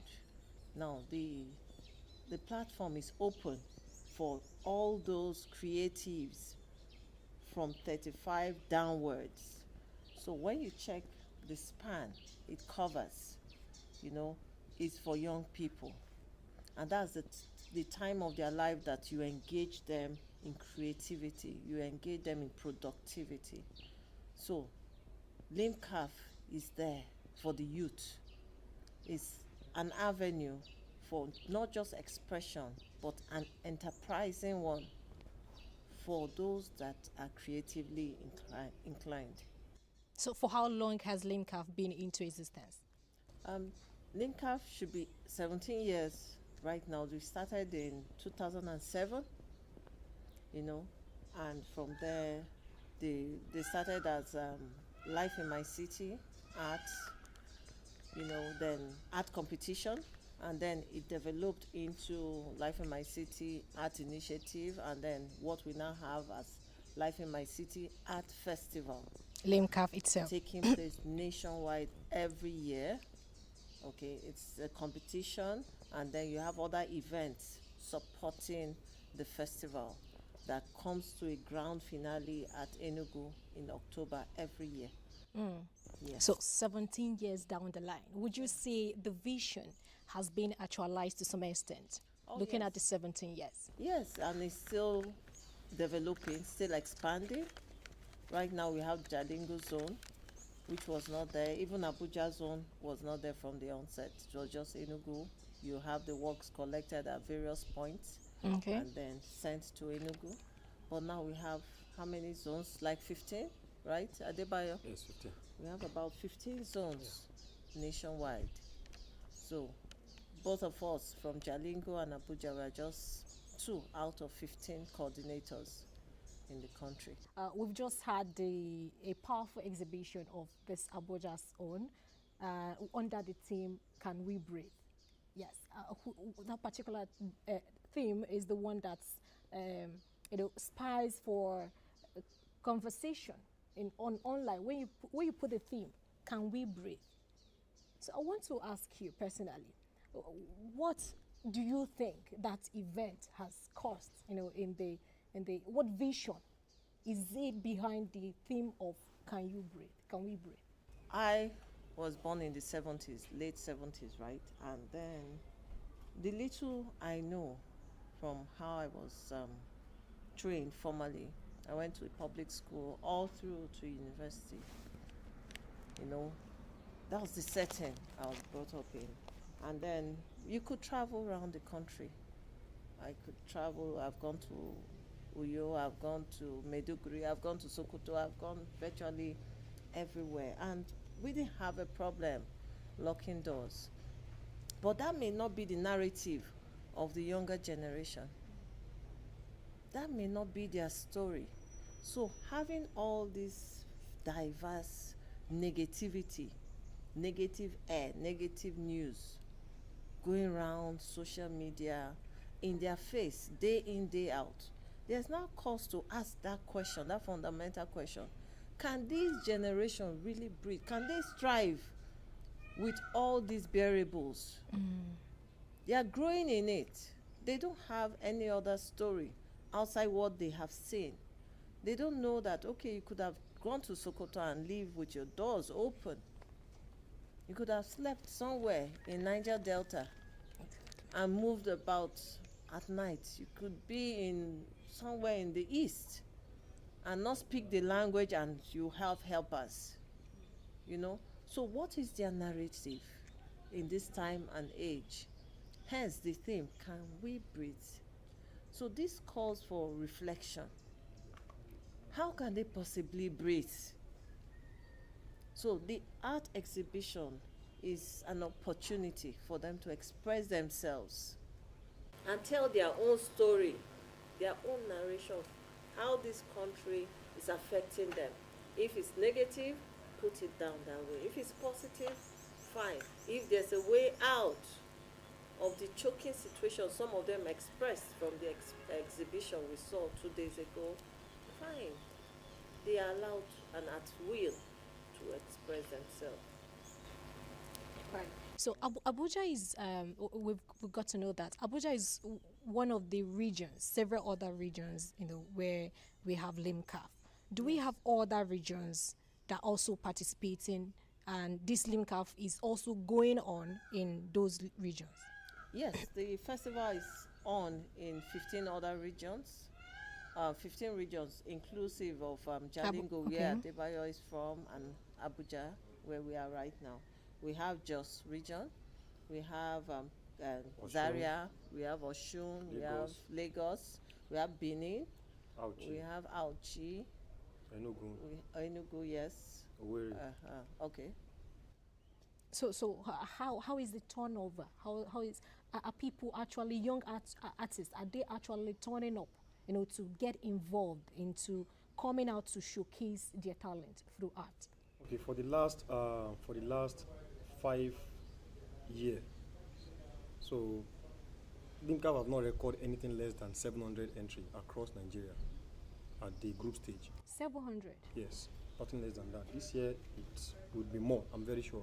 I don't know the figure like for this year, but from last year to like about 5 years ago, it's always above 700 entries across Nigeria. Yeah, so inside these 700 above, after the zona exhibition, so then to pick 100 across the region. Those are the finale that will proceed with the grand finale. Okay, before we continue, let me come to you. You are a participating artist, right? You participated in this concluded Abuja edition. So can you tell us your experience, how it has been for you? Okay, so from the very beginning, when I heard the theme, because I was in ENUGU last year, even though I didn't participate, when I heard the theme, Can We Breathe, I really could resonate to it, because we, the younger generations, the Gen Z, so to say, face a lot. Yeah, we go through a lot. Sometimes you just be like, our parents just tend to be, oh, something, you're not doing this right, you're not doing that right. But deep down, we are going through so many emotional stress. I'm talking based on my personal experience right now. So I really wanted to go for the exhibition, the competition rather. And I poured out my heart in it. I'm very sure so many people could see it in my work. I poured out my heart in it. Even in this kind of state we live in, I think there's still space for us to breathe, because it's still based on what you hold as a person, what you stand for as a person. Even in the daunting situation, in the catastrophic whatever, you can still find space and build an edge around you. So okay, yeah, I understand that through art you are able to express yourself, out there. But you made mention of some things that maybe particularly making young people or the Gen Zs not to breathe. Can you mention some of them? Okay. So there's this thing. I feel like children are not seen as children anymore. Children are not seen as children anymore. Youths are not seen as youths anymore. We just go with we just go with some particular kind of flow that it's not it. And I feel like parents are losing it. Some parents are losing it. They don't call their children to order. They just see them doing some things, and they feel like, oh, it's okay, just keep on doing it. But then we need someone to just call us back and say, this thing you're doing you're going out of space. But then we don't have that opportunity, and I feel like we leading ourselves will not help. We need the older people to just give us that grooming and say, oh, this is how it's meant to be, this is how it's meant to be. So we just go with the flow and feel like what we're doing is right. And we think is right, and it might not be right. Right. I'm going to come back to you to ask you more about your art. But before then, you are the Taraba coordinator. Can you tell us how the process? Can you talk us through the process of getting artists, selecting their art, or is there any art at all that you choose? The process of art selection, art in live my state in Taraba State. Actually, I serve in Taraba State, Art Council to be precise. So from my previous experiences, I've been coordinator twice. Okay. Yes, I started the Live in My City in Ilorin. I started Live in My City in Zaria. So on getting to Taraba to serve as NYC Art Council, so I realized that it can't be so much about art. It's mainly focused on the performances in the Art Council. I'm an art person. So I checked the file.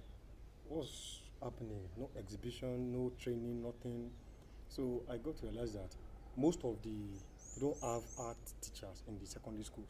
Really? Yes. In Taraba State? Yes, most of the schools. That's a big news. Yeah, about 80 to 90% don't have. Only few private schools, very few. And you know, it's not something you will see everywhere, if not for the developed cities.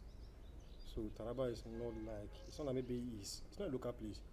Jalingo is a state capital, so it's a big place on its own. But you know, getting across to get materials and everything is very difficult. In a place whereby art is not selling, like painting, sculpture, all this, it's not selling. So people will not sell art materials. Of course. So with that alone, it will not encourage anybody to like subscribe for courses like fine art. Even the university, they don't have fine art; they only have theater. So I contacted the art director, Rimkav, that okay, from what I observed in Taraba, there are a lot of people with potentials in art, because you know I walked around and I see some roadside artists. So not knowing that there is a college of education that actually offers art, but it's not in Jalingo. Okay. Another local government. That's Zinc. Mm. Not Zinc. Okay. Zinc. That's Zinc is closer more than Ukari. Okay. So I traveled to Zinc. I found out that they are actually doing fine art. So I could gather all these students and organize this first edition. So that's 2023. Okay. Because we did our third exhibition this year, so we had 3 now. So I gathered those guys and we like started. I registered almost all of them. Some of them complain about we don't have material, this and that. And, oh, we don't even have to use conventional material. It will be too expensive for us. We can go non-conventional, like found object and sort of thing. And it's like, no, it's art. No matter what you can find in your environment, you can actually provide a very beautiful art and good art. So I showed them the previous catalog and see possibilities. Some of them performed excellently. In fact, we have 5 qualifiers. At first try, we have 5 qualifiers from Taraba zone. So that's how we have the.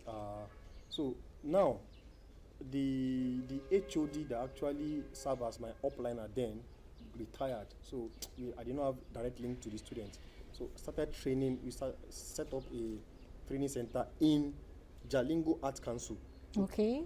Make awareness that if you are interested in art, this and that, you should come. Then to my greatest surprise. Is it free? Was it free? Yeah, free. Okay. Totally free. Totally. In fact, we don't even have sponsors then. Totally free. We don't have like local sponsors then. So totally free. People came and to my greatest, that's the second edition. We had people turn off, then people turn out to come and participate in the workshop, and we engage them and we register those we can register, and those that can even register themselves, they did. And second one, we have about more than 60 something participants. So second one, we have 9 qualifiers. 9. So we from have from 5 we have 9 wow. qualifiers. Yes, that's across Nigeria. Assuming we have like 15 now. Yeah. If you can pack 9 from Taraba, and we need 100. Something has actually happened. Yeah. So that's how. So second. No. So now after the second one, so now the thing is now, people that travel to Enugu, they came back to tell the story, how they were lodged in hotel, they meet other artists, how it's nice, everything good, expand their experience. They took pictures, post online, so it attract more participants. So this year now, the one we did this year, we now expand to 2 weeks. We spent 2 weeks for our own regional exhibition. We did tour to Europe. We did secondary school workshop. We did African vibration night. Wow. We did a lot. And I hope this particular thing is going on in other regions and not only Taraba. I hope it's going on in other regions. This energy, this energy, that's what we need. This stage play, Corruption by ENUGU. Corruption, yeah. So it's not only just, and even we had some stakeholders that came and promised that okay, they will be fully involved by next year, because I do speed painting. So I did a speed painting of the Commissioner for Education. So she was so amazed that, wow, so all these things happening in Taraba and they don't even know. You know, we don't go out door to door, go into government house to go and don't even know how to go there like that. So we have an upliner from Abuja who actually spoke to the Commissioner for Education. So she's the one that actually helped us to organize the students for this secondary school workshop. So she's just come to like, let me honor this invitation and present award to the winning student, because we have award for those who participate, those who did well for the secondary school workshop. So she just came to come and decorate the awardees, and she saw everywhere like, so this thing is this big? So they promise that next year it will be bigger and better. Wow. Yeah. So then actually we have sponsors, we have local sponsors. All these all these things cannot just go like that without funding and the rest. So we have Wendy Lafric actually and Blecker Foundation give us a quality support. Yeah, quality support. Okay, interesting. I must say, I wanted to ask you. You are a Abuja coordinator. I hope this type of thing, the turn up is also happening in Abuja. Oh yes, the turn up is great in Abuja, but as part of the activities towards the exhibition, what we have is special needs workshop. Yeah, I was coming to that. Workshop for children who have physical challenges. So that workshop is open, it's free, it's sponsored by LIMCAF and other patrons whom we are hoping to bring in more help, so to say, for the next year. We pray that we're able to engage more children with special needs. So that's our focus, the special needs art workshop. These are children that ordinarily the parents are not comfortable exposing. Right. They are in their schools, some are not in schools. We also admit individual participation, not necessarily from schools. So we try it open to the public. Anyone that has special needs that is interested in registering their children, they are free to join. Wow. So we've conducted that of this year. We had 2 days workshop before the exhibition. The children came from their schools. We thank Universal Basic Education, the Saint School for Special Needs from Kuje down to Third Pyramid Art Center where it was held, and then School for the Deaf. Okay, participated, interesting. Also from Kuje, all the way coming into the city center to participate. Then we have JKS Special Needs School from Kubwa was part of those that participated, and then Child Care Trust from Buhari participated this year. So we are going on and on. With time, more activities will come. Creativity is a way of life. Right. It's part of our culture. It's there. It's not something to fight about, but it's there for us to encourage, to grow in the youth. Let them not be involved in other negative vices when they have something within their reach. It's innate for some and for most, even for these special children. It's there, you see them drawing, just show them how to do it, guide them. Like Abimbola said, mentor them. Let it be a continuous development, a continuous growth. LINCAF shouldn't just come and strive for 5 years. You taught the lives of the youth for 5 years, and you are supposed to mentor them till they are what age? Maybe 35. And then you leave them midstream. What happens? So it should be a continuous growth, and consistency is a key word in creativity. So we need more helping hands. We need all hands on deck. We don't charge for this workshop. Okay. We don't charge. It's free. The materials are footed and sponsored by individuals. The Ford Foundation is behind LIMCAF. Rokana Nigeria Limited is there. The patrons are there. Vimati Inlo is a major patron. He's a board member. These are people that are just behind the youth being creative, being industrious in this society. And we can do it. We have a traditional culture of creativity. Way back, our traditional art says it all. So the youth should not should not be made to forget where they are coming from. Instead, we should increase it, increase the awareness, increase the initiative. You don't have to study art to be creative. Yeah, I was coming to that. You don't have to study art to be creative. It's there. Every form of expression can be creatively done. You can be a writer. You're a creative person. Someone in the performing arts, a creative person. And then, surprisingly, scientists are creative. Exactly. Now, without laughing about it, you can't pick every branch, every field to study. You always pick one. You know, when you train children, I happen to be a teacher also, you guide them into picking one that they prefer, not that they don't have other interests. So some people pick art as a hobby. It is fine and good. We must not all study to become artists. You could do it for fun. It's therapeutic. It heals. Okay. You know, being around that serene environment. I love this place, by the way. Thank you. I admire nature. You know, being there, expressing yourself, your feelings. It feels good. You should have seen those children. In fact, don't miss next year's workshop. Yeah. Okay, let me quickly ask you. You know, when we talk about art, a lot of people think is meant for people with dread, people who has who dress certain kind of way and all of that. And you see children who would want to venture into art think that no, I'm not going to go there. So I want to ask, what makes someone an artist, and what makes art art? Art is creative expression. Okay. Now that expression can come in diverse ways, diverse form, but the real essence is that it communicates something. It's a universal language that communicates. So I don't need to hear Greek or Latin to understand that, oh, this music appeals to me. I don't need to understand Spanish to know a good Spanish song.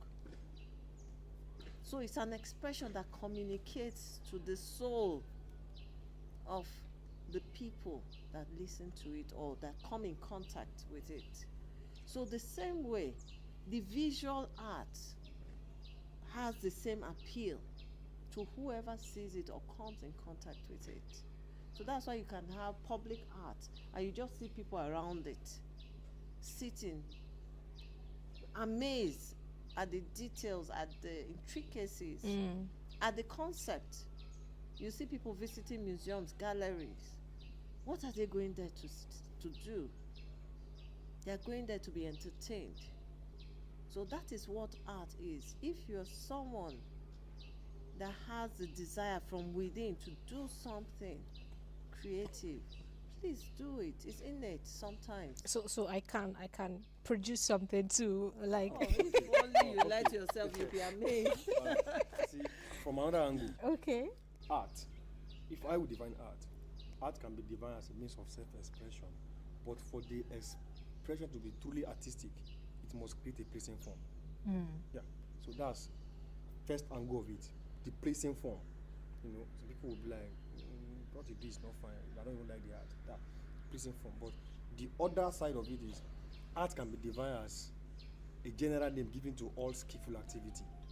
Okay. So now, when we talk about skillful activities, a barber, someone who barb, hairdresser, yes, is an artist. Wow. So now we have to every skillful activity, the cameraman, you know, the way they swing their tripod, this and that, is a skillful. They're an artist. Wow. That's artwork. Capturing with images.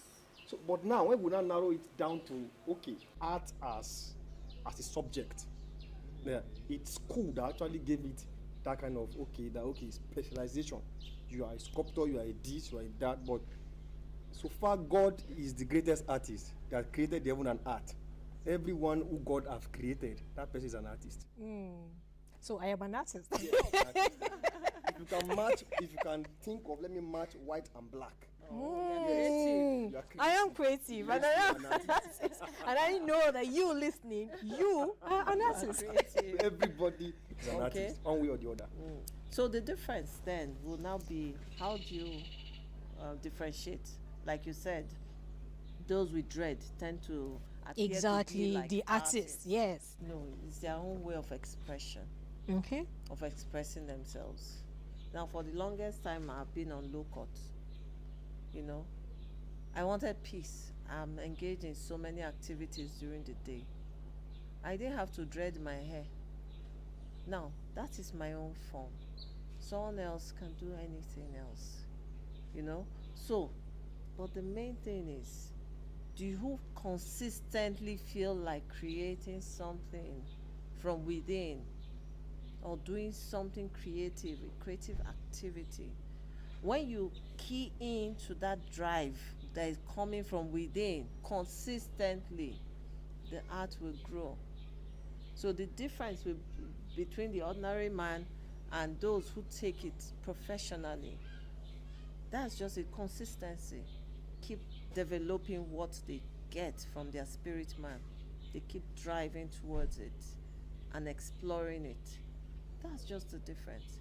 You look at children, when they grow, they all start the same, on the same platform, exactly. the same stage. They keep drawing, they scribble, they write, they do all manner of things. But some will take it extra. While some will go out to the field, play football, run around, others will stay back and keep drawing. That's the difference. The extra time spent by those who feel specially called. That's all. Let me come to you, Abibula. I would want you to talk about your art, talk about your work, the inspiration behind your work, and how has the journey been for you? Okay. My art. Okay, so last year I kind of developed a niche for myself. I started using acrylics on canvas, using the impasto technique. I don't use brush anymore. My brushes are just there in my studio. So I use palette knives as a medium of expression. So I tend to talk about, I use my art to talk about some certain stereotypes, and I try to correct them in my paintings. And it's been something I really love. It's something I really love doing, because I find more joy when I express what I feel. I really do not know how to talk. I'm not really introverted per se, but when I want to express myself, I do that on my canvas, and I do it to my very best. So like when you're angry, you express it through your art. Yeah, and funny enough, when I'm angry and I express it to my art, it comes out very great. Wow. Yes. I like to see your anger. It comes out very well. Whenever I am, so many things goes through my mind, and when it's more like me using that as a form of silence in my head. It just goes off, and I keep on doing what I love doing, and it all comes out really great.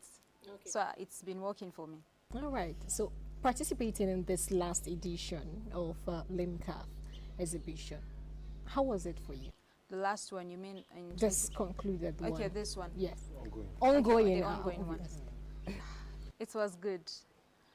That day, I felt like a star. Let me use that word. I felt like a star. Why? What was that? I felt like a star because when I walked into the gallery and I saw my work, oh, I did this because the weeks of constant going back and forth, waking up at midnight, I look at the work and okay, I need to do this, I need to do that. No, I need to finish this, I need to finish that. This place is not okay. Till I was fully satisfied and yes, this is my work. When I got to the gallery and I walked inside, I was so proud of myself. I was like, yes, this is what I did and I'm happy. Even if this doesn't go through the top 100, I am fully satisfied. I got so many fellow artists talking about my work. It really caught attention, and that was just it for me. I was really happy. So growing up, and you studied art, right? Yeah, I did. So did you have that, because a lot of people would want to do this, but they don't have that support from family and friends. So how was the experience for you? For me personally, it was an easy one. Okay. It was an easy one because I had full support from my parents. most especially my dad. Growing up, he would get me colored pencils, markers, and all of that, just for me to express myself. And I'd always come back, okay, this particular subject, I'm always talking about creative arts. He already knew I really had interest in it, and he gave me maximum support. When I wanted applying for ABU, there was Ahmadu Bello University Zaria. Some people, oh, how would you do it? How would you do it? And I told my dad, he was like, it's fine. If you feel it's okay for you, you can do it. And ever since then, though there were challenges along the line, you know, being in the studio and all of that, but it's been good. Wow, that tells us a lot about the importance of supporting your children, you know, in whatever venture they want to go into. It's very important. Coming to you, you're an artist. Yes. We can see that. So tell us, talk us through your journey being an artist. And I heard you also participated in LinkUp, and you came out top what? Top winners. Okay, please talk to us about that. Actually, I started doing art from a very tender age when I was in primary school. Although my late father, he was an artist, a full-time artist. So then I was privileged to go to a private primary school. So we have a prize for every subject. So right from primary 1, so I took the prize for fine art and handwriting. So you know, there is something about encouragement. It boosts your confidence that, oh, I think I got this. So when I discovered this, like primary 3 or so, I already know that I cannot challenge those who are taken from the mathematics, English, primary science, health education, and the rest. But see this fine art and you got it. I will just be there waiting. Like, let them call on this one. Let them just call. Waiting for my time. Like when they call, I don't even need to be called before I started running there, because I know I'm definitely going to take this. All right. So from there, I took from primary 1 to primary 6. So I already have a structure around it that, okay. So when I'm in JS1, JS2, teachers from SS classes will come and borrow me from my class to come and draw for them on chalkboard. Wow. So from there, the final teacher now pick interest in a few of us. You know, it's not very difficult. When you see someone that can draw, you guys will mingle fast. So we already created a group. So we were drawing. We've been going to art class, the art room. The teacher is encouraging us to like that. So there's 2 of us. One guy Isaiah is in Lagos now. So and myself. As a secondary school level, we've traveled about 17 states in Nigeria representing this group. There's barely a week that will not go for a competition. Wow. Every Friday they call us on assembly ground. We became so popular. I was scared that, so if I finish this school now, how will I be popular again? We became so popular, like everywhere. Yeah. So it's a lot of encouragement. So immediately after my secondary school, I did not even bother myself to looking for admission. I just went straight to an art gallery in Ilorin, then elegant artist. So I went to enroll myself. My mom took me there to enroll me then. So then for about 7 years, 7 years, so I learned this traditional art, this publicity, greeting card, signboard, design and the rest, award, plaque making. So I was there when I applied for NCE. It was quality education. So I did final apply that. So immediately after my NCE, in fact before I'm done the final year, I applied ABU. So I got the admission. So it's just like I'm moving from from a semester to another semester. So I continue in ABU. Yeah. So in ABU, there's a particular course we did in ABU. It's called TAP 103.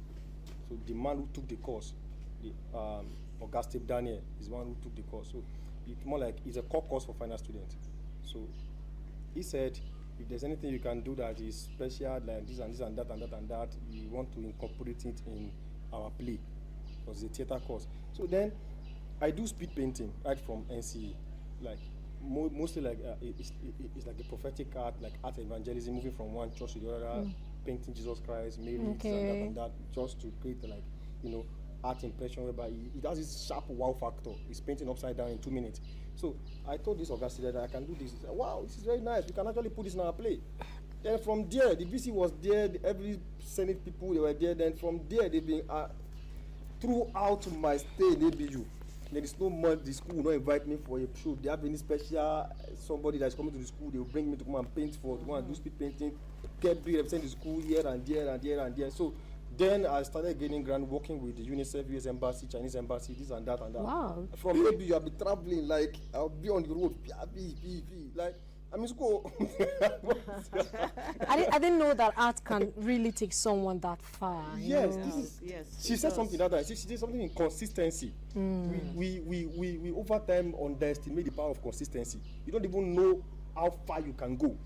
That's true. I've represented Nigeria in about 5 different countries. Wow. Yes. Through LIMCAF? No, through art. Okay. I'm just talking about like Okay. consistency. Yes. Now, what it can take you.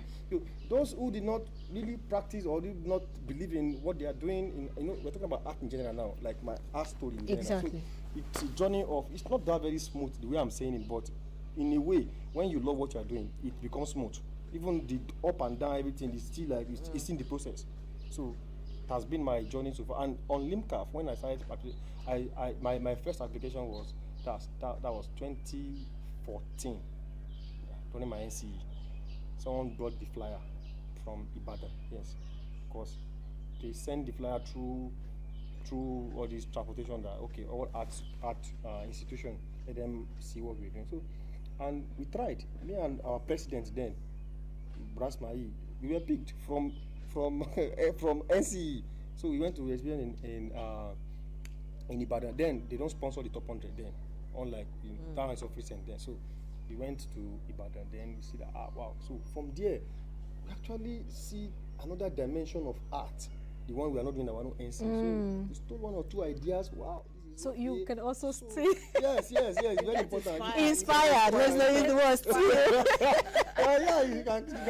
It's get inspired. It's allowed. You can steal idea from. Wow, I think. And refine it. Yes. Yeah, this collage method, we can actually do this. We can do this too. They don't teach us this in school, but from your fellow artists, like young artists. Wow. So going back, teach others, gather people how far. This is what we saw. Look at this guy. Do you know who can do like this? So, it's actually helping others too. Yeah. What we gain from others' own, bring it to our zone. Then everything is just so. After my NC, I proceeded to the following year. So I asked the LIMCAF coordinator that, why can't we just why do we have to travel from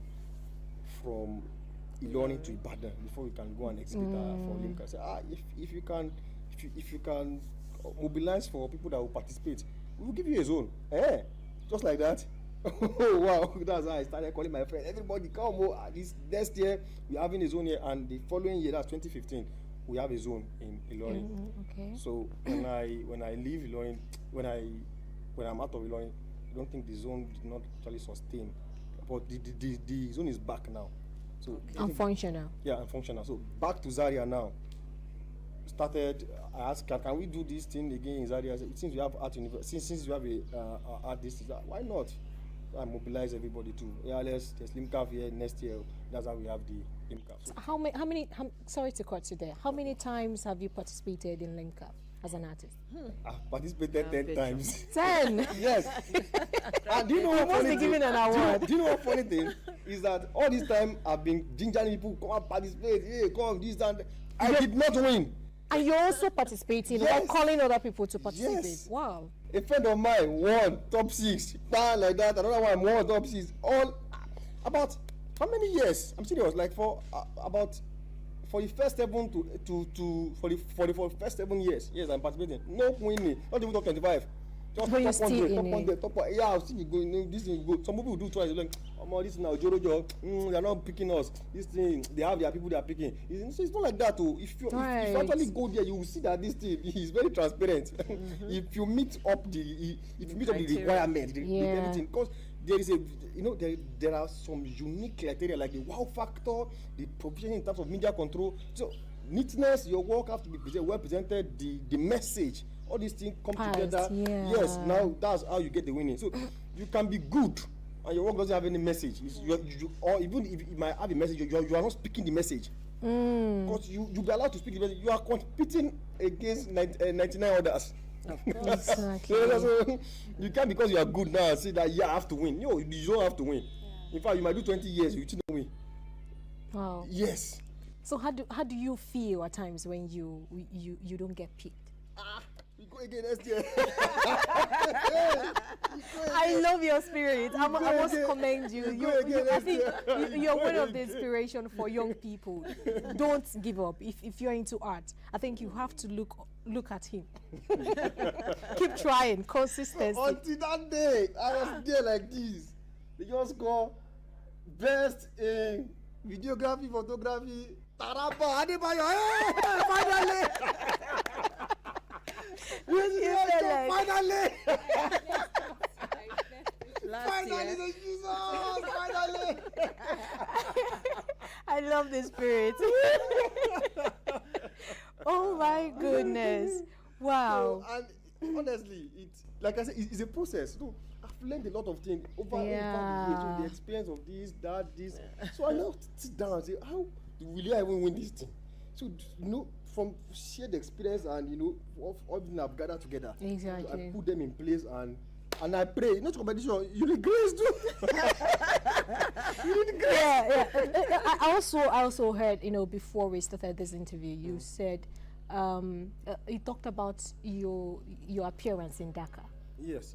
Was it true Limcaf? Yes, this is it. When you are part of the top 6. Dakar is a Binali, it happens once in 2 years. Okay. So the winner of last year and the one and those that win this year, that means 12 of them, top 6. You have top 6.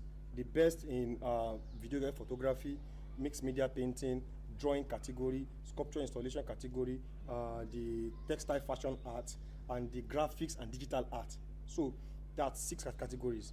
So the 6 of them will have an international exhibition affiliated as Dark Art off event. It's affiliated to the Dark Arts Festival in Senegal. Okay.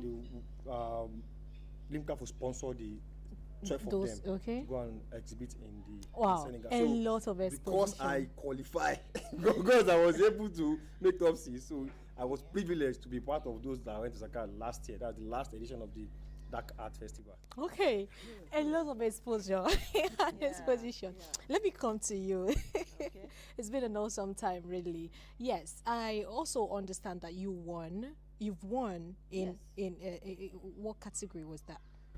When it started in 2007, we didn't have different aspects like in painting, sculpture, drawing. No, we had first 3, top 3. Okay. And then consolation prizes. So in 2009, when I participated, I got the top 3 position. I was 3rd place over 400 artists. Over 400? At the time. Yes. I'm looking at a great... And then surprisingly, that was the period in my life I wanted to let go of art. Before now, this is Abuja. I was in Lagos after my youth service. And then I got married, came to Abuja, not Abuja city where you have exhibitions.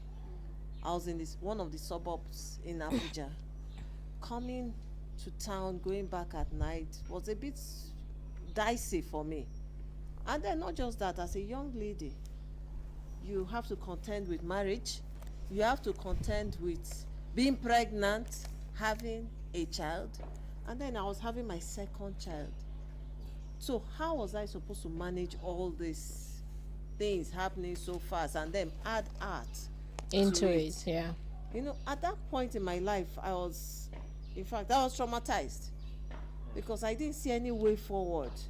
I'm very far away from the city center where my art will have at least good exposure and patronage possibly. And then I have to contend myself with motherhood. You don't sleep now. You have a newborn baby. You're up all night, So I came in contact with the advert at the National Museum, National Gallery of Art, and I knew then that, okay, yes, this is it. Let me go for this competition. There was no Abuja zone at the time in 2009. My husband had to take me to Kaduna to submit the physical work. And then, much later, months later, in October, I was called that I was one of the top 3. Wow. And then at that point, I started praying, God, this has to be it. Wow. This has to be it. Over what? Over 400 participants. 400 artists. Hmm. You know, when I got that prize, 3rd place, I knew that, in fact, There's this something art there. cannot die. There's something there. I knew that it was a divine call to say, keep doing what you're doing. You may not have money, but just keep doing it. And that's been my story. Yeah, so till just now. quickly before we round up, what are the challenges? Because I know that many, or if not every organization will have challenges they face. What are the challenges you've encountered in preparation, in gathering everything you need for LIMCAF activity and exhibition? Manpower. Okay. We need manpower to join hands with us to facilitate the events. We can do more. You know, we can do more. But then, things cannot just happen out of the blue. People are behind the success. You know, we need sponsors to collaborate with LIMCAF to make it easier and to reach the right people. You know, I didn't know anybody from LIMCAF when I participated. They didn't know me. I didn't get to see the art director till years later. I didn't know anybody. I just put in my work and that was it. You know, so we need collaborators to make it real, a very real and life-changing experience for this generation and generations to come. Okay, let me come to you, Abimbola. What is one advice you would give to other young artists out there that may be shy or may be drawn back by challenges in the art industry? Okay, I would say just keep pushing and find your expression. That's the word I would use. Find your expression. Like, some people really do not know how to express themselves. I think it feels like a superpower, finding your expression. It's something we can't really just figure out at a particular, but you just have to find it. So I think mainly for female artists, I think we have that edge. We can always come out there, and we just need to encourage ourselves. We need to encourage ourselves. It's not so easy as it feels. And I would say, as a female artist, you're also like a man in this arts field. I was coming to yeah. Very tough. You have to be tough because tougher than the men. Yes. Yes. That's to it. contend with everything. You're married, you have children, you have this, you have you don't see yourself like, oh, I'm a female artist. No, you're an artist. You're an artist. You just there is do no it. gender. Yeah. Okay, coming to you. I know you have a lot of things to say because of time. All right. What is one thing you're looking for? What is that vision you want to see in LIMCAF in the future? When we travel to Senegal, so we see the possibility. In fact, that was the first time I saw the possibility in art, like how big a festival can be. Like, seriously? A gigantic building. A hall is being given to one artist, and there are about 400 artists exhibiting at once. One hall for one artist. So now you have like you have a room. They don't do work like the ones you saw at Top Pyramid, like one per artist, no, or two per artist, no. It's a collection of your works. So it tells a start to finish story. So I'm projecting something like that, and it's possible. You know why? Do you know why I say it's possible? Because we are heading there. And it's very soon, whereby we will have so much support and capacity to expand from top 100, this and that, then we'll have that kind of exhibition, whereby we'll be assigning all to each participant, so that you can tell a full story. It's not just about normal, it's secondary. like moving to a tertiary level of exhibition. Wow, wow, great. And finally, from you, Clarence, Life in My City Art Festival, LIMCAF. For someone who is out there, who is looking for this platform, for an opportunity like this, what would you tell the person? I'll tell the person not to wait. Align yourself by following LIMCAF, Life in My City Art Festival, on all social media handles. You get every information you need. You get the open call notice. Try. 5,000 naira to register, and that is the only money you get to pay. Wow.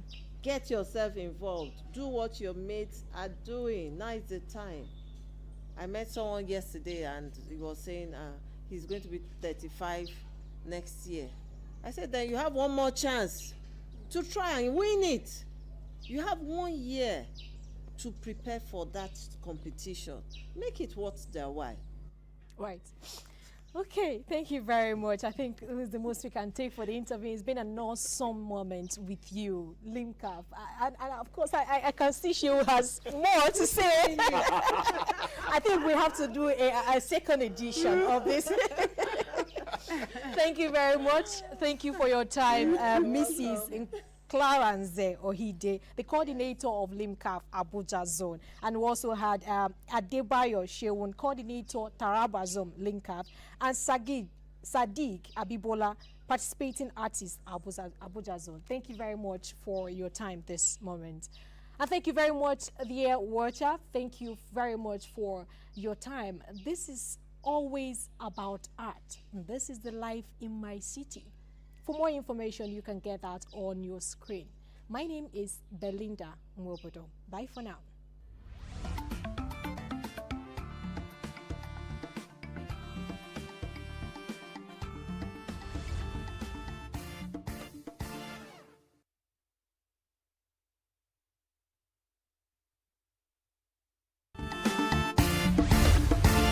Signature TV, news in your pocket.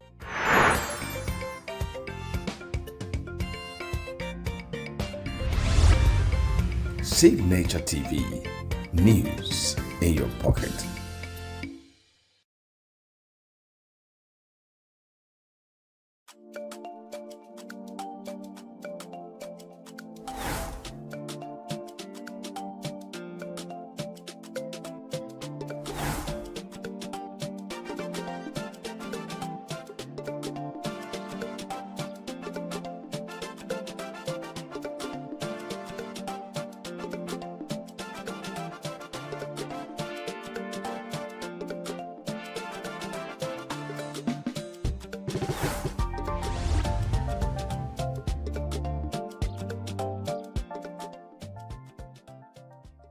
Every second, every minute, every day, news is breaking, events occur, and there are new developments. At Signature TV, we follow these stories objectively, bringing all sides without bias, explaining the complex issues, breaking down the numbers, and investigating the issues behind the news. Anywhere and everywhere, near or far, wherever the news is, we will be there. Signature TV, news in your pocket.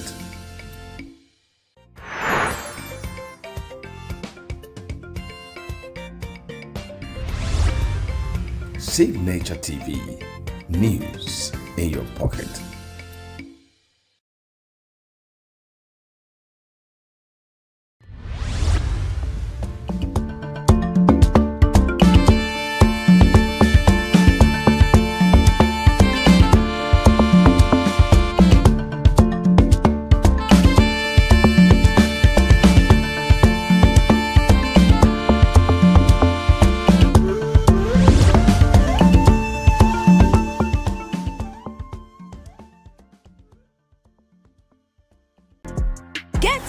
Into the heartbeat of entertainment on The Hub, your ultimate show on eVibes. From trending stories and social media drama to top charting music, must-watch movies, and exciting moments from the world of arts. We've got it all. Join us for unmissable conversations with your favorite entertainment personalities, plus fun segments every week. I should try harder, so... Okay, I don't know that one. Outfit of the day. Oh, I don't do that. That's some Gen Z stuff. Oh, now you say it's a Gen Z stuff. It's everything you love about entertainment, served fresh every week at 1 p.m. with weekend repeats just in case you missed it. The Hubs on E-Vibes, where the vibes never stop. Only on Signature TV.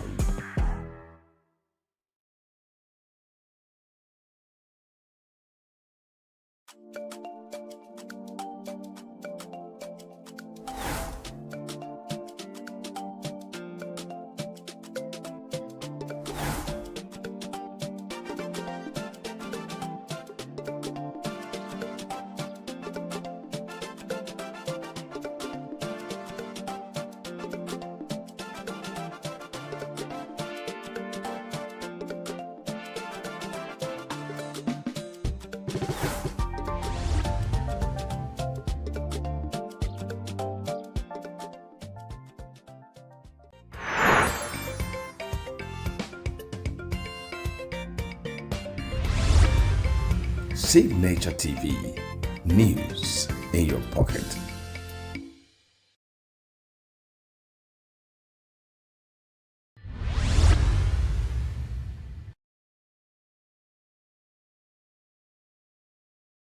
The role of nurses in our society is to ensure that people live healthy. And we do this through promotion. In promotion, we promote people's way of life, having them engage in physical exercises, having them have good nutrition, safe water, safe environment to promote.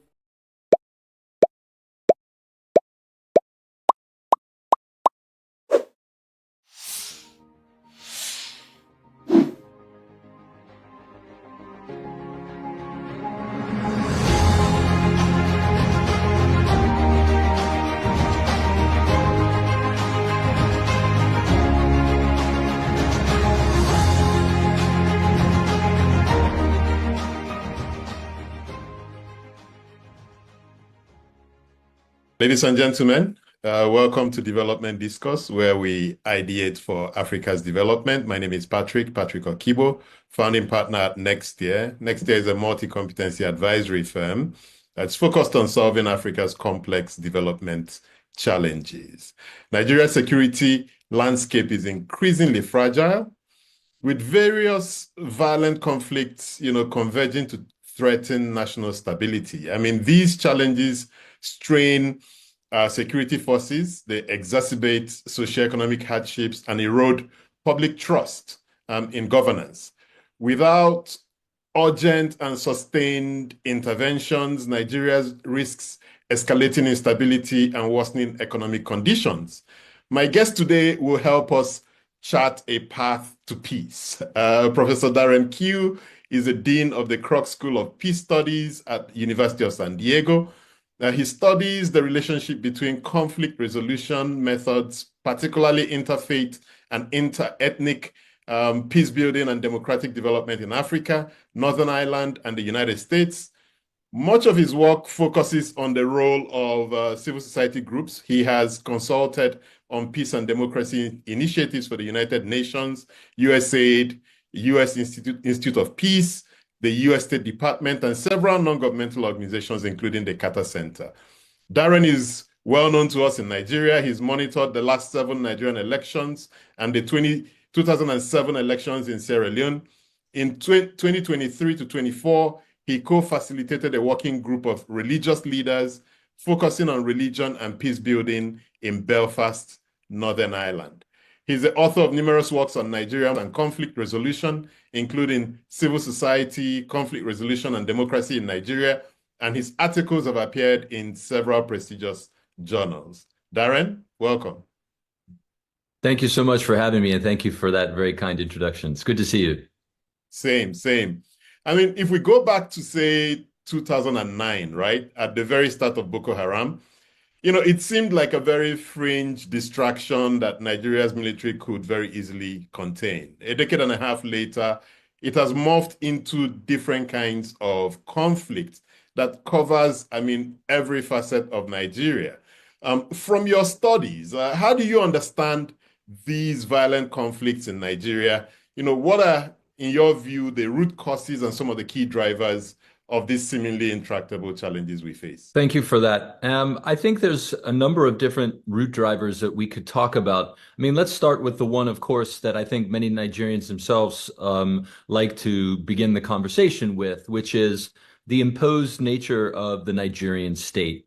It's not an organic state. As we know, right? It's an imposition of colonialism, and it lumped together many different nations and peoples who, prior to that point, had been independent and had been following separate paths, and then essentially forced Nigerians to do what the European Union has been trying to do for decades, to try to forge a single identity politically out of many, many different identities, except Nigerians have been doing it without the deep institutional supports or the economic riches that the Europeans enjoy. And so I think that sort of deep diversity across Nigeria is often a difficulty, at least in terms of political mobilization. I don't actually think that it is a fundamental flaw in the sense that it's not something that Nigerians can't overcome. I think it just created a difficult beginning. And of course, the Civil War coming out in part from that, from those divisions within society. I think the thing I'm more concerned about now at this point is the dampening effect that different identities across Nigeria have on larger scale political mobilization. And the other thing, too, being that oftentimes political elites resort to playing the ethnic card or the religious card so regularly in terms of their own political fortunes. And I think that constantly creates a dynamic where Nigerians are often in this sort of ethnic and religious bean counting perspective. How many of X group or X religion are in the cabinet, are in, our governors, et cetera, rather than getting down to the fundamental issue in I think, Nigerian development and society, which is poverty and dealing with the economic crisis that Nigerians have been struggling with for decades in many ways, shapes, and forms. And I think, in that economic crisis, and we can talk about this, of course, are the terrible impacts of the so-called Dutch disease, right? The over-reliance on one major export, and that, of course, is oil. And many of us, of course, have heard the phrase of the oil curse. And I think Nigerians in particular, when you throw together the toxic mix of authoritarian government, after several decades of military rule, prior, of course, decades of colonial rule, but you throw together authoritarian government with extremely centralized resource like oil, and you create the toxic corruption environment that Nigerians are still struggling with. And those corruption patterns really are in so many ways, I think, the enemy of the natural power that I think Nigeria has and its rightful place as a leader in this world. But because it is so focused on internal struggles, I think that continues the process you're talking about. Now, isn't part of the problem that we've always defined this problem within the framing of politics, so the multi-ethnic, multi-religious, but we have many other countries around the world that are so, diverse, but they've found a path. They found a path to economic prosperity. And once they hit that economic prosperity, many of the political issues tend to diminish, even if they don't disappear completely. So my thesis, or something I'm kind of thinking about, is that if we reframed Nigeria's problems around economic more than political, that could begin to help us solve many of these challenges, because then we would hold, instead of having these discussions around how many of my people, how many of my tribesmen or co-religionists are in government, we'll be focused on which of the presidents, which of the governors, which of the local government chairmen has actually advanced the people. And that in just it's a shifting of the framing could unlock what we're dealing with. What are your thoughts on this? Yes, I think, and I think you put your finger on sort of the holy grail of Nigerian politics, which is the question of when does Nigerian politics move from being dominated by ethnicity to being dominated by class, which is the real difference, the real divide across the nation, is when will there be a real sort of pro-poor, pro-development political movement that will rise. And that, I think, has been the main enemy of that movement has been the sort of ethnic divides that keep coming up across the country. And I think what's interesting, however, though, at least in my mind, and this is something I've written quite a bit about, is that if you actually, when you interview political elites across Nigeria, it doesn't matter sort of where they are, where they're from Borno to Kano to Lagos to Anambra. The rich in Nigeria have far more in common with each other than they have to do with their own constituents. Exactly. So the political elite send, their families all shop in London and Paris, and they send their kids to school here in the United States or in Europe. And where do they go for hospital stays? Of course, they all end up in Europe or the United States somewhere.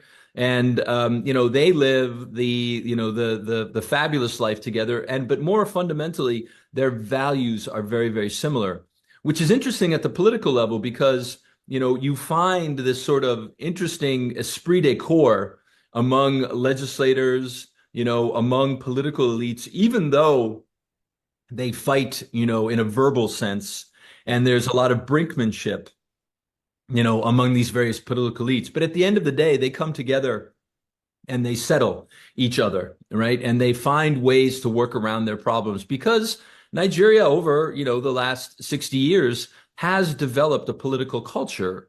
And there is at the elite level a deep culture of negotiation and bargaining.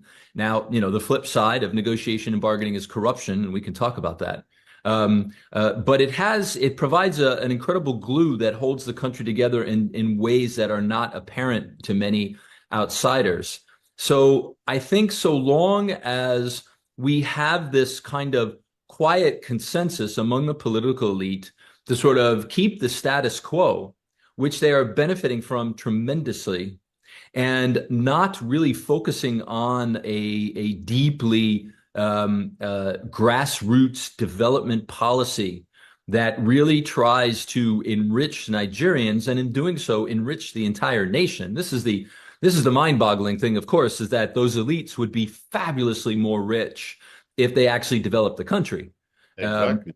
But it's been this long-standing approach to politics of short-term gain over any sort of long-term investment. And I think if Nigeria can move in that direction, then it would be a very, very different country. And we can talk about some of those steps of moving in that direction. And we will get to those. We will get to corruption. We'll get to those steps. But just to stay with security and conflict for a little bit more, if we look at Nigeria's security architecture, from your study of this, from your review of various attempts we've made, what are some of the structural or policy changes that we need to bring to bear to see if we can build a security architecture that begins to address some of the conflict issues we're facing? Yeah, on the security side, I think, the long-standing debate about localized police forces is an essential piece of this.